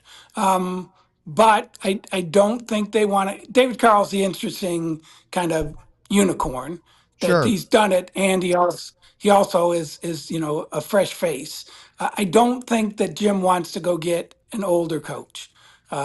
He has said on many occasions that they want to get the next Scotty Bowman, the next John Cooper. They look at Carberry, they look at Knobloch, and say, why not us? Why can't we get those guys? And so that, I believe, is his mindset. Now, we'll find out in however many years whether that's the right choice or not. But I just don't think he's dialed in to go get somebody who has older, who's won big in the NHL. Now, again, David Carl's the unicorn that would kind of answer both questions. But if he doesn't want to come, like I said, I don't want somebody who doesn't want to be here. So just a quick recap here. Victor Eklund from Sweden has just been selected with the Islanders pick at 16, part of the Noah Dobson trade. They now have a pick at 17, which is in and is going to happen momentarily here. Eric Murphy. Yes. Kevin McConnell. Love it. And he's doing it again. The actor, he's out there making the picks. He's a huge Islanders fan. He, if you guys remember the show Entourage, he played E, a.k.a. Eric Murphy. But he's been an Islanders fan as long as I've known him as a public actor. So they took Eklund. Luds, I don't know how much you remember watching that semifinal between Sweden and the U.S., but he was the one for that Swedish team in the U18s that really stood out to me in a really the one positive over way. in Frisco? Mm-hmm. Yeah. He was the kid. That's the one that they took. Now they just took Kashan Atchison from the Barrie Colts of the OHL. But I remember Eklund was a really standout player for me. I didn't really know much about him beforehand. What's his? Yes, please. What was his size? What's his? Eklund? Yeah, he's like 5'11", I think. So he's so not huge. But he was scrappy. Along the wall and stuff like that, and won a ton of battles. Okay. Yep. And remember, Frondell, who's the big, highly touted one, bigger, did not play in those last 5-6 minutes when they were trying to nurse that lead. Eklund was out every other shift because they really trusted his play. And he, what? What guess? Mike, do you need a beer? You got a beer over there? Do you need a beer? Mike, I will listen be to drinking water. Look at this, Mike. Can he see us? No. Yeah, he can see you. He can see us. Yeah, barely. He- barely. I'm on my phone. Well, I'm eating around the bacon. You got half the donut on your Well, that's keyboard. okay. Imagine that. Ben went and got us donuts with bacon on them. Mike, you a bacon here's guy? a answer. Good question comeback. that I like bacon, but here's my question: why do we eat dessert for breakfast?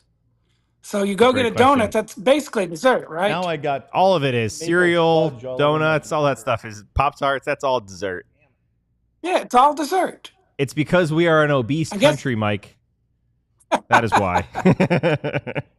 now my screen is sideways. Let's broke his keyboard with his bacon donut. So is he frozen? Nope. Or no, he's just he's holding that beautiful smile pose. He's just cheesing. Mike, you've been in Waiting that for the same pose for the transition last from the 2.5 bacon hours. There you go, Mike. like there this. it is. So, Hikes, let's talk about some of the other things because while we wait for the next pick, which will be Calgary at 18, what are your thoughts on moving on from Mason Marchment and basically using that cap space to lock down Matt Duchene for the next 4 seasons? I think it reinforces what both Pete and Jim Nill told us when we wanted a physical retribution. I think each of them used the exact same quote: "We're not that team." And I think the fact that they signed Matt Duchene and they traded Mason Marchment just tells you that they're not that team. I know we'd like them to be that team, but I think that they think that the best answer in the playoffs is a power play goal, and that it's more important, and that whether that's Marchment or jamiebenn or Liam Bichsel trying to retaliate just gets you in trouble. So I could be wrong and I could be putting words in their mouth, but the actions seem to speak to We're a skilled team, and we believe the best retribution is a power play goal. So wait, before didn't you say that they're a good enough team with what they have? Just add a couple guys at the deadline? I didn't say that. I said that is who they are. The contracts say they are who they are. So their belief is, and again, a new coaching staff, we'll see what happens there. Their belief, I'm putting words in their mouth, but this is how I read it. They are a very good, skilled two-way team. They were third in the league in scoring. I think they're usually top 6 or 7 on the power play. They're top 2 or 3 on the penalty kill. You look at the dynamic of Rope Hintz, of Wyatt Johnston, of, a lot of their players are good, strong, two-way players. And, so then I believe that they believe that you go and play that hockey and you can win in the playoffs that way. Do you believe? Am I wrong? You believe that as well? No, I believe that they believe it. I don't. Okay. You know what's funny about me and my job? I honestly don't have any opinions anymore, because whatever I think is wrong, and then again, what am I? I'm going to tell them. I'm going to tell them that they're doing wrong stuff. For the team I work for, so that I am a bad, source in that regard. But I basically have just come up with. I'll just report what they do. And okay, Mike, but let's settle this, because you definitely know. You may say you don't know. Brad Alberts with the eyes. What does it mean? I have no idea. Yeah, you do. I've asked 3 people in the building tonight. He doesn't. Do you think it actually meant anything? I don't know. Do you actually think it meant anything? I don't know. I would say you should say it meant nothing. It just gives everybody something to talk about. In theory, as I'm driving to the rink, my thought is they're going to announce something because they got nothing else.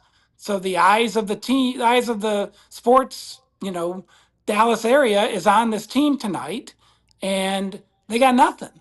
So then the thought process is Brad and the marketing people will come up with something to give us a story. So I'm still waiting on that. I think that still could happen, but they have told me nothing. We were supposed to know. We were told we'd have something to talk about on our show. So we're running. I mean, we would be running out of time if this draft wasn't 8.5 hours long, but we still have luckily a donut with bacon on it. Yeah, have you tried it yet? That's true. Yeah, Luds, have you tried the donut yet? Maybe that's what Brad was talking about. Mike, you think an outdoor game is a possibility for this announcement? I can't do it. Can't? No, I can't. You can't make yourself eat the bacon? I can't make myself eat bacon with frosting. Yeah. Don't listen to these two. Just me and you, Mike. It's me and you here. This is the first time in our show's history that Sam has been claiming that he has focus. Yeah, you are locked in. I like Sam's focus. It's kind of like a writer to writer kind of symbiotic thing. Ooh, see that word? That is Did you see high level word. Symbiotic relationship they have going on here. Geez, I have a couple beers and I get smarter. Have all that, must be drinking Budweiser. Well, it made Budweiser. Trivia. Sam doesn't have all that trivial music TV knowledge clogging his head up, so he can just focus on hockey. Thank you, Mike. Okay, Hike, I have a serious hockey question for you that goes with the Mason Marchment, because that trade away, I'm not saying I have any problem with it. I think he's a decent player. I do think that he got a little caught up in the reputation with the officials and took some bad penalties. He drew some, but he kind of canceled some of those out with some of the penalties he would take. But it leaves to me a pretty notable hole on the left side of your top 6, because you still have Jason Robertson. Yep. But then who? Ben's here. Who do you have, or who do you have to go find to get somebody on that left side along with Hintz and Rantanen, Duchesne and Sagan, and of course Robo? I don't know. I mean, what money do you have? Like I said, I keep coming back to, you have enough money to get $1 million winger. Maybe a little bit more, I guess. I mean, once, I guess, if you can get rid of Dumba, it sure seems like they're keeping Ilya Lyubushkin. So, I mean, you literally have $4 million for 3 positions. Is that right? Yep. If you get rid of Dumba, clean out, not taking anything back in salary, that would be 3.25, and plus whatever they got Right now, 1. So 4. Let's say 4.5. Yeah. So $4.5 million for 2 more forwards, or 3 more. Well, don't say that with such. I mean, the forwards that we're thinking about are, guys like Ritzkovian. Okay, yeah, name those guys that you had the other day. Yeah, so Justin Ritzkovian, you have Artu Huru, possibly. You have Matej Blumel, but you have to re-sign him. He might go elsewhere. Colin Blackwell has not been re-signed yet. Thank you, John. Boy, he's sharp on that, isn't he? Blackwell, we knew it. But Mike, right there, right, Mike. Now listen, the guys that Owen just rattled off, Ritzkovian, Blumel, what was the other one? Huru. Huru. Like okay, so these are the guys that now all of a sudden, are we the same team that we were in December last year? If that is your lineup, that you're going to add 2 guys to at the trade deadline and go deep in the playoffs. I don't know. I mean, that's what else is your option? Your other option is blow the whole thing up, trade everybody. Like you are committed contractually to a lot of expensive players. So then how do you add physicality? How do you add skill? How do you, like, to me, the best option to patch some of those holes is save your money now, let it accumulate over the season. Potentially you get another injury or whatever. And then at the trade deadline, then now instead of getting $1.5 million, maybe you have 4 or 5, technically on the cap, you can get a $4 or $5 million player, again, giving up draft picks or whatever it is you have to do at that point in time. But I don't know what your other options are, Craig. I know we all want them to be better. I don't know how this team is better than last year's team when you just look at the cap hit and the money spent. I don't mean to be negative. I'm just saying they have a lot of work to do. No, you know what? Like, I don't look at you saying that you're negative, because I said this the other day. Like, I just think that the big swing was Mikko. It was. That was the big swing, right? And so it didn't work. It didn't work. Okay, I mean, I'm not saying that it's not gonna. He's not a good player. He's here. 3 rounds into the playoffs. But the point is now. But the thing is now, Marchman's gone. We hear Robo's name. Blah blah blah. Jamie's a little bit older. Sagan's a little bit older. Was that the big kick at the can? And now we aren't going to be able to get back to that same spot because of the people the players that we just mentioned. Yes, it was a big kick at the can, but the theory is Thomas Harley going to be better? Is Liam Bichsel going to be better? Is Miro Heiskanen going to be better? Is Jason Robertson going to be better? Because I think they want to keep him. Wyatt Johnson. And you look at the players who are in the core or the best part of their career and think, well, why couldn't they all be better? And I think that's part of paying them $8 million, because those are the players you believe in. I think they're better, but I think they're the kind of players, just for me, some of them aren't necessarily the kind of guys you need in the playoffs. That's all I'm saying. So let's move on from that. Do you think it's legit that they're actually shopping Robo as much as everybody says that they aren't shopping him? I don't think it would be a smart thing to shop him for the simple reason of, here's a guy who wants a big contract, right? So he has, in the 3 months in the middle of the season, he was scoring at a 40-goal, 100-point pace for 3 months. So you believe that you still have that player here. He's making $7.7 million in the cap. Why would you get rid of him?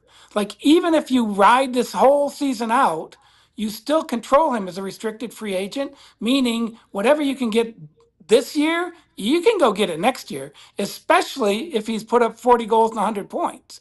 So, no, it doesn't make any sense to me to try and trade him. I think he's an incredible value, and I think he can help your team do what you want to do, which is be a skilled team that, again, makes people pay with the power play. So here's how I would operate with a guy like Robo that is going to be looking for a big hit. Do you think Do you think Robo wants to be and stay here in Dallas? I don't know. I think a lot depends on. Okay, I thought you'd have said yes. I can't get into his head. The whole last contract kind of scares everybody, I think, because it took a while. He didn't just come in like Wyatt Johnston and say, "I'll take whatever you got." He said he needed to negotiate and find his value. So if he is really worried about what his value is, then I'm not sure if he has to get it in Dallas or if he'd be happy to get it someplace else if that someplace else wanted to pay him more than Dallas does. Okay. Now, I think he likes it here. Okay, so this is where I was going with it. If I know that Jason, along with a lot of other players, I mean, I think I saw something the other day that the Dallas Stars are the most desirable team in the NHL for players want to come to. I don't even know who made that up. It could have been Brad Alberts. Maybe that was the eyeballs. I don't know. But if I know that Robo wants to be in Dallas, I mean, and he wants to be here. I really don't think there's a player here that doesn't want to be here, and we all know why. I think he definitely likes it. Okay, so now this is not Jim Nill style, but this would be my style. I would have it out there that I'm shopping him. I would get him scared that he can go someplace else, because when it does come time to renegotiate a contract and he doesn't want to leave here, knowing that there's a threat that we may move you. Maybe you don't, you and your agent, you go to your agent as a player and go, listen, I don't want to leave here. So I don't want to be shopped around and stuff like this, Jim Bob. Let's come down off of this $12 million or whatever you think you're trying to get from me. That's what I would do if I were in that situation. If you're trying to negotiate an extension after July 1st. Yes. Because if they go into the final year of this current contract, which he's still an RFA arbitration, and he has a good year, if he scores 35, 40 goals, that number's going to go up. It's not. It doesn't matter what the negotiate. They will have a very strong position of I've scored goals. I don't even care about all that kind of stuff. I want players that want to play for me. Sure. And if I believe in you and you're a player, I get it. I know that you have a right to do this. Sure. But just like what Florida has done with their players, they're buying in because of they are a. What was the number for Bennett? 8 million over 8 years. 8 for 64, basically. 64 million, I believe. So that doesn't sound like a hometown discount, does it? You think? The word on the street was he could command, if he left, 10 to 11 million. For how long? Same deal. 8 years at 10? That's all I heard. I don't know. Well, I think, listen, if this thing was wide open, there was money, I'd be paying him that kind of money. I think he is, again, this is not a flash in the pan guy. He's been doing this. He plays like this. He is 29 though, so he's a little older. It's the same with Brad Marchand. I think that he is not worth 10 million right now, but he's definitely worth 7.5. You're paying for his playoff worth, not his regular season worth. At this point. But I think that. Oh no, I'm not just as a player. Of what he brings to the group. Okay, on and off the ice. Sure. Yeah, to the group. I think that's what you need. I mean, again, I think you need those kind. I don't know either one of them guys, but we know how we hear of Marchand. Yeah. How Bennett is with the group. I think Bennett is probably with the group. I take out of the equation everything that we've seen for the last week. You know what I mean? Yeah. I think he's a serious, I'll do anything to win kind of player. You want more of those guys. To what Lud's just said, and I completely agree with every point, but I do wonder, do the NHL teams that didn't win the Stanley Cup that year overcorrect to try to copycat or adapt what the current Cup winner did? You know, I in my brain, I always go back to 2007 when the Anaheim Ducks won the Cup, and they were huge, right? They all were 6'4", 6'5", and so it went from, you know, maybe if the Ducks don't win that, we're looking at a league that looks at skill and speed. But no, in the next couple of drafts, it was all about getting beef, right? Behemoths. I agree with Luds, and I think that what the Florida Panthers did, they're a phenomenal team, but there's more to it than just a couple individuals. It's the whole makeup of everything, the chemistry, the pieces that they've added over the last couple of years. Do you think the rest of the league is going to overcorrect to try to find the Florida Panthers magic pill instead of just trying to figure out what works for them and their style and what they have? Yes and no, because what if Edmonton would have won? I mean, are they that different than Florida? I think Knobloch came in and made them a very good defensive team, or at least a solid overall defensive team, and I think there is a formula, but I don't think it's exactly what Florida did. It was created a culture. Yes. And so if you can go create that culture, I think there's a lot of different ways you can coach them to win games. But you kind of need to have that. So Seth Jones was, quoted afterwards and saying that when he came in there, that's all they talked about was winning the Stanley Cup. Like that was kind of a revelation to him coming from Chicago. And I think that he became a much better player because of that. I like Seth Jones a lot, but I'm not exactly sure if the Stars would have got him, would they have gotten that same Seth Jones, or did he come in and react to what Florida was doing and become an even better Seth Jones? So if they can do that, then it's really hard to duplicate. Like if you're making players the best they can be, then I don't think the style or the physicality or whatever it is the key. I think the fact that your room, your culture makes them the best player they can be. Yeah, I had said to Seth after this whole thing, and talking about Seth Jones. Yeah, and his mom, the same thing, is that, it was a tough situation for him in Chicago, only because of obviously everything that was happening there, the quality of players, mainly his contract. He's making $8.5 million, and he actually was trying to do too much. He was trying to be the guy. He's trying to be the sort of like play superhero. Yeah, I mean, they're in a bad spot, and he's the guy making the most money there, and he's the shiny penny in town, and so he's trying to carry that thing, and that's not necessarily who Seth is. Seth just found a role, but that whole group that they put together, they play the game like they know what their roles are. Even Tkachuk, I mean, as much as he is that kid, he understands what his role is. And then you can go down the line with those guys. And when Seth got in there and the way they're like, we want you to go. There were times I saw him step up and pinch in the neutral zone and things like that. He's got good instincts. And I think at other times he was doing things that got him into trouble only because he was trying so hard to carry the team on his shoulder in Chicago. So it's such an important thing is that you have to understand when you get with a team what your role is and how you fit into the team, and you kind of play within that. He does his thing, I do my thing, and then we all kind of move the needle forward. To that point, did you ever play on an NHL team that had a really rough record? Meaning New York Islanders. Okay. That awful. You can speak more to it than me. -7 in one game. I've worked for a team, never played for a team that lost 51 games out of 80. It's hard, and things break down. To that point, how much more miserable is it for Seth Jones or anybody to be part of a team where nothing seems to work and you lose a lot? See, now when I say this, I'm hoping none of them are listening, but I mean, we're worldwide. Here we go. They may be listening. I'm talking about teammates. We had the kind of players that didn't care.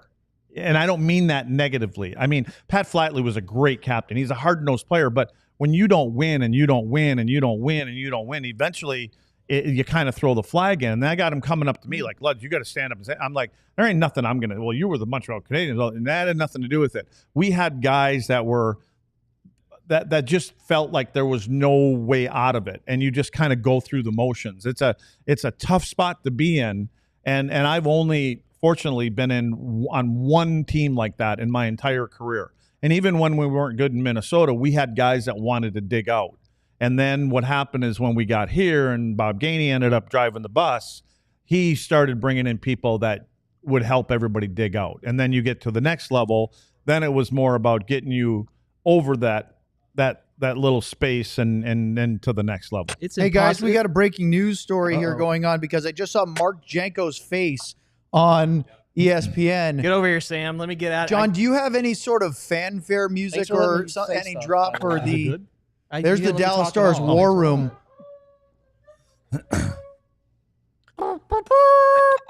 That's perfect. We got to give Brad Albert's eyeballs from yesterday, and we're looking at the Stars room. We have a 3-time General Manager of the Year, 3 consecutive Jim Gregory Awards for Stars General Manager Jim Nill. He has defended his title twice now. He is the 24-25 Jim Gregory General Manager of the Year, a three-peat for Jim Nill. Well, then, you know what? Then he better pull something out of his butt. You don't think the Rantanen move was enough? Let's see how good he really is. No, I mean, we've all said that. I am a bit surprised because I think what Zito's done in Florida, it's hard to argue with that. But again, that award. I believe this was voted before they won the cup. No, I don't think it happened until after the second round is what I heard. Well, somebody confirmed that. Sean, do you know? It's voting after the hi hikes. By the way, it's voting after. Hey, Sean. It's voting after the second round of the playoffs is completed. What is he saying? I don't know. It's like I got to read lips on this show. Well, it's because the speaker. They can hear us. They can hear Sean just fine. We can't. It's not Sean's fault. After the second round of the playoffs. It's not you, Sean. It's the speaker is on silent. It's like after the second round. After the second round. He's confirming. That's what I thought. Yeah. So, I Mike, think that's what Led said, that's right? probably the Brad Alberts eyeballs. It is. It is for sure? Yes. So, from you're in Frisco. What do you think about the big news of Jim Nill 3 in a row? I think it's wonderful. I mean, he works very hard. He's a very good man. He's created a culture here where they've gotten to the Western Conference Finals, however many, Not so 3 much times, now. I guess. But, and again, I get, so it's funny. I was talking to a friend in Edmonton, and they're ripping that team. And you're like, they got to the Stanley Cup Finals 2 years in a row, but again, it's not enough.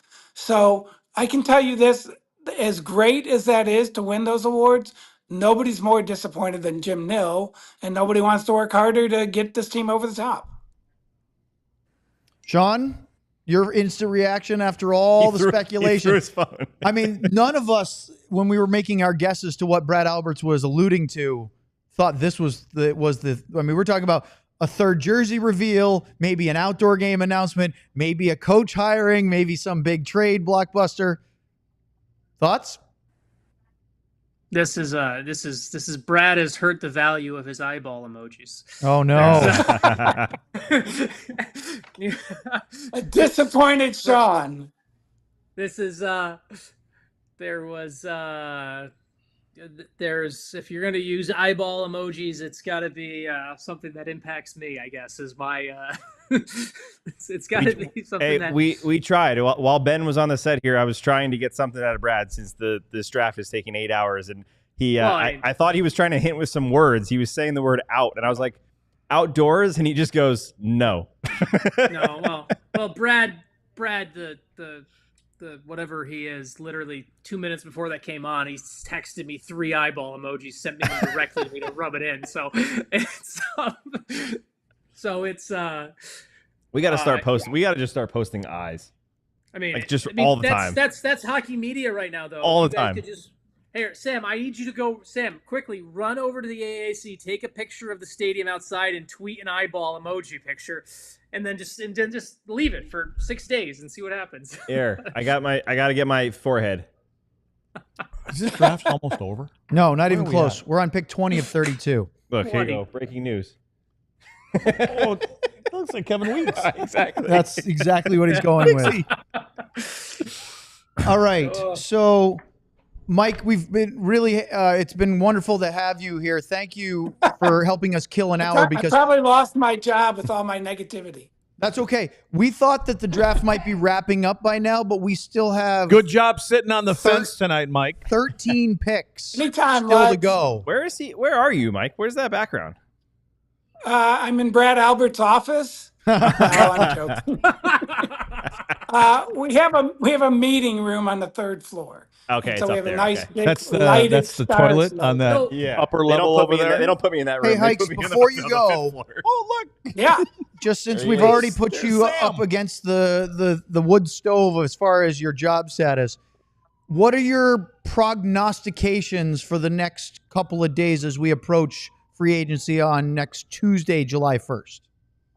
Again, where's their money? I think they need to find a way to move Dumba, then make a decision on Labushkin. Then if they can do that, then I think they open up possibilities in free agency. And then they need to get a head coach in here. So they've got some big things they have to do, but I get frustrated with the names that come out over Twitter or whatever. Look at the contracts they have, and look at the money people are making or on this team, and I think that tells you what they're going to do in free agency, because they kind of have already spent most of their money. Hey, Mike, is there going to be a statue made of Razor? Is Razor getting a statue? Is it gonna be right outside Brad's door, or is it going to be out in front of AAC? Hey, that's a hockey Hall of Famer you're talking about, right there. Exactly.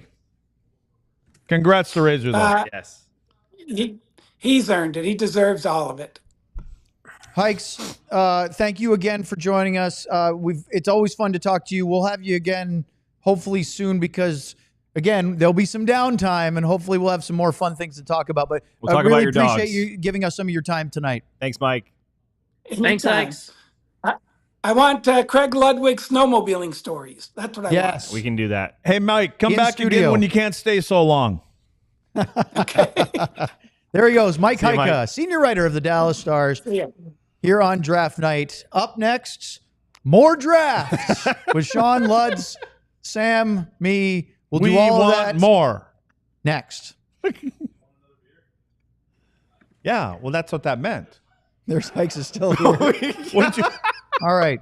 But while we're doing that, we are going to do a DLLS Die Hard read. No, I didn't hit the button. Okay, hit the button. Hit it. There it goes.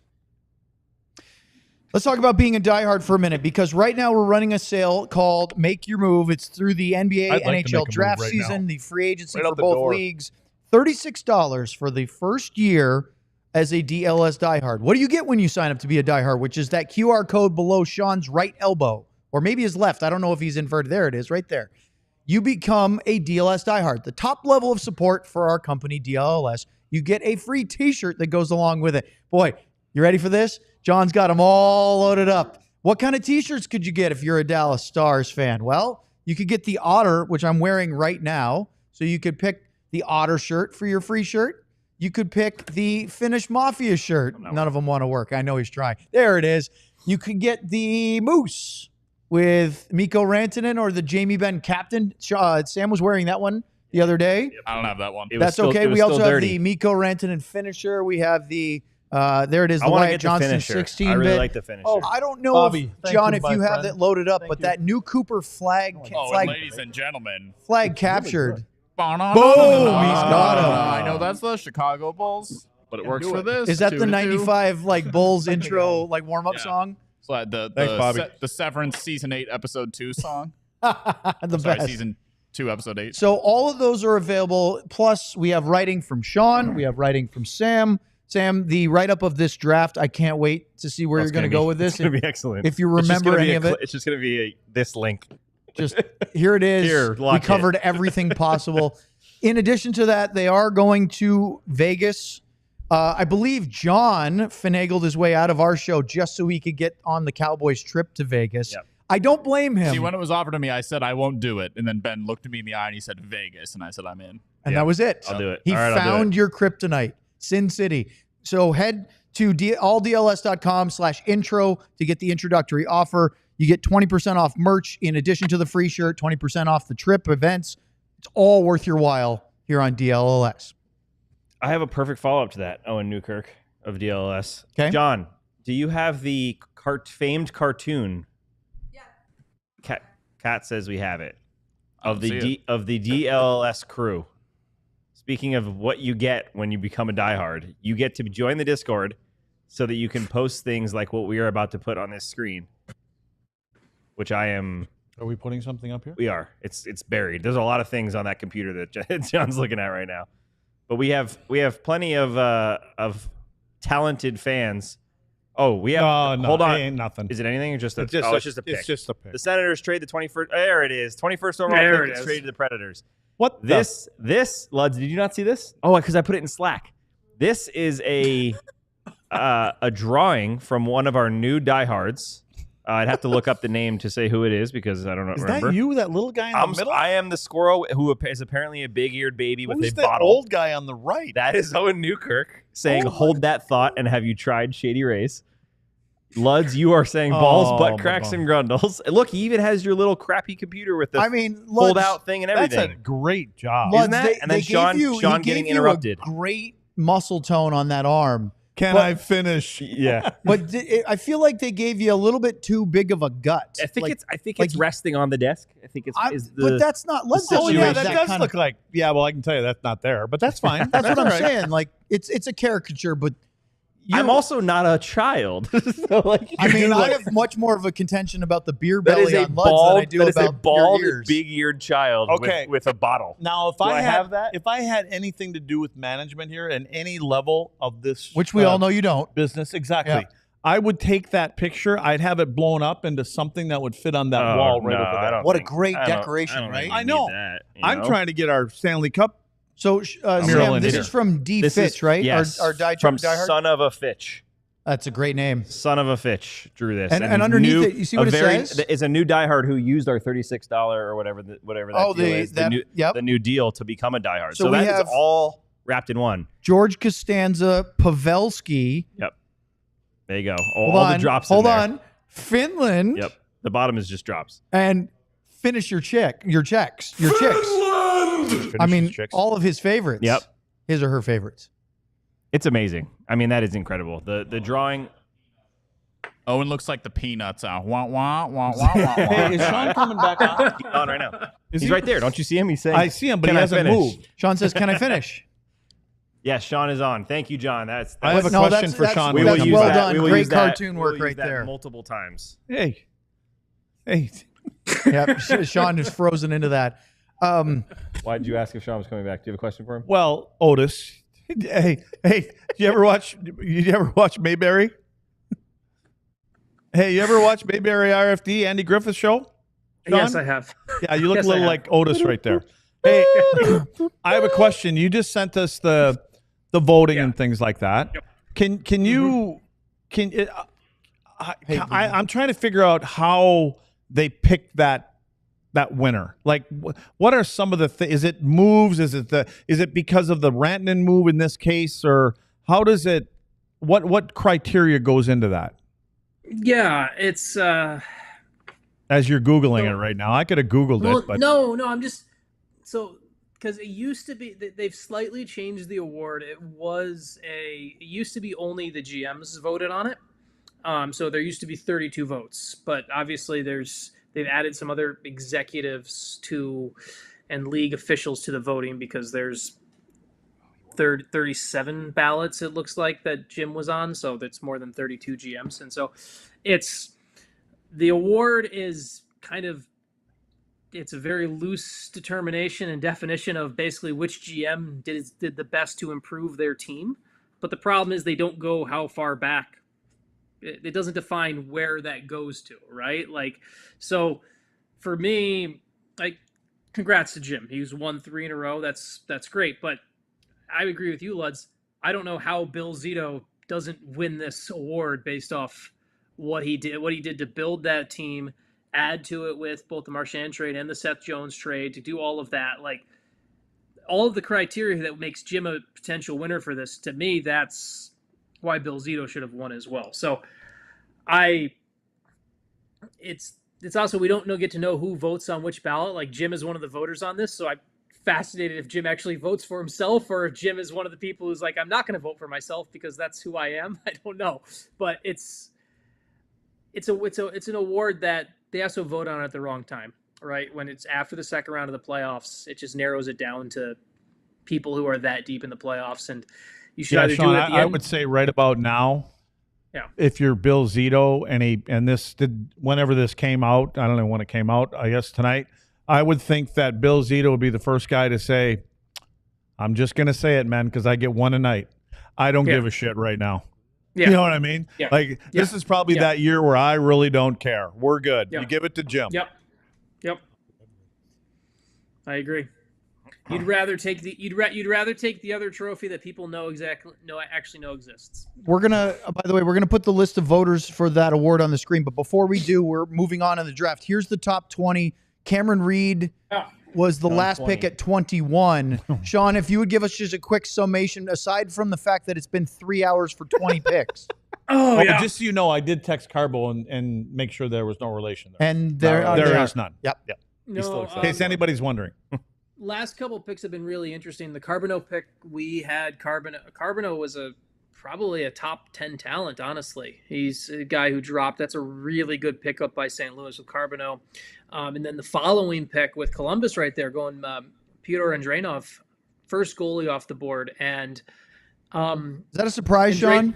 That is a surprise to me. Now, it's a surprise based off what I watched this season because I'm responsible for doing the goalie scouting. I had Andreanov I had him in my top 5 goalies for this draft with Joshua Ravensbergen, who's still on the board, is probably my top goalie for this draft. Then I had Drainov, Andrei Frolov, and Alexander Medvedev, 3 Russian goalies. And so that was and Drainov, we had kind of heard a little bit of rumblings that teams looked at him as a first-round talent. And it was one of those spots where when we heard that, it's like, okay, that's fine. He could be, I have no issue with him being your first goalie on the board, but I don't know if that's the right market for taking that pick, right? Like we talked about the Philly pick at 12, where did you use the right resource when you may have been able to get that player later? So really interesting pick for Columbus, who is kind of in that spot where they're trying to find their next goalie. I really like Jet Greaves in Columbus, who should be in the pairing this year with Elvis Merzlikins. So but you add another bet to that, another young goalie. And then I don't mind the Reed pick here by Nashville. They traded up to get it. It's a draft that's been, after we get through the fact that it's taken way too freaking long, it's a draft where I think there's been some teams have shown how they value various things. Philly betting a little bit bigger on size, not really surprising. You look at, I want to make sure I have the list in front of me here. You look at Columbus trying to work to kind of beef up the back end the way that they really need to. The Islanders did great and have done great in this draft. I mean, I know they didn't get Hagens, they didn't get the Long Island story and all of that stuff, but between Keishon Aitchison, who is one of the best hitters in this draft, one of the most physical defensemen in this draft, and Victor Eklund, who, Owen, you saw him at U18s, one of those guys who he way outplayed Anton Frundell. I mean, Luds, you should tell the Islanders guys they did a really good job. Luds, to that end, Sean. Stephen Ellis, who was on our show yesterday, about the Keishon Aitchison pick, the Islanders' second draft pick when they had 16 and 17. He wrote, "My favorite defenseman in the draft. He's mean. He can score. He gives it his all every night. He'll be an instant fan favorite. 6'2". I think he's 200 plus pounds already." When you hear about a defenseman that can do it all, gives it all, he can score, and he's mean. Yeah, see that. You like that, don't you? Well, I want to see that. Yeah. I want it. Well, it's more about the mean part I get, the scoring part I get. Yep. I want to see them combined. All together. The mean part, generally you don't. Well, you know where it comes to mind is Chris Pronger. Oh, yeah. Like that would be the guy. And I don't know what they mean by score, but does that mean he's a 15 goal scorer or, as a defenseman? But the first thing I think of as mean is Prongs. I mean, he was mean, big, and what happens with those kind of guys, and Hatch, you could throw Hatch into that category. I mean, Hatch got 10 to 15, 10, 12 goals a year.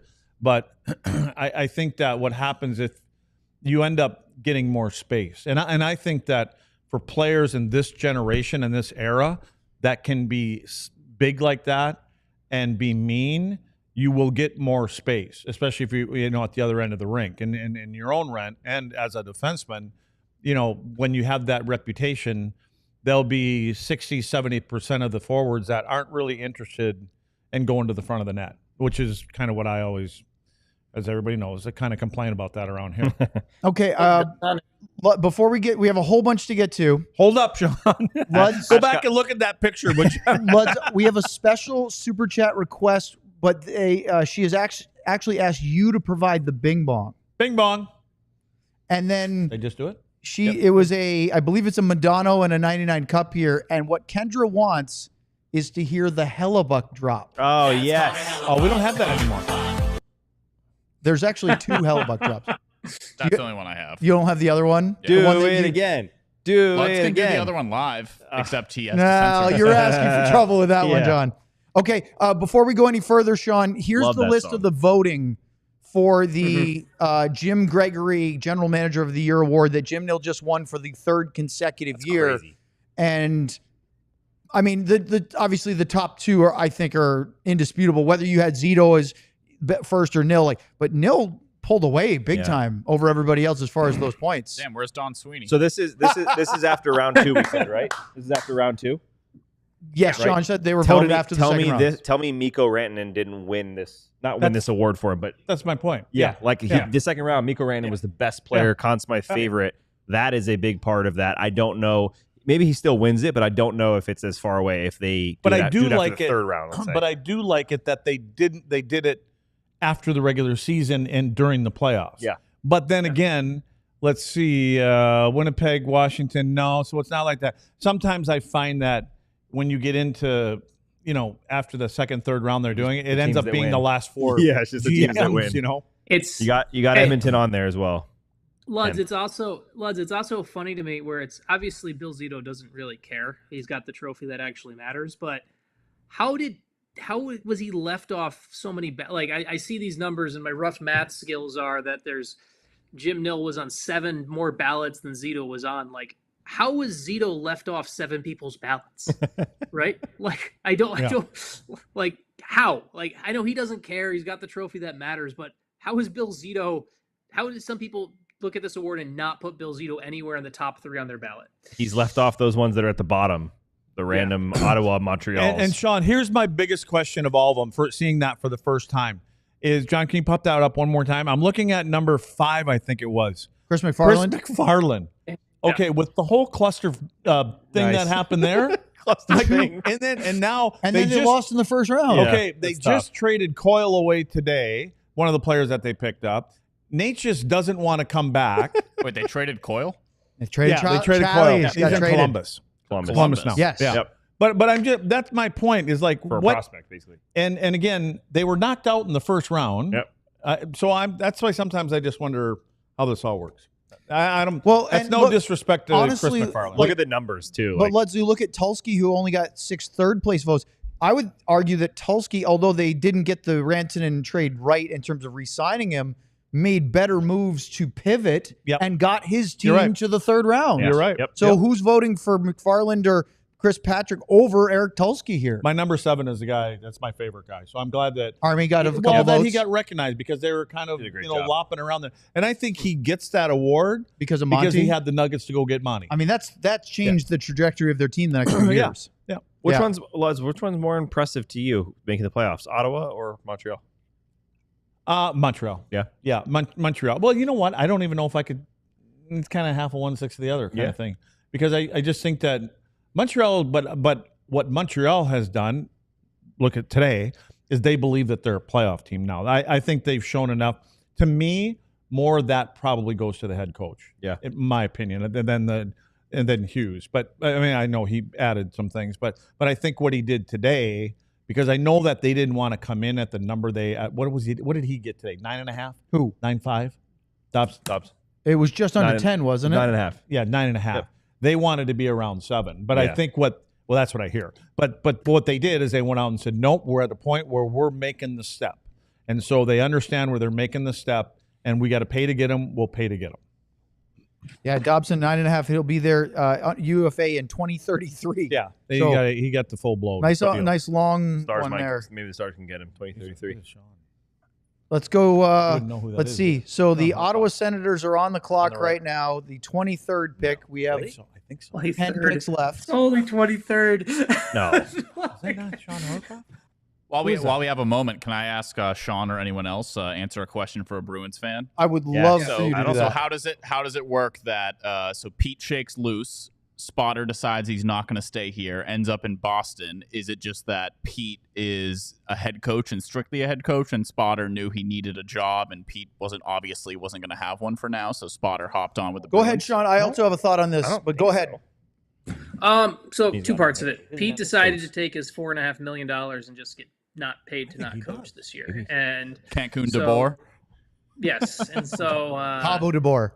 Yes. And Steve Spott had basically the choice of getting paid probably a 20th of that to not coach this year. So for him to go, look, he could have not worked and been paid to do it, but Steve Spott at his core also wants to prove he can be an NHL head coach at some point. And so I don't think you have to make it a question. I mean, I've actually asked him straight up before, and he said absolutely he would like to be a head coach in this league. And he said it pretty definitively about a year ago when I was talking to him. And for him to be able to do that, he had to separate himself from Pete DeBoer. So I think it's a bit of that, John, where it's Steve Spott is taking a bet and gamble on himself that he can go and do something in the NHL without being attached to Pete DeBoer, and that's what he's trying to prove on this. And if it doesn't work, whenever Pete gets his next head coaching job, I'm sure he'll have a spot for Steve Spott.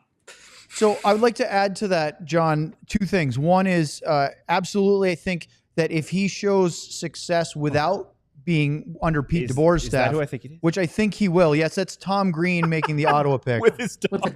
for Travis Green, their head coach. I love it. Oh, But Wisconsin. Here's what I will say about Steve Spott real quick is that if he does well with Boston's power play, that will add to his coaching reputation and maybe get him to the point where somebody will take a gamble on the head coaching thing. The other part is, Sean, you're right, as Sean walks off the screen, there's a very good chance that the next job that Pete DeBoer has, Steve Spott will join him again. Yeah, no, I think so. I think that was interesting to think of, like, is Pete... What was the question? Pete's got a bit just... We were talking about... But like, John asked us about Spotter going to Boston. Yeah. And going... Whether is it to go away from Pete to show he can do it extra? Why didn't he just take the 1 year on his contract and collect that and not coach for the year?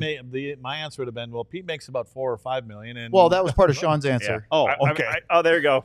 Sean's making his pick. I had to make my pick in the draft. This is a Belichick dog moment. Tom Green says Austin, Massachusetts is his pick. So, hey, Wisconsin University. Logan Hensler gets picked. I was wondering when he was going to get picked. I didn't go to Wisconsin University. No, but you're from the state. Well, I'm from the state. As a matter of fact, they called me 2 weeks later and took my scholarship away from me because I didn't have a 2.5 grade point average. What, Wisconsin did? That's tough. Yeah. Even though you went to North Dakota. Ride. That's a tough one to hold, though. Huh? That's a tough one. North Dakota's grade point was 2.0. But would you have gone to Wisconsin? Yeah. No, they came. We had a Badger Bob. But we were good. But then did they bring the Badger? So no, what? Did they bring the Badger mascot when they bring the Badger? Like the live Badger? God. Oh my God! Can we get that fuzzy dog to sit in the middle chair next time? Wouldn't that sell you on a team if they brought their live? Well, wait, mascot? it's my hometown and everything. You're not my hometown. Your home state. That stuff doesn't matter. They should have done their homework. They should have known that you're. They should have known I'm a dumbass. I took shop in woods and metals. That's it. John, what's the dog's name? Dog's name is Vesna, actually. Ah, okay. I like that. Spotter would be a good dog. What if Boston's power play goes like 85% this year? There's gonna be 85. There's gonna be dogs all over Boston named Spotter. No, but see, that's the thing. And what I witnessed this year from my good friends, the Dallas Stars faithful, is very similar. Owen's a Patriots fan. I think the biggest parallel I can draw to what Steve Spott may experience in the Boston market is Josh McDaniels. Boston market. That's classic. Steve you guys Spott gotta give it fast to food never joke. got any credit when the power play was doing well in Dallas, but the second the power play wasn't working, like Matt Duchene misses a pass and it's Steve Spott's fault. So much hate. McDaniels never got any credit because Patriots offensive coordinator. Everyone gave all the credit to Tom Brady. And then the second Cam Newton fumbles in week 17 and they miss the playoffs. It's John, the Cowboys called. They want you back. And that's what that'll happen with Spot. And they've had some bad stretches of power play in that city too. So hopefully, but I mean their roster's stacked. They got weapons. Oh yeah, no, they got the Boston power play. Yeah, they got Marchand, they got Thornton. The power play. And you know what's interesting, John? Coyle. To that end, John, when they talked to Spott on Nesson.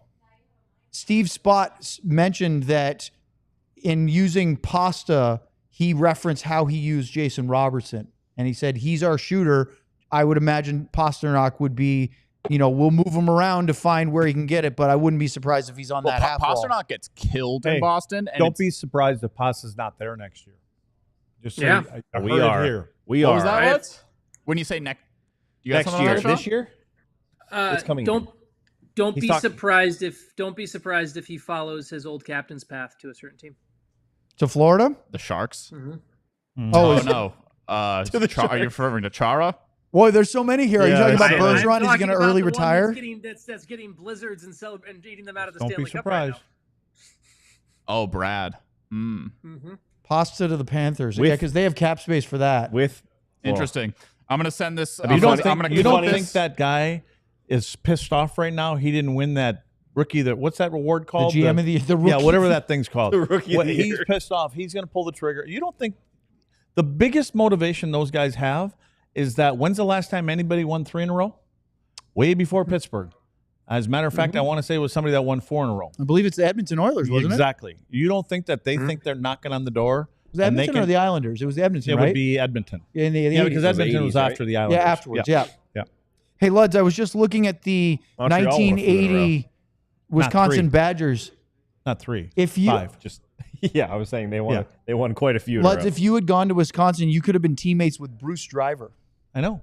I was just looking at who's on the 1980 Wisconsin Badgers roster. Shelly and I might have been partners. I don't know if Shelly would have been 3 years after me. Sean, when Pasternak goes to Florida, does Marchand stay? Came to my house and we kind of had a little. I don't know how that's possible, but maybe. Eric Hayden. Who? That'd be hilarious. Eric Hayden is Florida's just all of a Olympic sudden speed a bunch of Boston Really? players. Yeah, and I was like 6, 7, Yes. or no, sorry, 10 or 12. I think we were. Is the draft over? Kidding. No, we That still was a have legend. You know what would have been really funny? What are You we know who on, played for 24? Wisconsin the third would in your third year at North Dakota? So 82, The year I left. 83? That was the year I got let go. Your teammate with the guys. Islanders, Patrick Flatley. We are guys. We are officially 70 picks away from the first Dallas Stars pick. And by the way, that was Chelly's year too. When is that? On Thursday? Do they pick on God. Thursday or when do they pick? They will pick it the first day of training camp. No, otherwise, if we have the Phantom, we'll never be able to hear Sean. We do. Yes, the answer is yes. We want it on full blast, but we can't hear anybody. So keep an eye out. I just sent the can't hear anything anyway. of those Sean and Lud's comments to a Bruins reporter in Boston. So we'll see if this gets aggregated. Oh boy, Here we go. I can't wait. Here we go. I really hope so. Let's cause some trouble. Lud's insinuated that David Pasternak may get moved by the Bruins, and Sean insinuated that it would be to the Florida Panthers. Because we're only 3.5 hours into the show, we might as well say some silly things. Pittsburgh is trading into this pick. Hey, hold on. Sam's got an announcement. Go ahead, Sam. The reporter said Pittsburgh is trading into this spot, so Pittsburgh is getting the pick for number to the Kings for number 31 and 59. Besides Pasta the going Kings to will Florida, get 31 and 59. Wait for Sid to move. You know what I saw? Was it George Larocque? I think he said George Larocque. Hey, Sean, this reminds me a little bit of when the Stars traded today, down to get Ottinger and picked up the Stankoven pick. He's going to play somewhere Or else. not Colorado. Sorry. Yeah. I totally forgot Wyatt. to bring that up. Traded down Wyatt to 8 get the hours ago. Stankoven pick. What is he doing? Like, what is he? I have no idea. I honestly don't know. I rode in with when he was in Edmonton. I happened to be in there. Oh my Yeah. Hey, Luds, can I get a bing bong? Where would he go? Bing bong. Colorado? We have another super chat from Ken Murphy Photography. He's been a regular super chatter lately. Even on Thank our you, Ken. emergency pods. A Jamie Benn and a Craig Ludwig. Could be a Matt Dumba, but I think it's a Ben and a Ludwig. What a marathon. I've had time to drive an hour round trip to DQ and Wendy's. Lots of laughter. You boys do a great job. Bring on Wisconsin Luds. You get a blizzard? We will have Wisconsin Luds by Monday. I will bring it on Monday. No. Minnesota Luds on Monday, right? Luds will be in Minnesota before the Stars. When will you be Wisconsin Luds? Will be up north somewhere. I will be. I'm hoping. What time is the show on Monday? 2:00. 2 probably. I'm shooting to be in Wisconsin on that day. So not in Minneapolis. I don't know. To be determined. TBD. Okay. Wait, will you be here? Nope. Monday I will be. So we're all remote. I'll be remote. Nice. Yep. Love it. And we don't know yet what Sean's schedule is for next week. He will inform. I'll out the reporter it is because you guys know who he is from Twitter, I believe. So I texted that to Scott McLaughlin, and he said, "quote no," and then he said, "and Crosby is going to the Avs." there are some. Sean, do you want to weigh in on that one?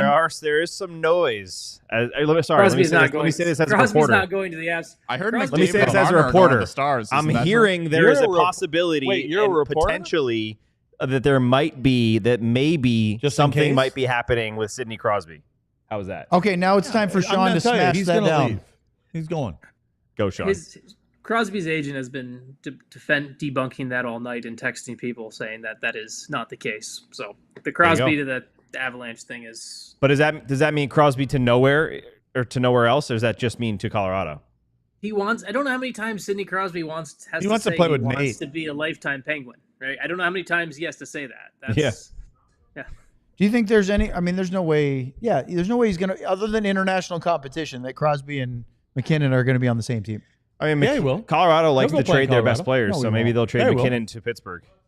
Especially after thing that they're doing now, they're moving everything. All the on. rebuilding. They're the only team I would say in the NHL that is in a full-blown tear down, start from the studs up. I mean, that's what they're doing. They're a little bit behind San Jose and Chicago, but not San by Jose's much. ahead of them. Yeah, San Jose's right, because they started doing it. At least got a couple skilled guys there. Yeah, because of the last couple of drafts. Yeah. So let's see. The Penguins pick is in that they traded in to get from LA.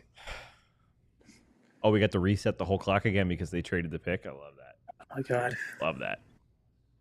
Is that Chris Letang's son that's out there? It is. I think it is. Because he Chris was out with his dad for the previous pick. Chris grew tired of walking onto the stage. Yeah, now that kid's like, oh, I'm out here hanging out with Gary Bettman. Oh, Will Harkoff. There we go. There's a Texas tie.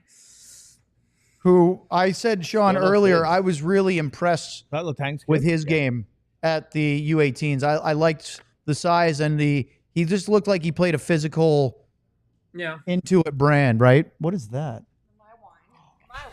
You're giving Sam Cabernet after 3.5 hours? It's a Cabernet Sauvignon. Do you have any idea what you've done? You just fed the gremlins. Hey, Sean, is Will Horkoff related to Sean at all? It's his son. Okay. Is there any remote chance that Sean Horkoff was on the TV before? Yes.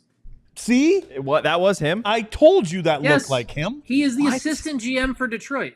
No, I know, but that looked nothing like him. Who? Did I not tell you that looked like Horkoff? It did not look like him. You're talking about Will?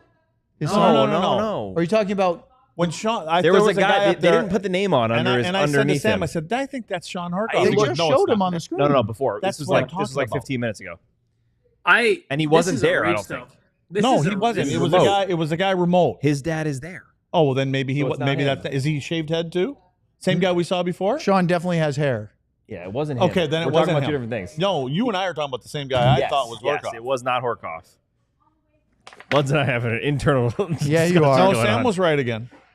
The writer was right. Hey, nice. I don't understand this. The Substack writer was right. I'm happy for William Horkoff. I don't understand him going this early. You think he's a later round pick? We had, and once again, obviously ours isn't the set range thing, but like we had him at 57. Is he on silent mode again? No, it's just it's the speakers are. Why don't we just get subtitles? We just got our bosses over here chatterboxing, so we can't hear our guests. Yeah. Hey, can we get subtitles up here when Sean's talking?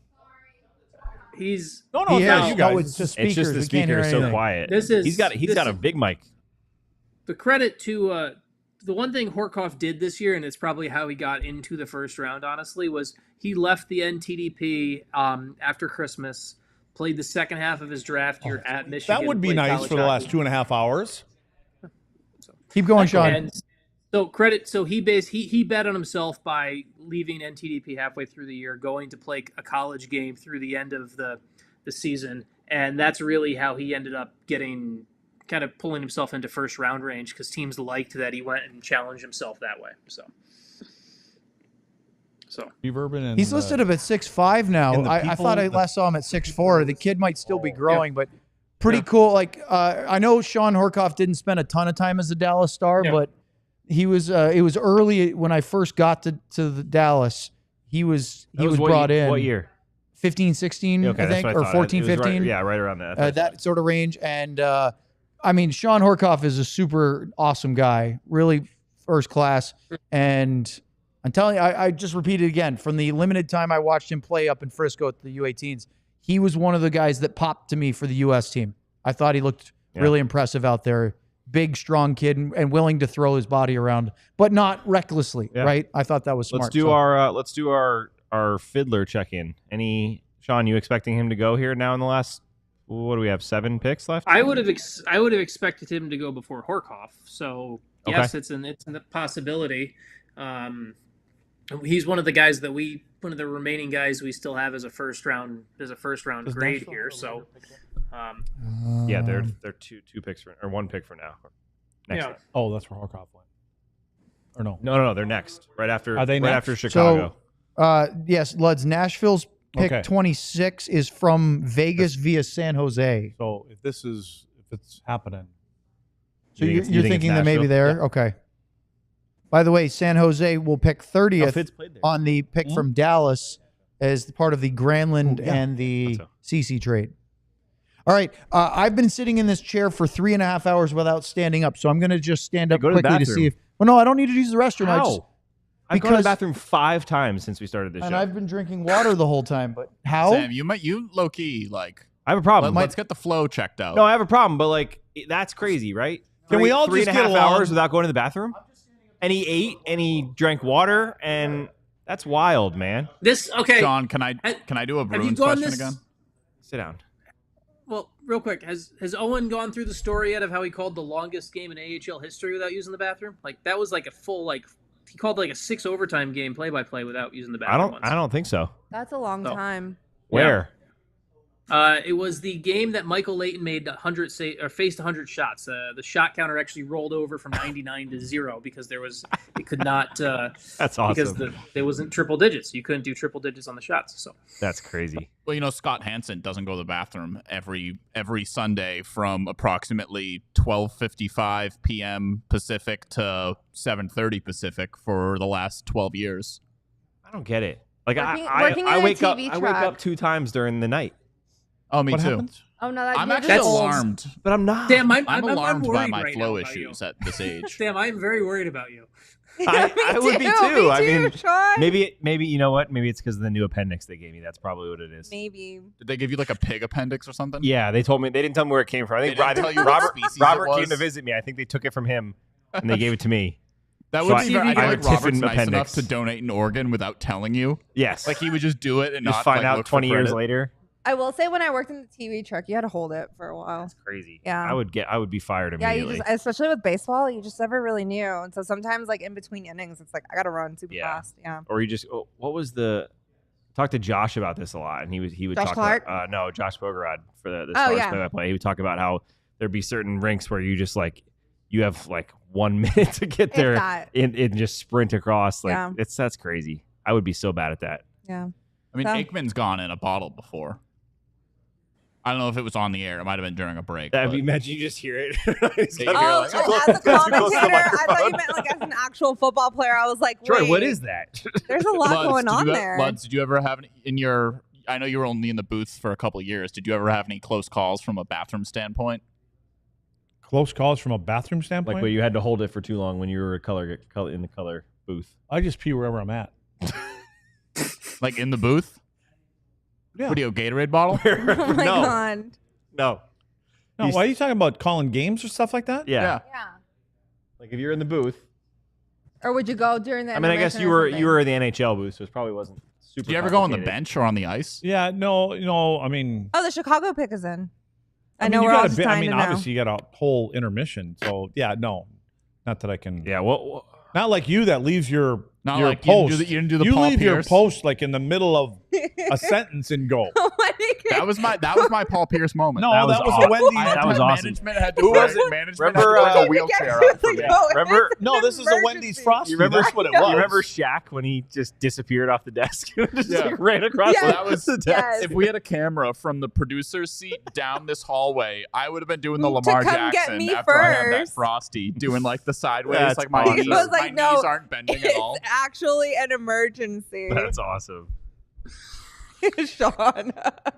We have gone. This is what happens, Sean. They tell us 3 hours and it goes 3.5. We talk about going to the bathroom. We're at 3.5 hours on this, and we still have 7. We're in Delulu hours. I have breaking news. Sean Shapiro says we can never do this type of draft again, please. Are we talking about us? No. Yeah, or the NHL. Sean's talking about both. Great. This is great. The league content. cannot do this. The people must hate this. People are tuned in and watching. Well, that doesn't mean they're watching. They're just tuned in. They're probably chatting with each other.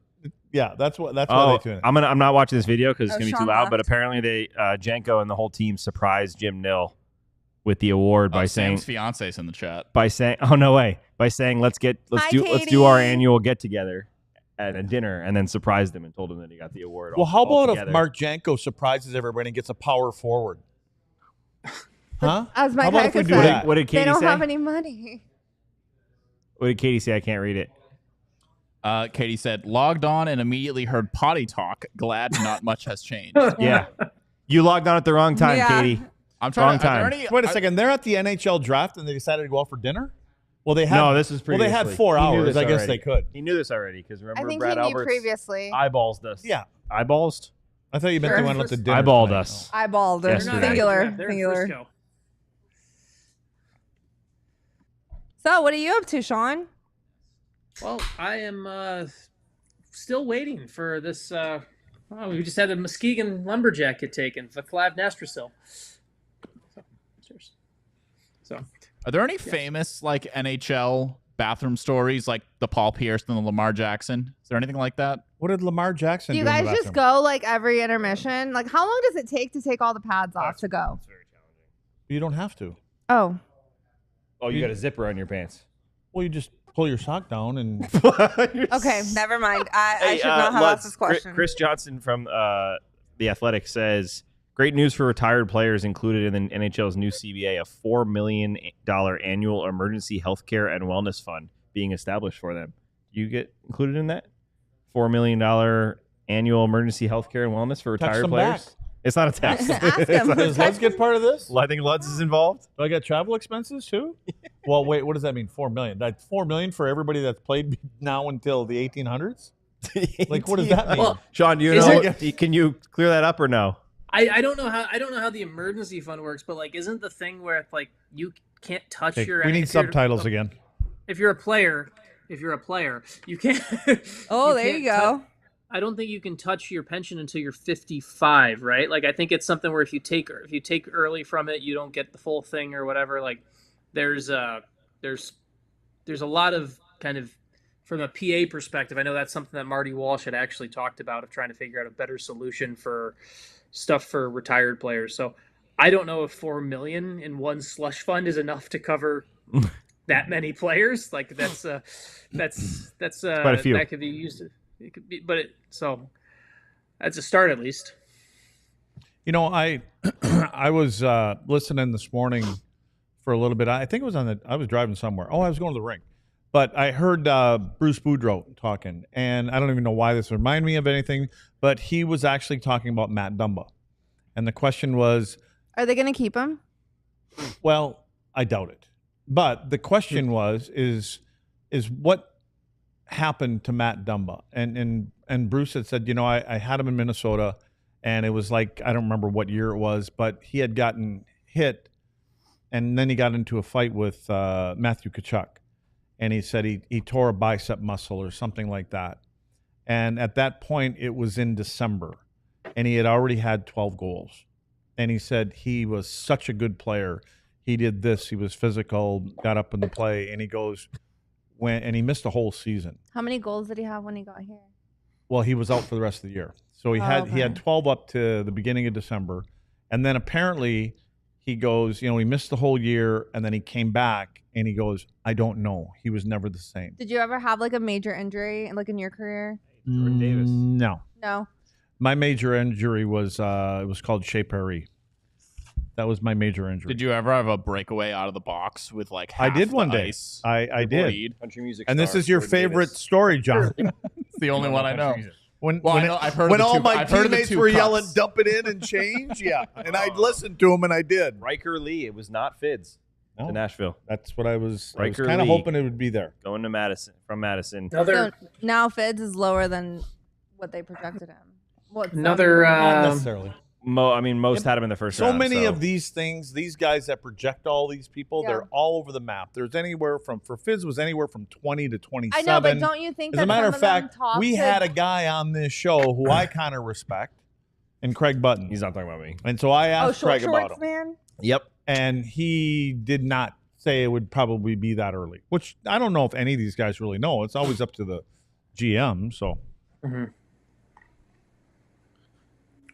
Fitz it depends on, so we had him at 23 for elite prospects. But Can you make it bigger, John? Craig had him at 40.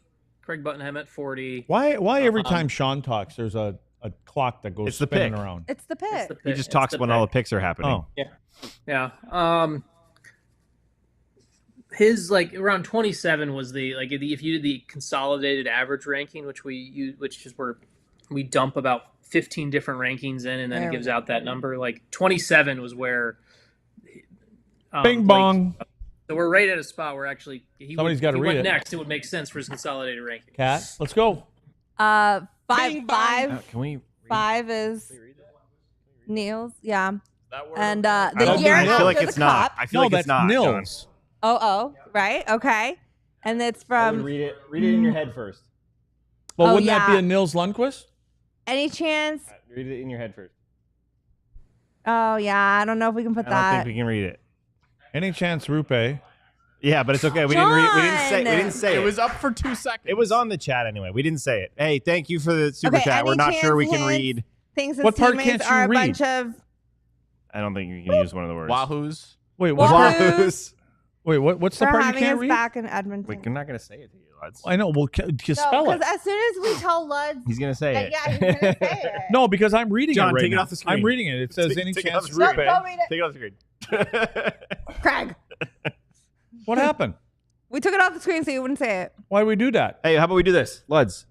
Is Rope Hintz disappointed that nobody backed him up after his the two different slashes to That his would be a great question for Rupe. I don't know. If you're to be him as a honest with you, player. I don't. To be totally honest with you, I don't think they really I'll hang out. care. Okay, fair enough. It would bother most of us, Sure. but I don't think that's their come into the room. Are you serious? I don't think anybody would really do that. Okay, I'll have one more. That's it. All right, what? Yeah. I like how I asked Luds. I was like, "Do you want another beer?" He goes, "Okay." It's like the happiest, I wanna go back trippiest to the I've one ever that we heard couldn't Luds read, whenever you 'cause ask him nothing if he looked wants bad on beer. I think all the other cameras are dead. Do we think? so. Do we think Bobby, there's are you a anyone? producer too?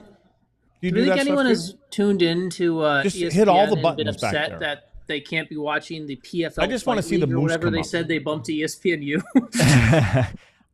I will say one thing. No matter what we do, no matter who sits in these chairs, we have 200 people still watching this show. Well, I will say, which is at least amazing. it hasn't got to the point where a pick is like a Taco Bell taco, like Nikola Jokic back in the day. Did you just say tacos? Oh, Bobby's trying to hit the drums. There, just play the button, the play button on the screen. There, we didn't program him in there because we had to make a new profile. Bobby, you need help? I'll come up and help. Sure, go Luds. Can't break it any more than it's already broken. Well, did you break it? No. There. Okay, you see in the middle of the screen? They're all in there. Get ready, boys.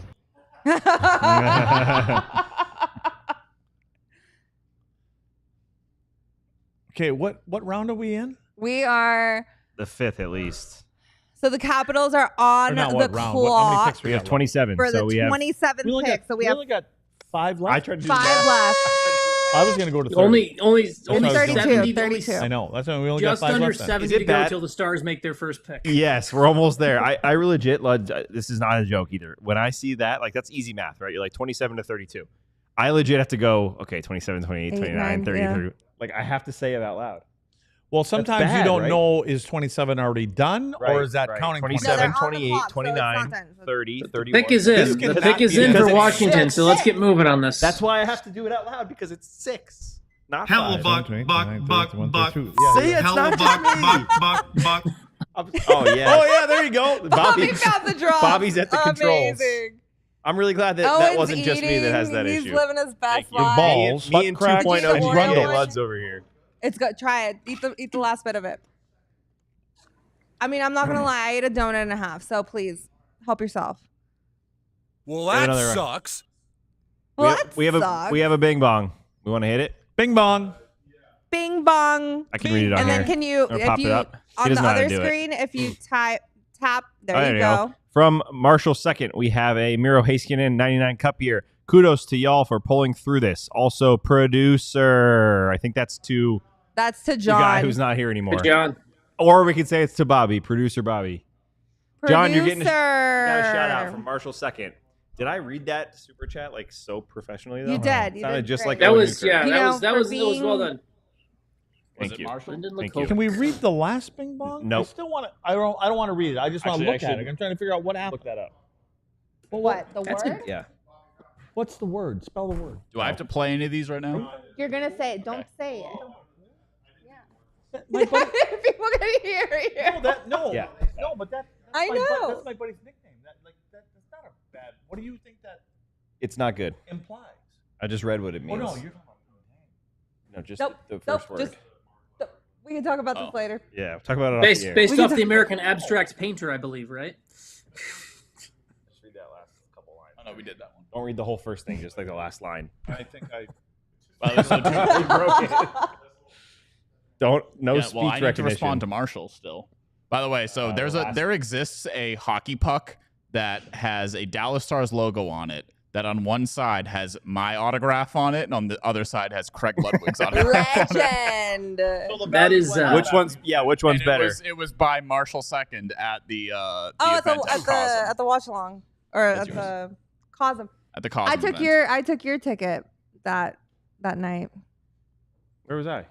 I don't know, probably. Oh, I was drugged. Sorry to laugh. I was drugged. No, I was good. I was drugged up. I came on. Sorry to laugh. What are you hitting me with the microphone for? Yeah. That's why I'm like this right now. That and some wine. Yeah, it's a lot. I'll tell you later. Yes. Get that out of here. Yeah. There you go. Oh, maybe that's why his nickname. Yeah. What are y'all He's talking getting so about? close to saying things he's not supposed to say. on the Buds. show. No, I didn't. He puts. But he, that, I've never I'm heard cutting that. you off. I'm cutting you off.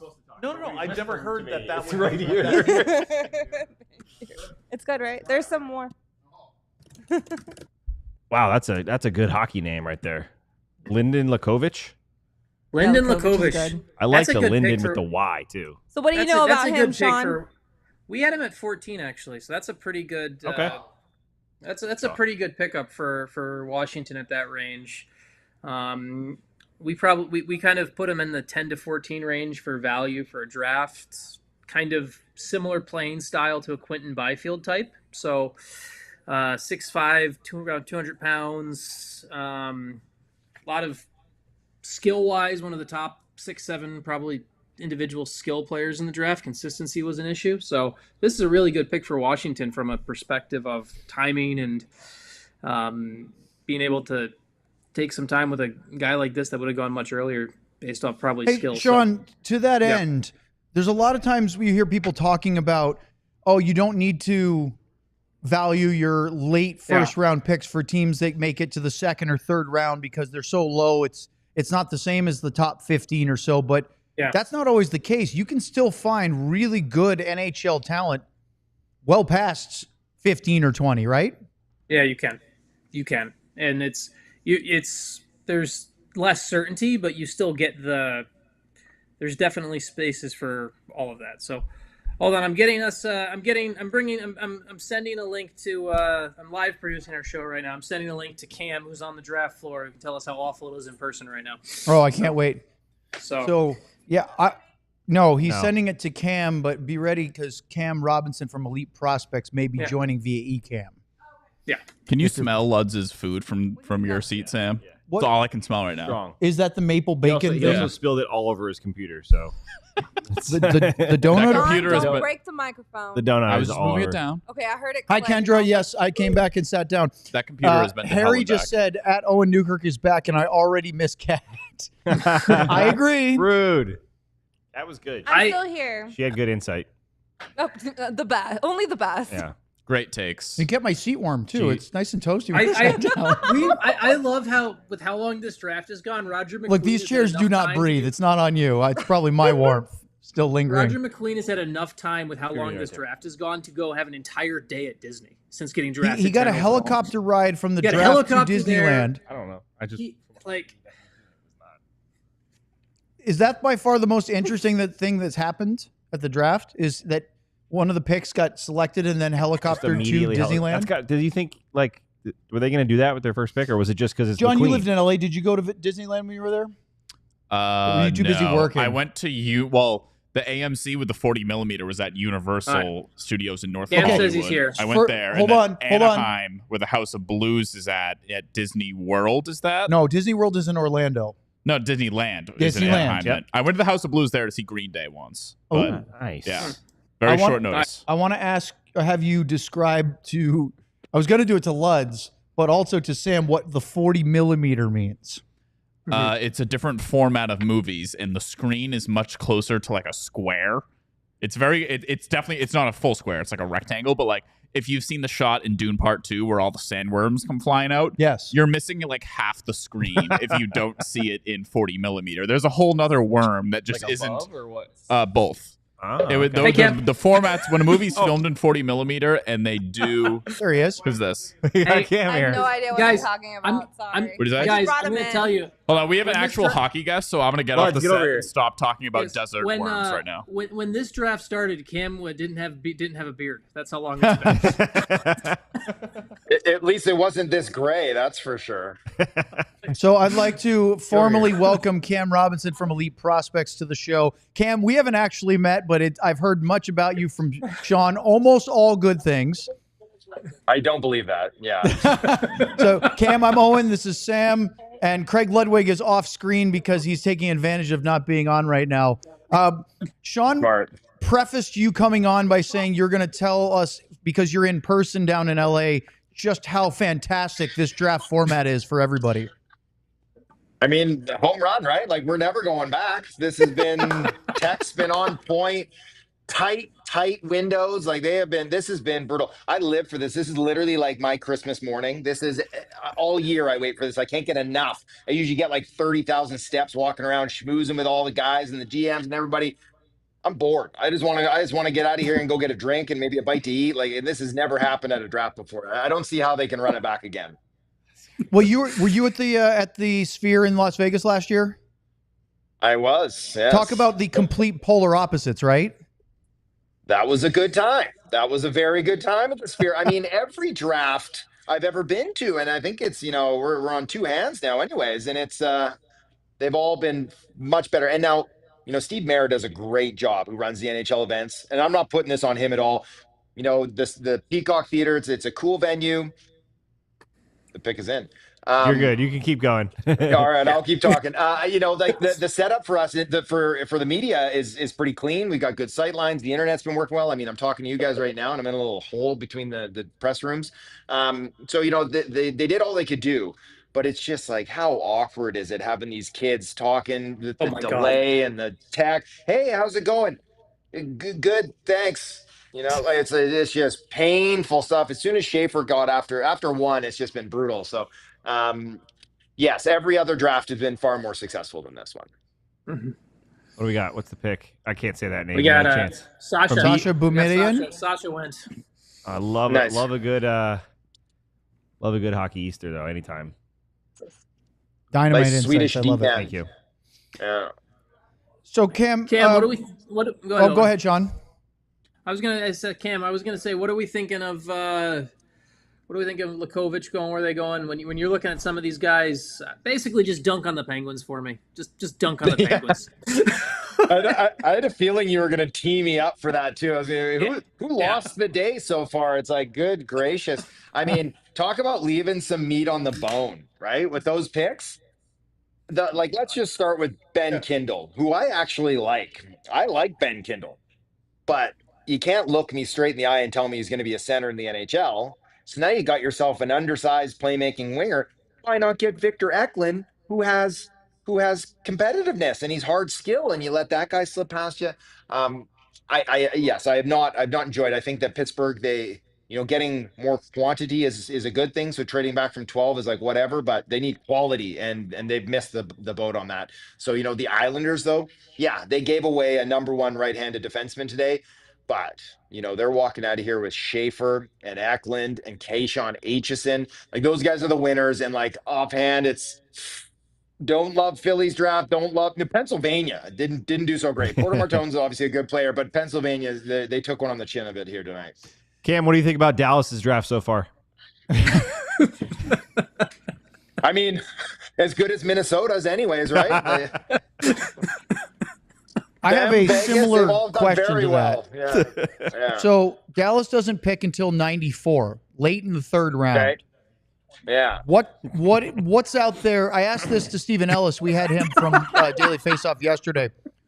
Is there anything to be excited about it towards the late 90s, early 100s in this draft? Yeah, absolutely. I mean, ask me at pick 92, and I'll have something real juicy to tell you. Right. But how about Jacob Rombach?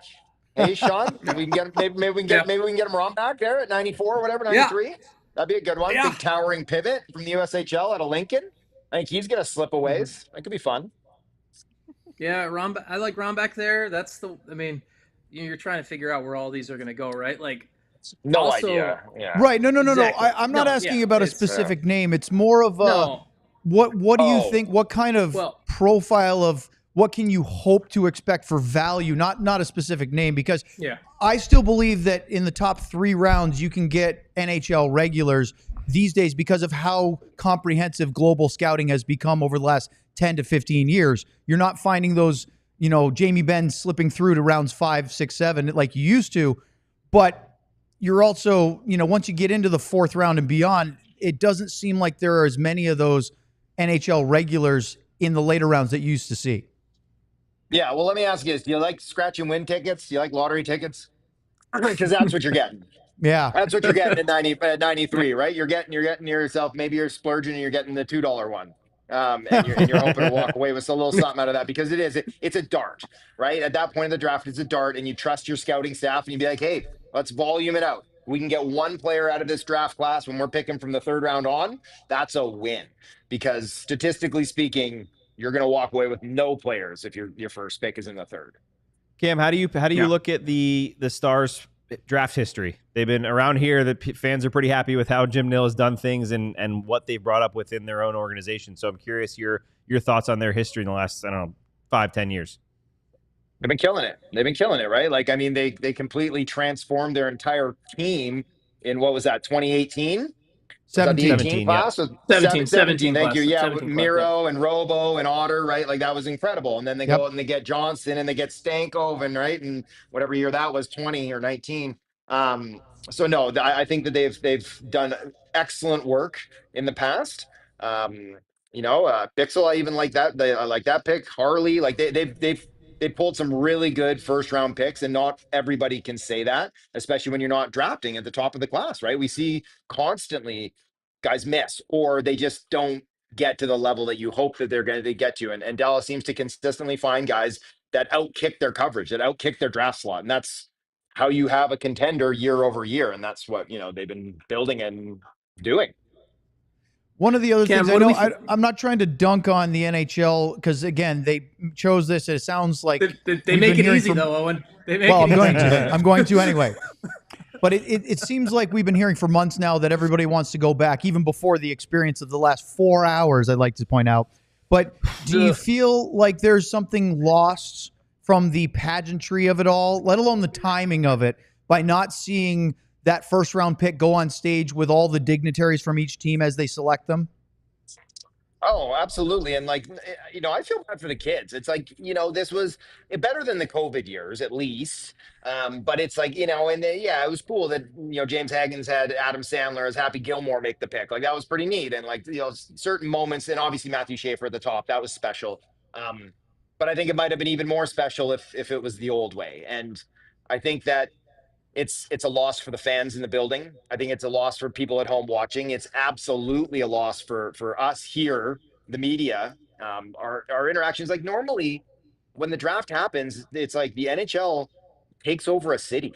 Yeah. And they take over big cities, right? It, like, quite literally, they consume it. Everybody knows. It's like you're walking around, you're meeting with people, and everywhere you go, you're running into somebody and you're chatting. And that hasn't been the case. It's like the draft has kind of taken over LA Live a little bit.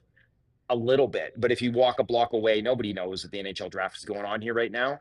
So I think it's everybody's felt that. I asked Gary Bettman today at the press conference, because they're going to poll all the teams this summer to see if they want to go back. And I said, Gary, what's the mechanism in place? Does it need to be 50%? Does it need to be 75? Does it need to be unanimous? And he wouldn't give me a straight answer. He did tell me that it was 26-6 to vote for this to change to the decentralized version originally. But he just said, basically, if the clubs overwhelmingly want to go back, then we'll go back. And so take that as you will, what overwhelmingly it needs to be 26-6. The other way. Did Bettman do what he normally does, which is also point out as blatantly as possible that he was not for this? On TV. Yeah. I'm out there. I'm just on TV. Cam's on TV right now being accosted by Mickey Mouse or somebody there. But did Bettman do what he has done a handful of times since that decision to blatantly say to the public he did not want this and he was not in favor of this change? Yes, he did. Absolutely. He did. He basically said, he's like, I told them, if you want to do this, we'll do this. So yeah, he threw that out there again. And then, he said, and if they want to go back, we'll go back. We're here to please. Amazing. And so I love that he just keeps triple downing on that. Like he was on his game. Yeah. Luds, you got anything for Cam? No, I like listening to you guys. Yeah. I love Cam. He's fucking going a mile a minute here. I love it. He's got some energy here. I'm just getting warmed up. Luz just got yelled at for profanity on the show. We had no cursing on this whole show until Cam got them all fired up and ready to go. That's not true. Lud's dropped an No, I'm like, I wish I was in LA right now. Him and I'd be downtown. Oh, you guys would be having some fun, that's for sure. You don't want to go downtown. Absolutely. Yes, I've been down there. Sorry, John. Yeah. Oh. All right. We got another trade alert. Yay. Fun. What do we got making this That delays us again. Another trade? Oh, God. What do you got, Sean? Yeah. Oh, Chicago's moved into Carolina's pick. So Carolina moved. That's a big one. Saw that coming. Yeah, exactly. We knew that was coming. Blake Fiddler is number one on the remaining list. He's been up there like 5 times. I mocked Carolina to. I mocked Carolina to trade back, and that was quite literally the mock draft pick. Yeah. What do we have? Four left. Cam, does Fiddler go? Not in the first round. He can go. Carolina wouldn't take him. He should go. He was in my first round, but I think, in a normal draft, he's probably more like an early day 2 kid. But in this class, he should probably be a late 1. So, especially with D, I think he should go. But we'll see. This is banana pancakes over here. This board, like you couldn't have drawn this up. That's a great Jack Johnson reference, by the way. I appreciate it. Cam, when you're going through making your mocks, trying to build your boards, and there's thin margins between players, how do you kind of make your decisions? Because there are margins for error here with these kids. I mean, you try, especially like the most recent one I released there yesterday, is you try to get as much information as you can get from teams, from agents, from players. Like I was talking to players, like, who are you getting good vibes off of? Like, who did you talk to most recently? Who's been coming back to try to, get a gauge on if you're going to be available and if you're a fit. You try to work your way down from there. And then sometimes you just have no information and you just try to look for an organizational fit. You look at past drafting history, you look at physical and statistical profiles, and you try to make educated guesses. And then you throw it out the window when it all goes to hell after, the 4th pick. Yeah. I feel like you could go. Do we think, Cam, do we think on that front, do we think just because obviously, we know this is Eric's, do we think the hip is what's the reason we haven't seen Ravensburger go yet? Yeah, that's 100% what's going on. I had a bunch of teams say that it's been a concern, that it hasn't gotten better. And that, he, I had one team say that, he kind of slipped down to, 4th or 5th on their goalie board, which, consensus number 1 goalie for much of the year. And he's still waiting there. Yeah. To my earlier question, can you go back to your previous mocks years ago, like whether it's last year before, 3-5 years down behind, or do you just drive yourself insane if you spend too much time looking at how you rated guys in the past? Yeah, no, mocks. No, I don't ever look at him again. Although I did go 6 for 6 last year to start the draft, and so that gave me all the warm and fuzzies. But I'll never look at another one again. I went 4 for 4 to start today, and then again it all went out the window. But no, I don't like to look. I don't like to look back at those. It usually just causes pain. Nothing. Lud's made it to hour 1. No, we're on hour 5 right now. He's done. We are on. No, I've told you guys, I don't know what the hell's going on here. I barely knew the first 5 guys. No. I'm just teasing you, Cam. My next one is, what are you looking at from day 2? Who's dropped? Who's been out? Who's an absolute steal in your mind that hasn't gone, that could be what they call that quote unquote first round talent getting round 2 or beyond? Here's the thing. Is that when I'm making my board here, and the same with our EP board at Elite Prospects, there is that you get outside of 2021, I don't feel like any of these guys are first rounders. And so it's that's why we saw Andrianov go to Columbus there. It's that they didn't like anybody. They didn't think any of them were first rounders. So why not swing on the Russian kid, the Russian goalie? So, I don't know if there's anyone there that really turns my crank. Cullen Potter's got wheels for days. Malcolm Spence, he's a little surprising he's still out there, but I did a bold predictions article that came out today, and I asked a bunch of team side people, executives and scouts, to give me a bold prediction of their own. And one of them was Malcolm Spence falls today too. So, I guess it's not that big a surprise in the industry as well. So there's going to be some good names that are going to be left for tomorrow. Fiddler's one of them as well. Max Sinichka is a really talented, big defenseman too, who's probably going to be available tomorrow. So there's definitely going to be some assets out there, but oftentimes we'll see, it wasn't that long ago where I was just chomping at the bit and shouting for somebody, take Logan Stankoven. This kid should be gone in the teens, and there he's going to be in the 40s, right? There's nobody like that this year. Yeah. Hey, Sean, you were talking about that when you guys were building your board, saying when you don't have 32 A-rated players or first round rated. And that's going to continue. You don't have 32 second round rated players, right? Correct. It just keeps. Yeah.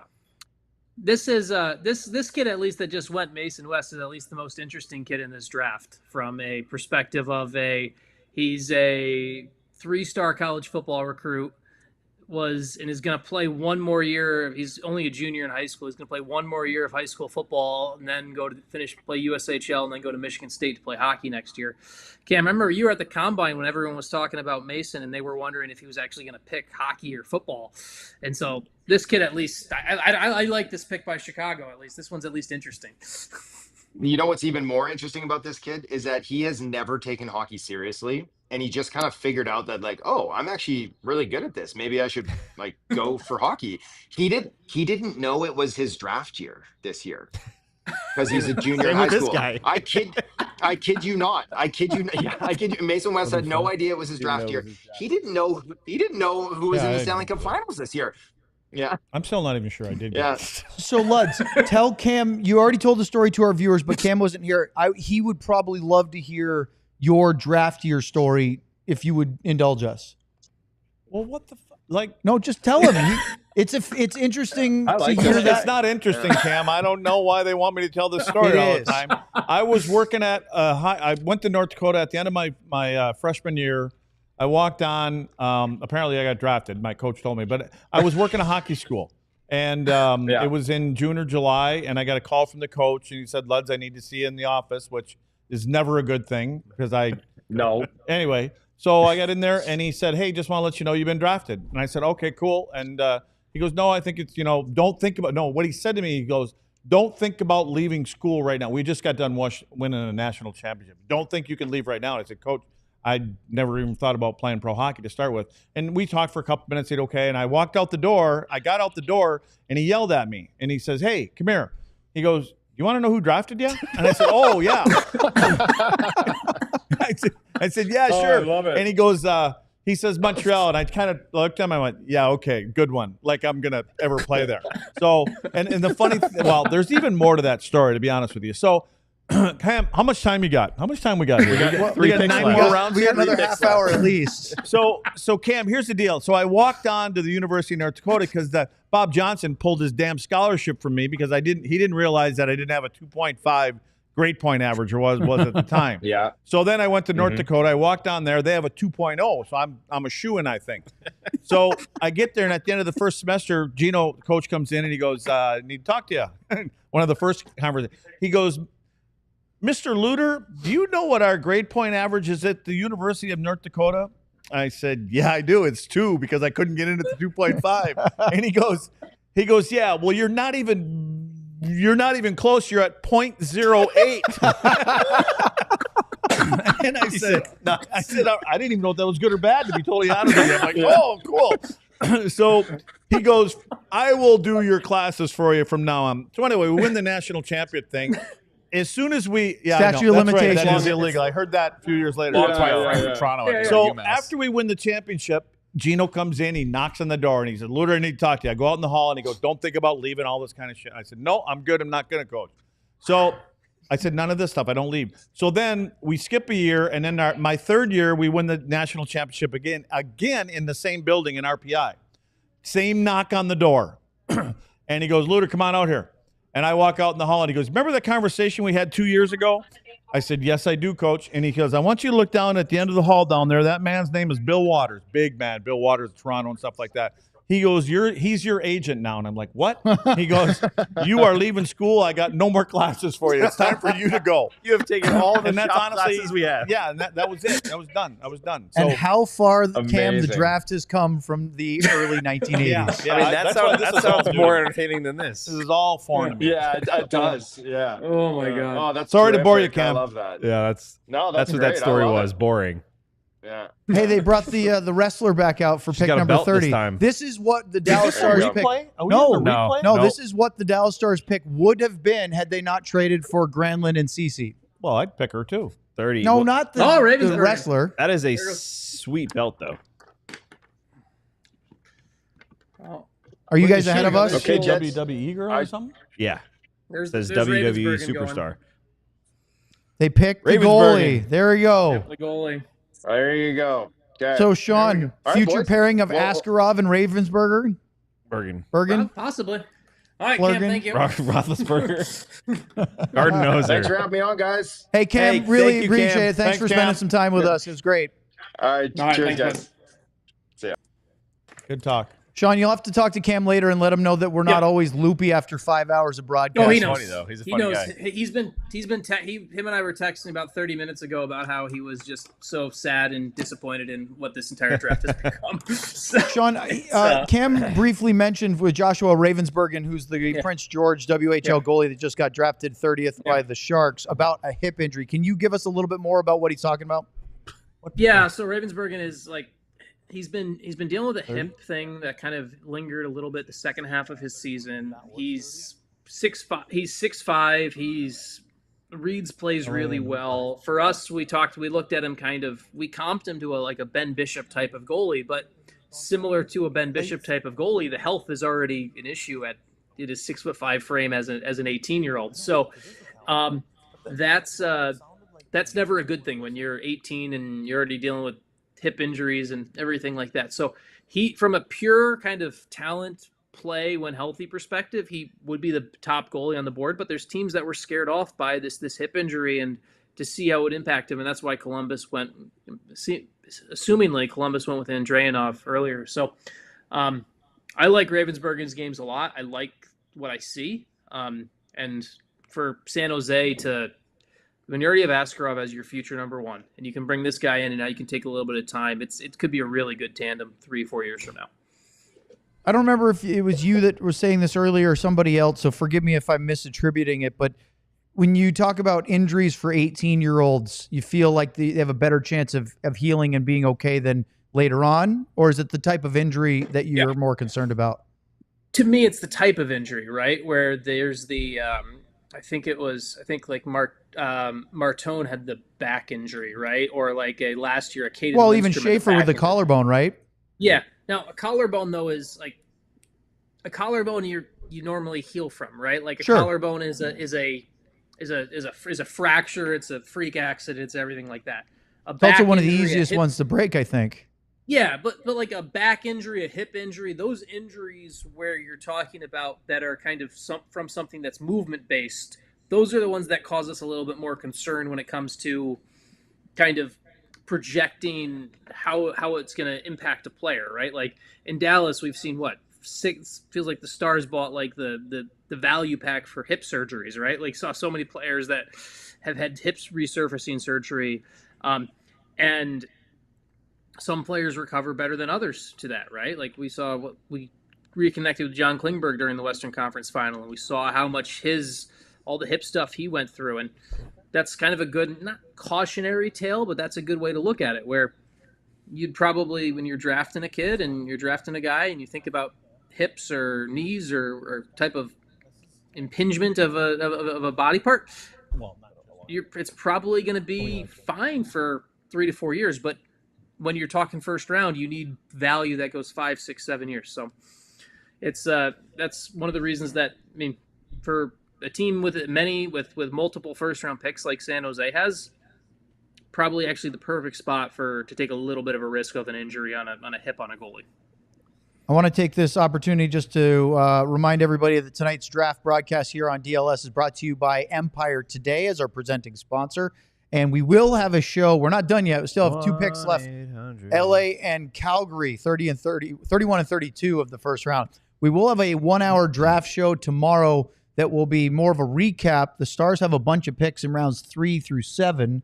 Yep. They don't have a second round pick, but we will do a show. I think we're looking somewhere in the 2 o'clock range. If it goes as slow as this, it's going to be 4 o'clock. Well, that's to be determined depending on if we're trying to get it to the end or before. I get a good connection as I'm heading through Oklahoma. Yeah, seriously. So we are going to do something like that. We don't know if Sean will be on tomorrow's show or not. We will also talk to Jim Sam, Nill are you tomorrow. going to be up in? Yeah.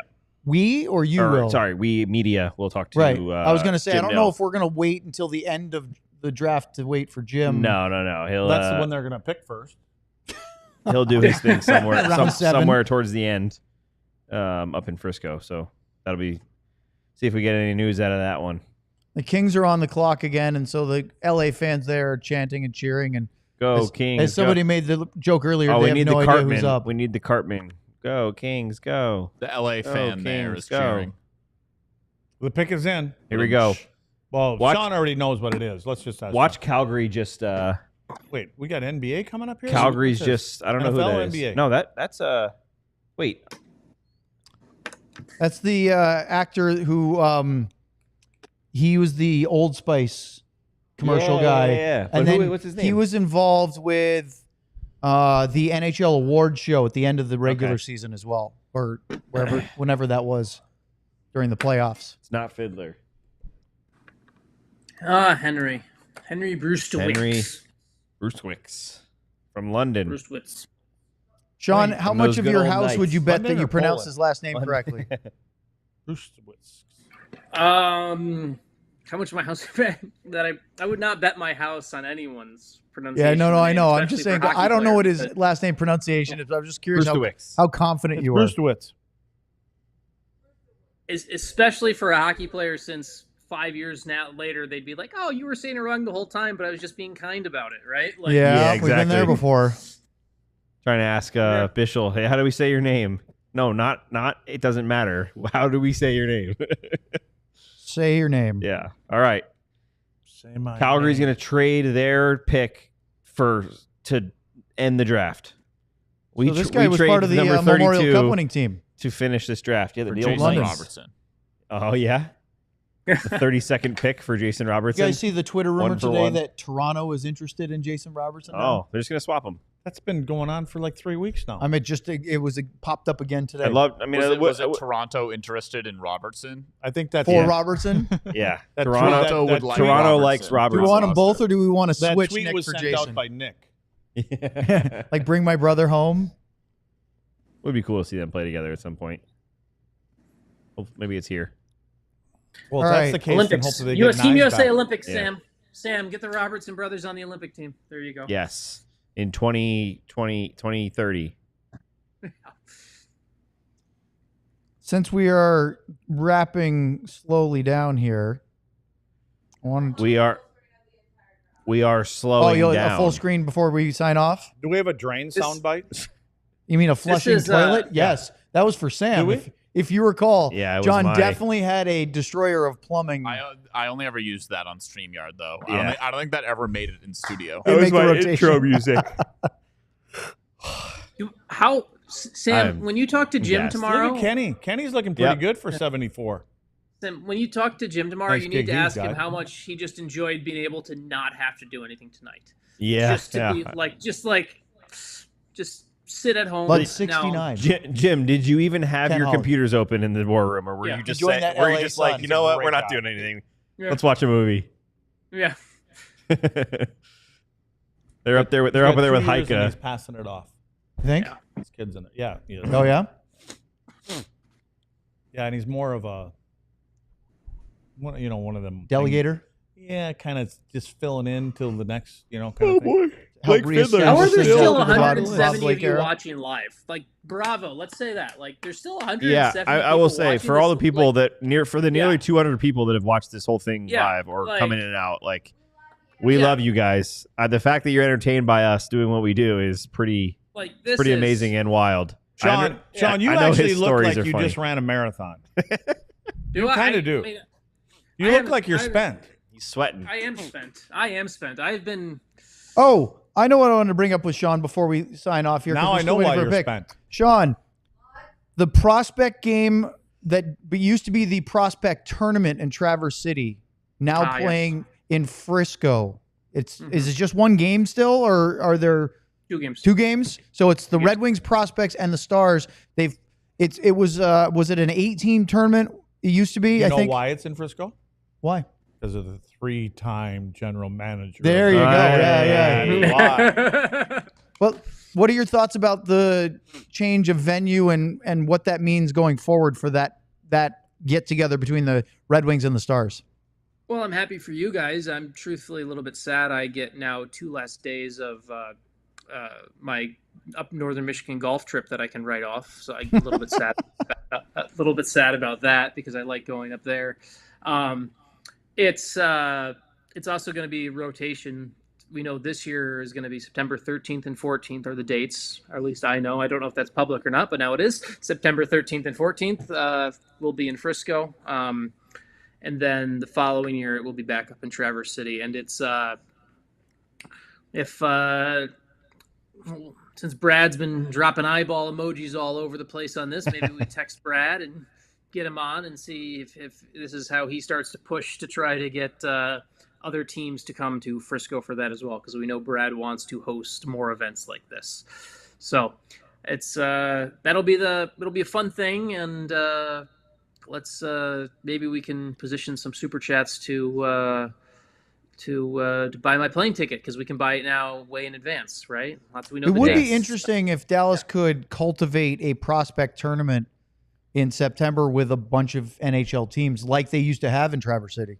Guys, the I last wasn't pick joking. is in. It was, yeah. No, but it was Jim. Jim and Kenny Holland started that. Oh yeah, up in Traverse. That was Yes. their whole thing. That's why Yeah. it was funny. We Jim got the award. Kenny was just on TV, and you guys were talking about it. So that's I threw that, And threw that Sean, nugget in there for you. You were up there covering it when there were GMs from all over the place, and it was 2 groups and a round robin and then a knockout stage, and then it slowly dwindled over the years, and COVID's part of that. Yeah. Yep. 2 years, I think, on the plane. All right, Lanny. last pick The of the Monopoly, first Monopoly round, man is Last going to make one. the final pick. Lanny McDonald. Do you guys know what trade this pick is from? You see that year they won the Stanley Cup? This is the That's Florida not a good feeling Panthers. for Is this Luds. part of the Kachuk-Huberdeau trade? It's the Kachuk Yep. trade. Is it the Kachuk trade Kachuk trade. with Huberdeau? That is such a good mustache. See, Lanny, do you see that? 1999 Stanley Cup winner? 89. 89. 10 years before you guys. I was there. Oh, yeah? Yeah, they beat it. We beat them in 86. Knew he was on that team. And then in 89, they came into Montreal and beat us in the Forum. Lanny scored the winning goal. I remember that iconic goal.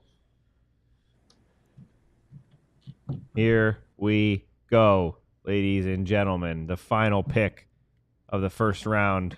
It's going to be just under 4.5 hours. First round in the history Arizona State. of the NHL draft. We have an Arizona State Sun Devil pick. The newest members. I don't know if it's this year of the NCHC. I don't know if that's this year or next year. I forget. There we go.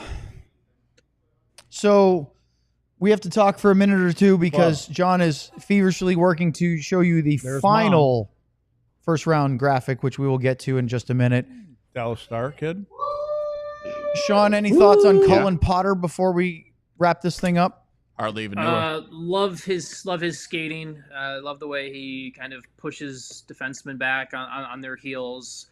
Had a little bit of a learning curve as an 18. I think he was 17 for most of the season at Arizona State as a freshman. So a little bit of a learning curve there, but this is right where you'd want to kind of add this type of player, kid who's going to attack with speed. Could probably projects a little bit more as a second or third line winger, but maybe could move up higher in from time to time. So nice little value pick from Calgary here. So that's a good one. And Luds, he's from Hortonville, Wisconsin, which is about 130 miles south of Eagle River, not far from Green Bay. Thanks to Google Maps. Okay, here we go. You go goose hunting. They're gonna have a good year this year. Check this out. Here's the final draft first round of 2025 from picks 1 through 32. It did not take 5 hours. All these things now. Oh, so there's Matthew Shaver starting the night just past 6 p.m. Central Time. Cullen Potter, the last pick at just before 10:30 Central Time. How you guys feeling after that? Yeah, Lud's microphone is nowhere near him. It was that fun. means It was he's fun. done. It was fun. I just wish it didn't drag on as long. It was Sean? It was 2.5 hours too long. Yeah, for sure. Like if that was 3 hours, it would have been fun. If that was 3 hours, it was fun listening to Luds tell stories though. And Cam was the man. Hike's coming on here just being straight up. Robert coming on at the worst time. That's good times, man. That's good times. How did you enjoy it? I enjoyed hanging out with you. It was definitely 2 hours too long. Yeah, that's what most people say to me. A tight 2.5, I'm okay with. Yep. No, be nice if the Stars had a pick, but hey. Yeah, thank you to Wendy's for the food earlier. Thank you to Wendy's. Donuts. The donut place. Sean, yours is almost there. I know. Empire today. We didn't spill any Wendy's even though on Luds the floor. was just spilling all of his donut all over the place and I haven't beers. spilled anything. It's right here. And we need did throw a beer at him. Sam, world's smallest violin. You need to push Jim tomorrow onto hey, Jim, we know 26 of the GMs voted for this year. I don't care what you do, Jim. You are the 3-time GM of the year. You need to pull your sway so everyone flips back to vote to make this in person. Agreed. Sean, I would bet that Jim probably didn't like this because isn't that one of his fortes? He's a people person. Talking to everybody and knowing what's going on the draft floor. Yeah. Yes, I mean I know at least one GM that is going to be really hard to sway the other way, and he's the guy I'm going to have to get on a Zoom call with in 2 minutes here from Detroit. Oh, delightful! Make sure everybody knows we're covering round 4 too. Yep, rounds 2 through 7. 2 through 7 tomorrow. Right. I thought we didn't have to do not live. I thought we were not live. Right. Hey, congratulations to Jim Nill. Sean, thank you very much.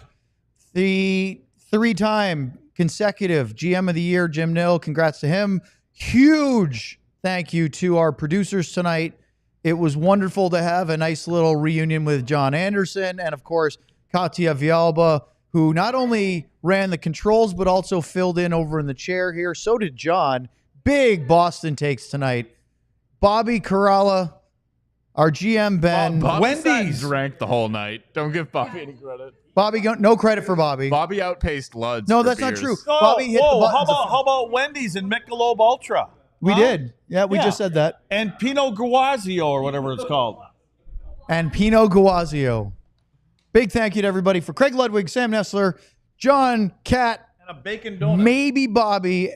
I'm Owen. Thank you. Oh, and Sean, and thank you to Robert Tiffin and Mike Heika for joining us and Cam Robinson. We will see you tomorrow for a 1-hour tight round 2 through 7. We're not doing this for 5 hours. Good night.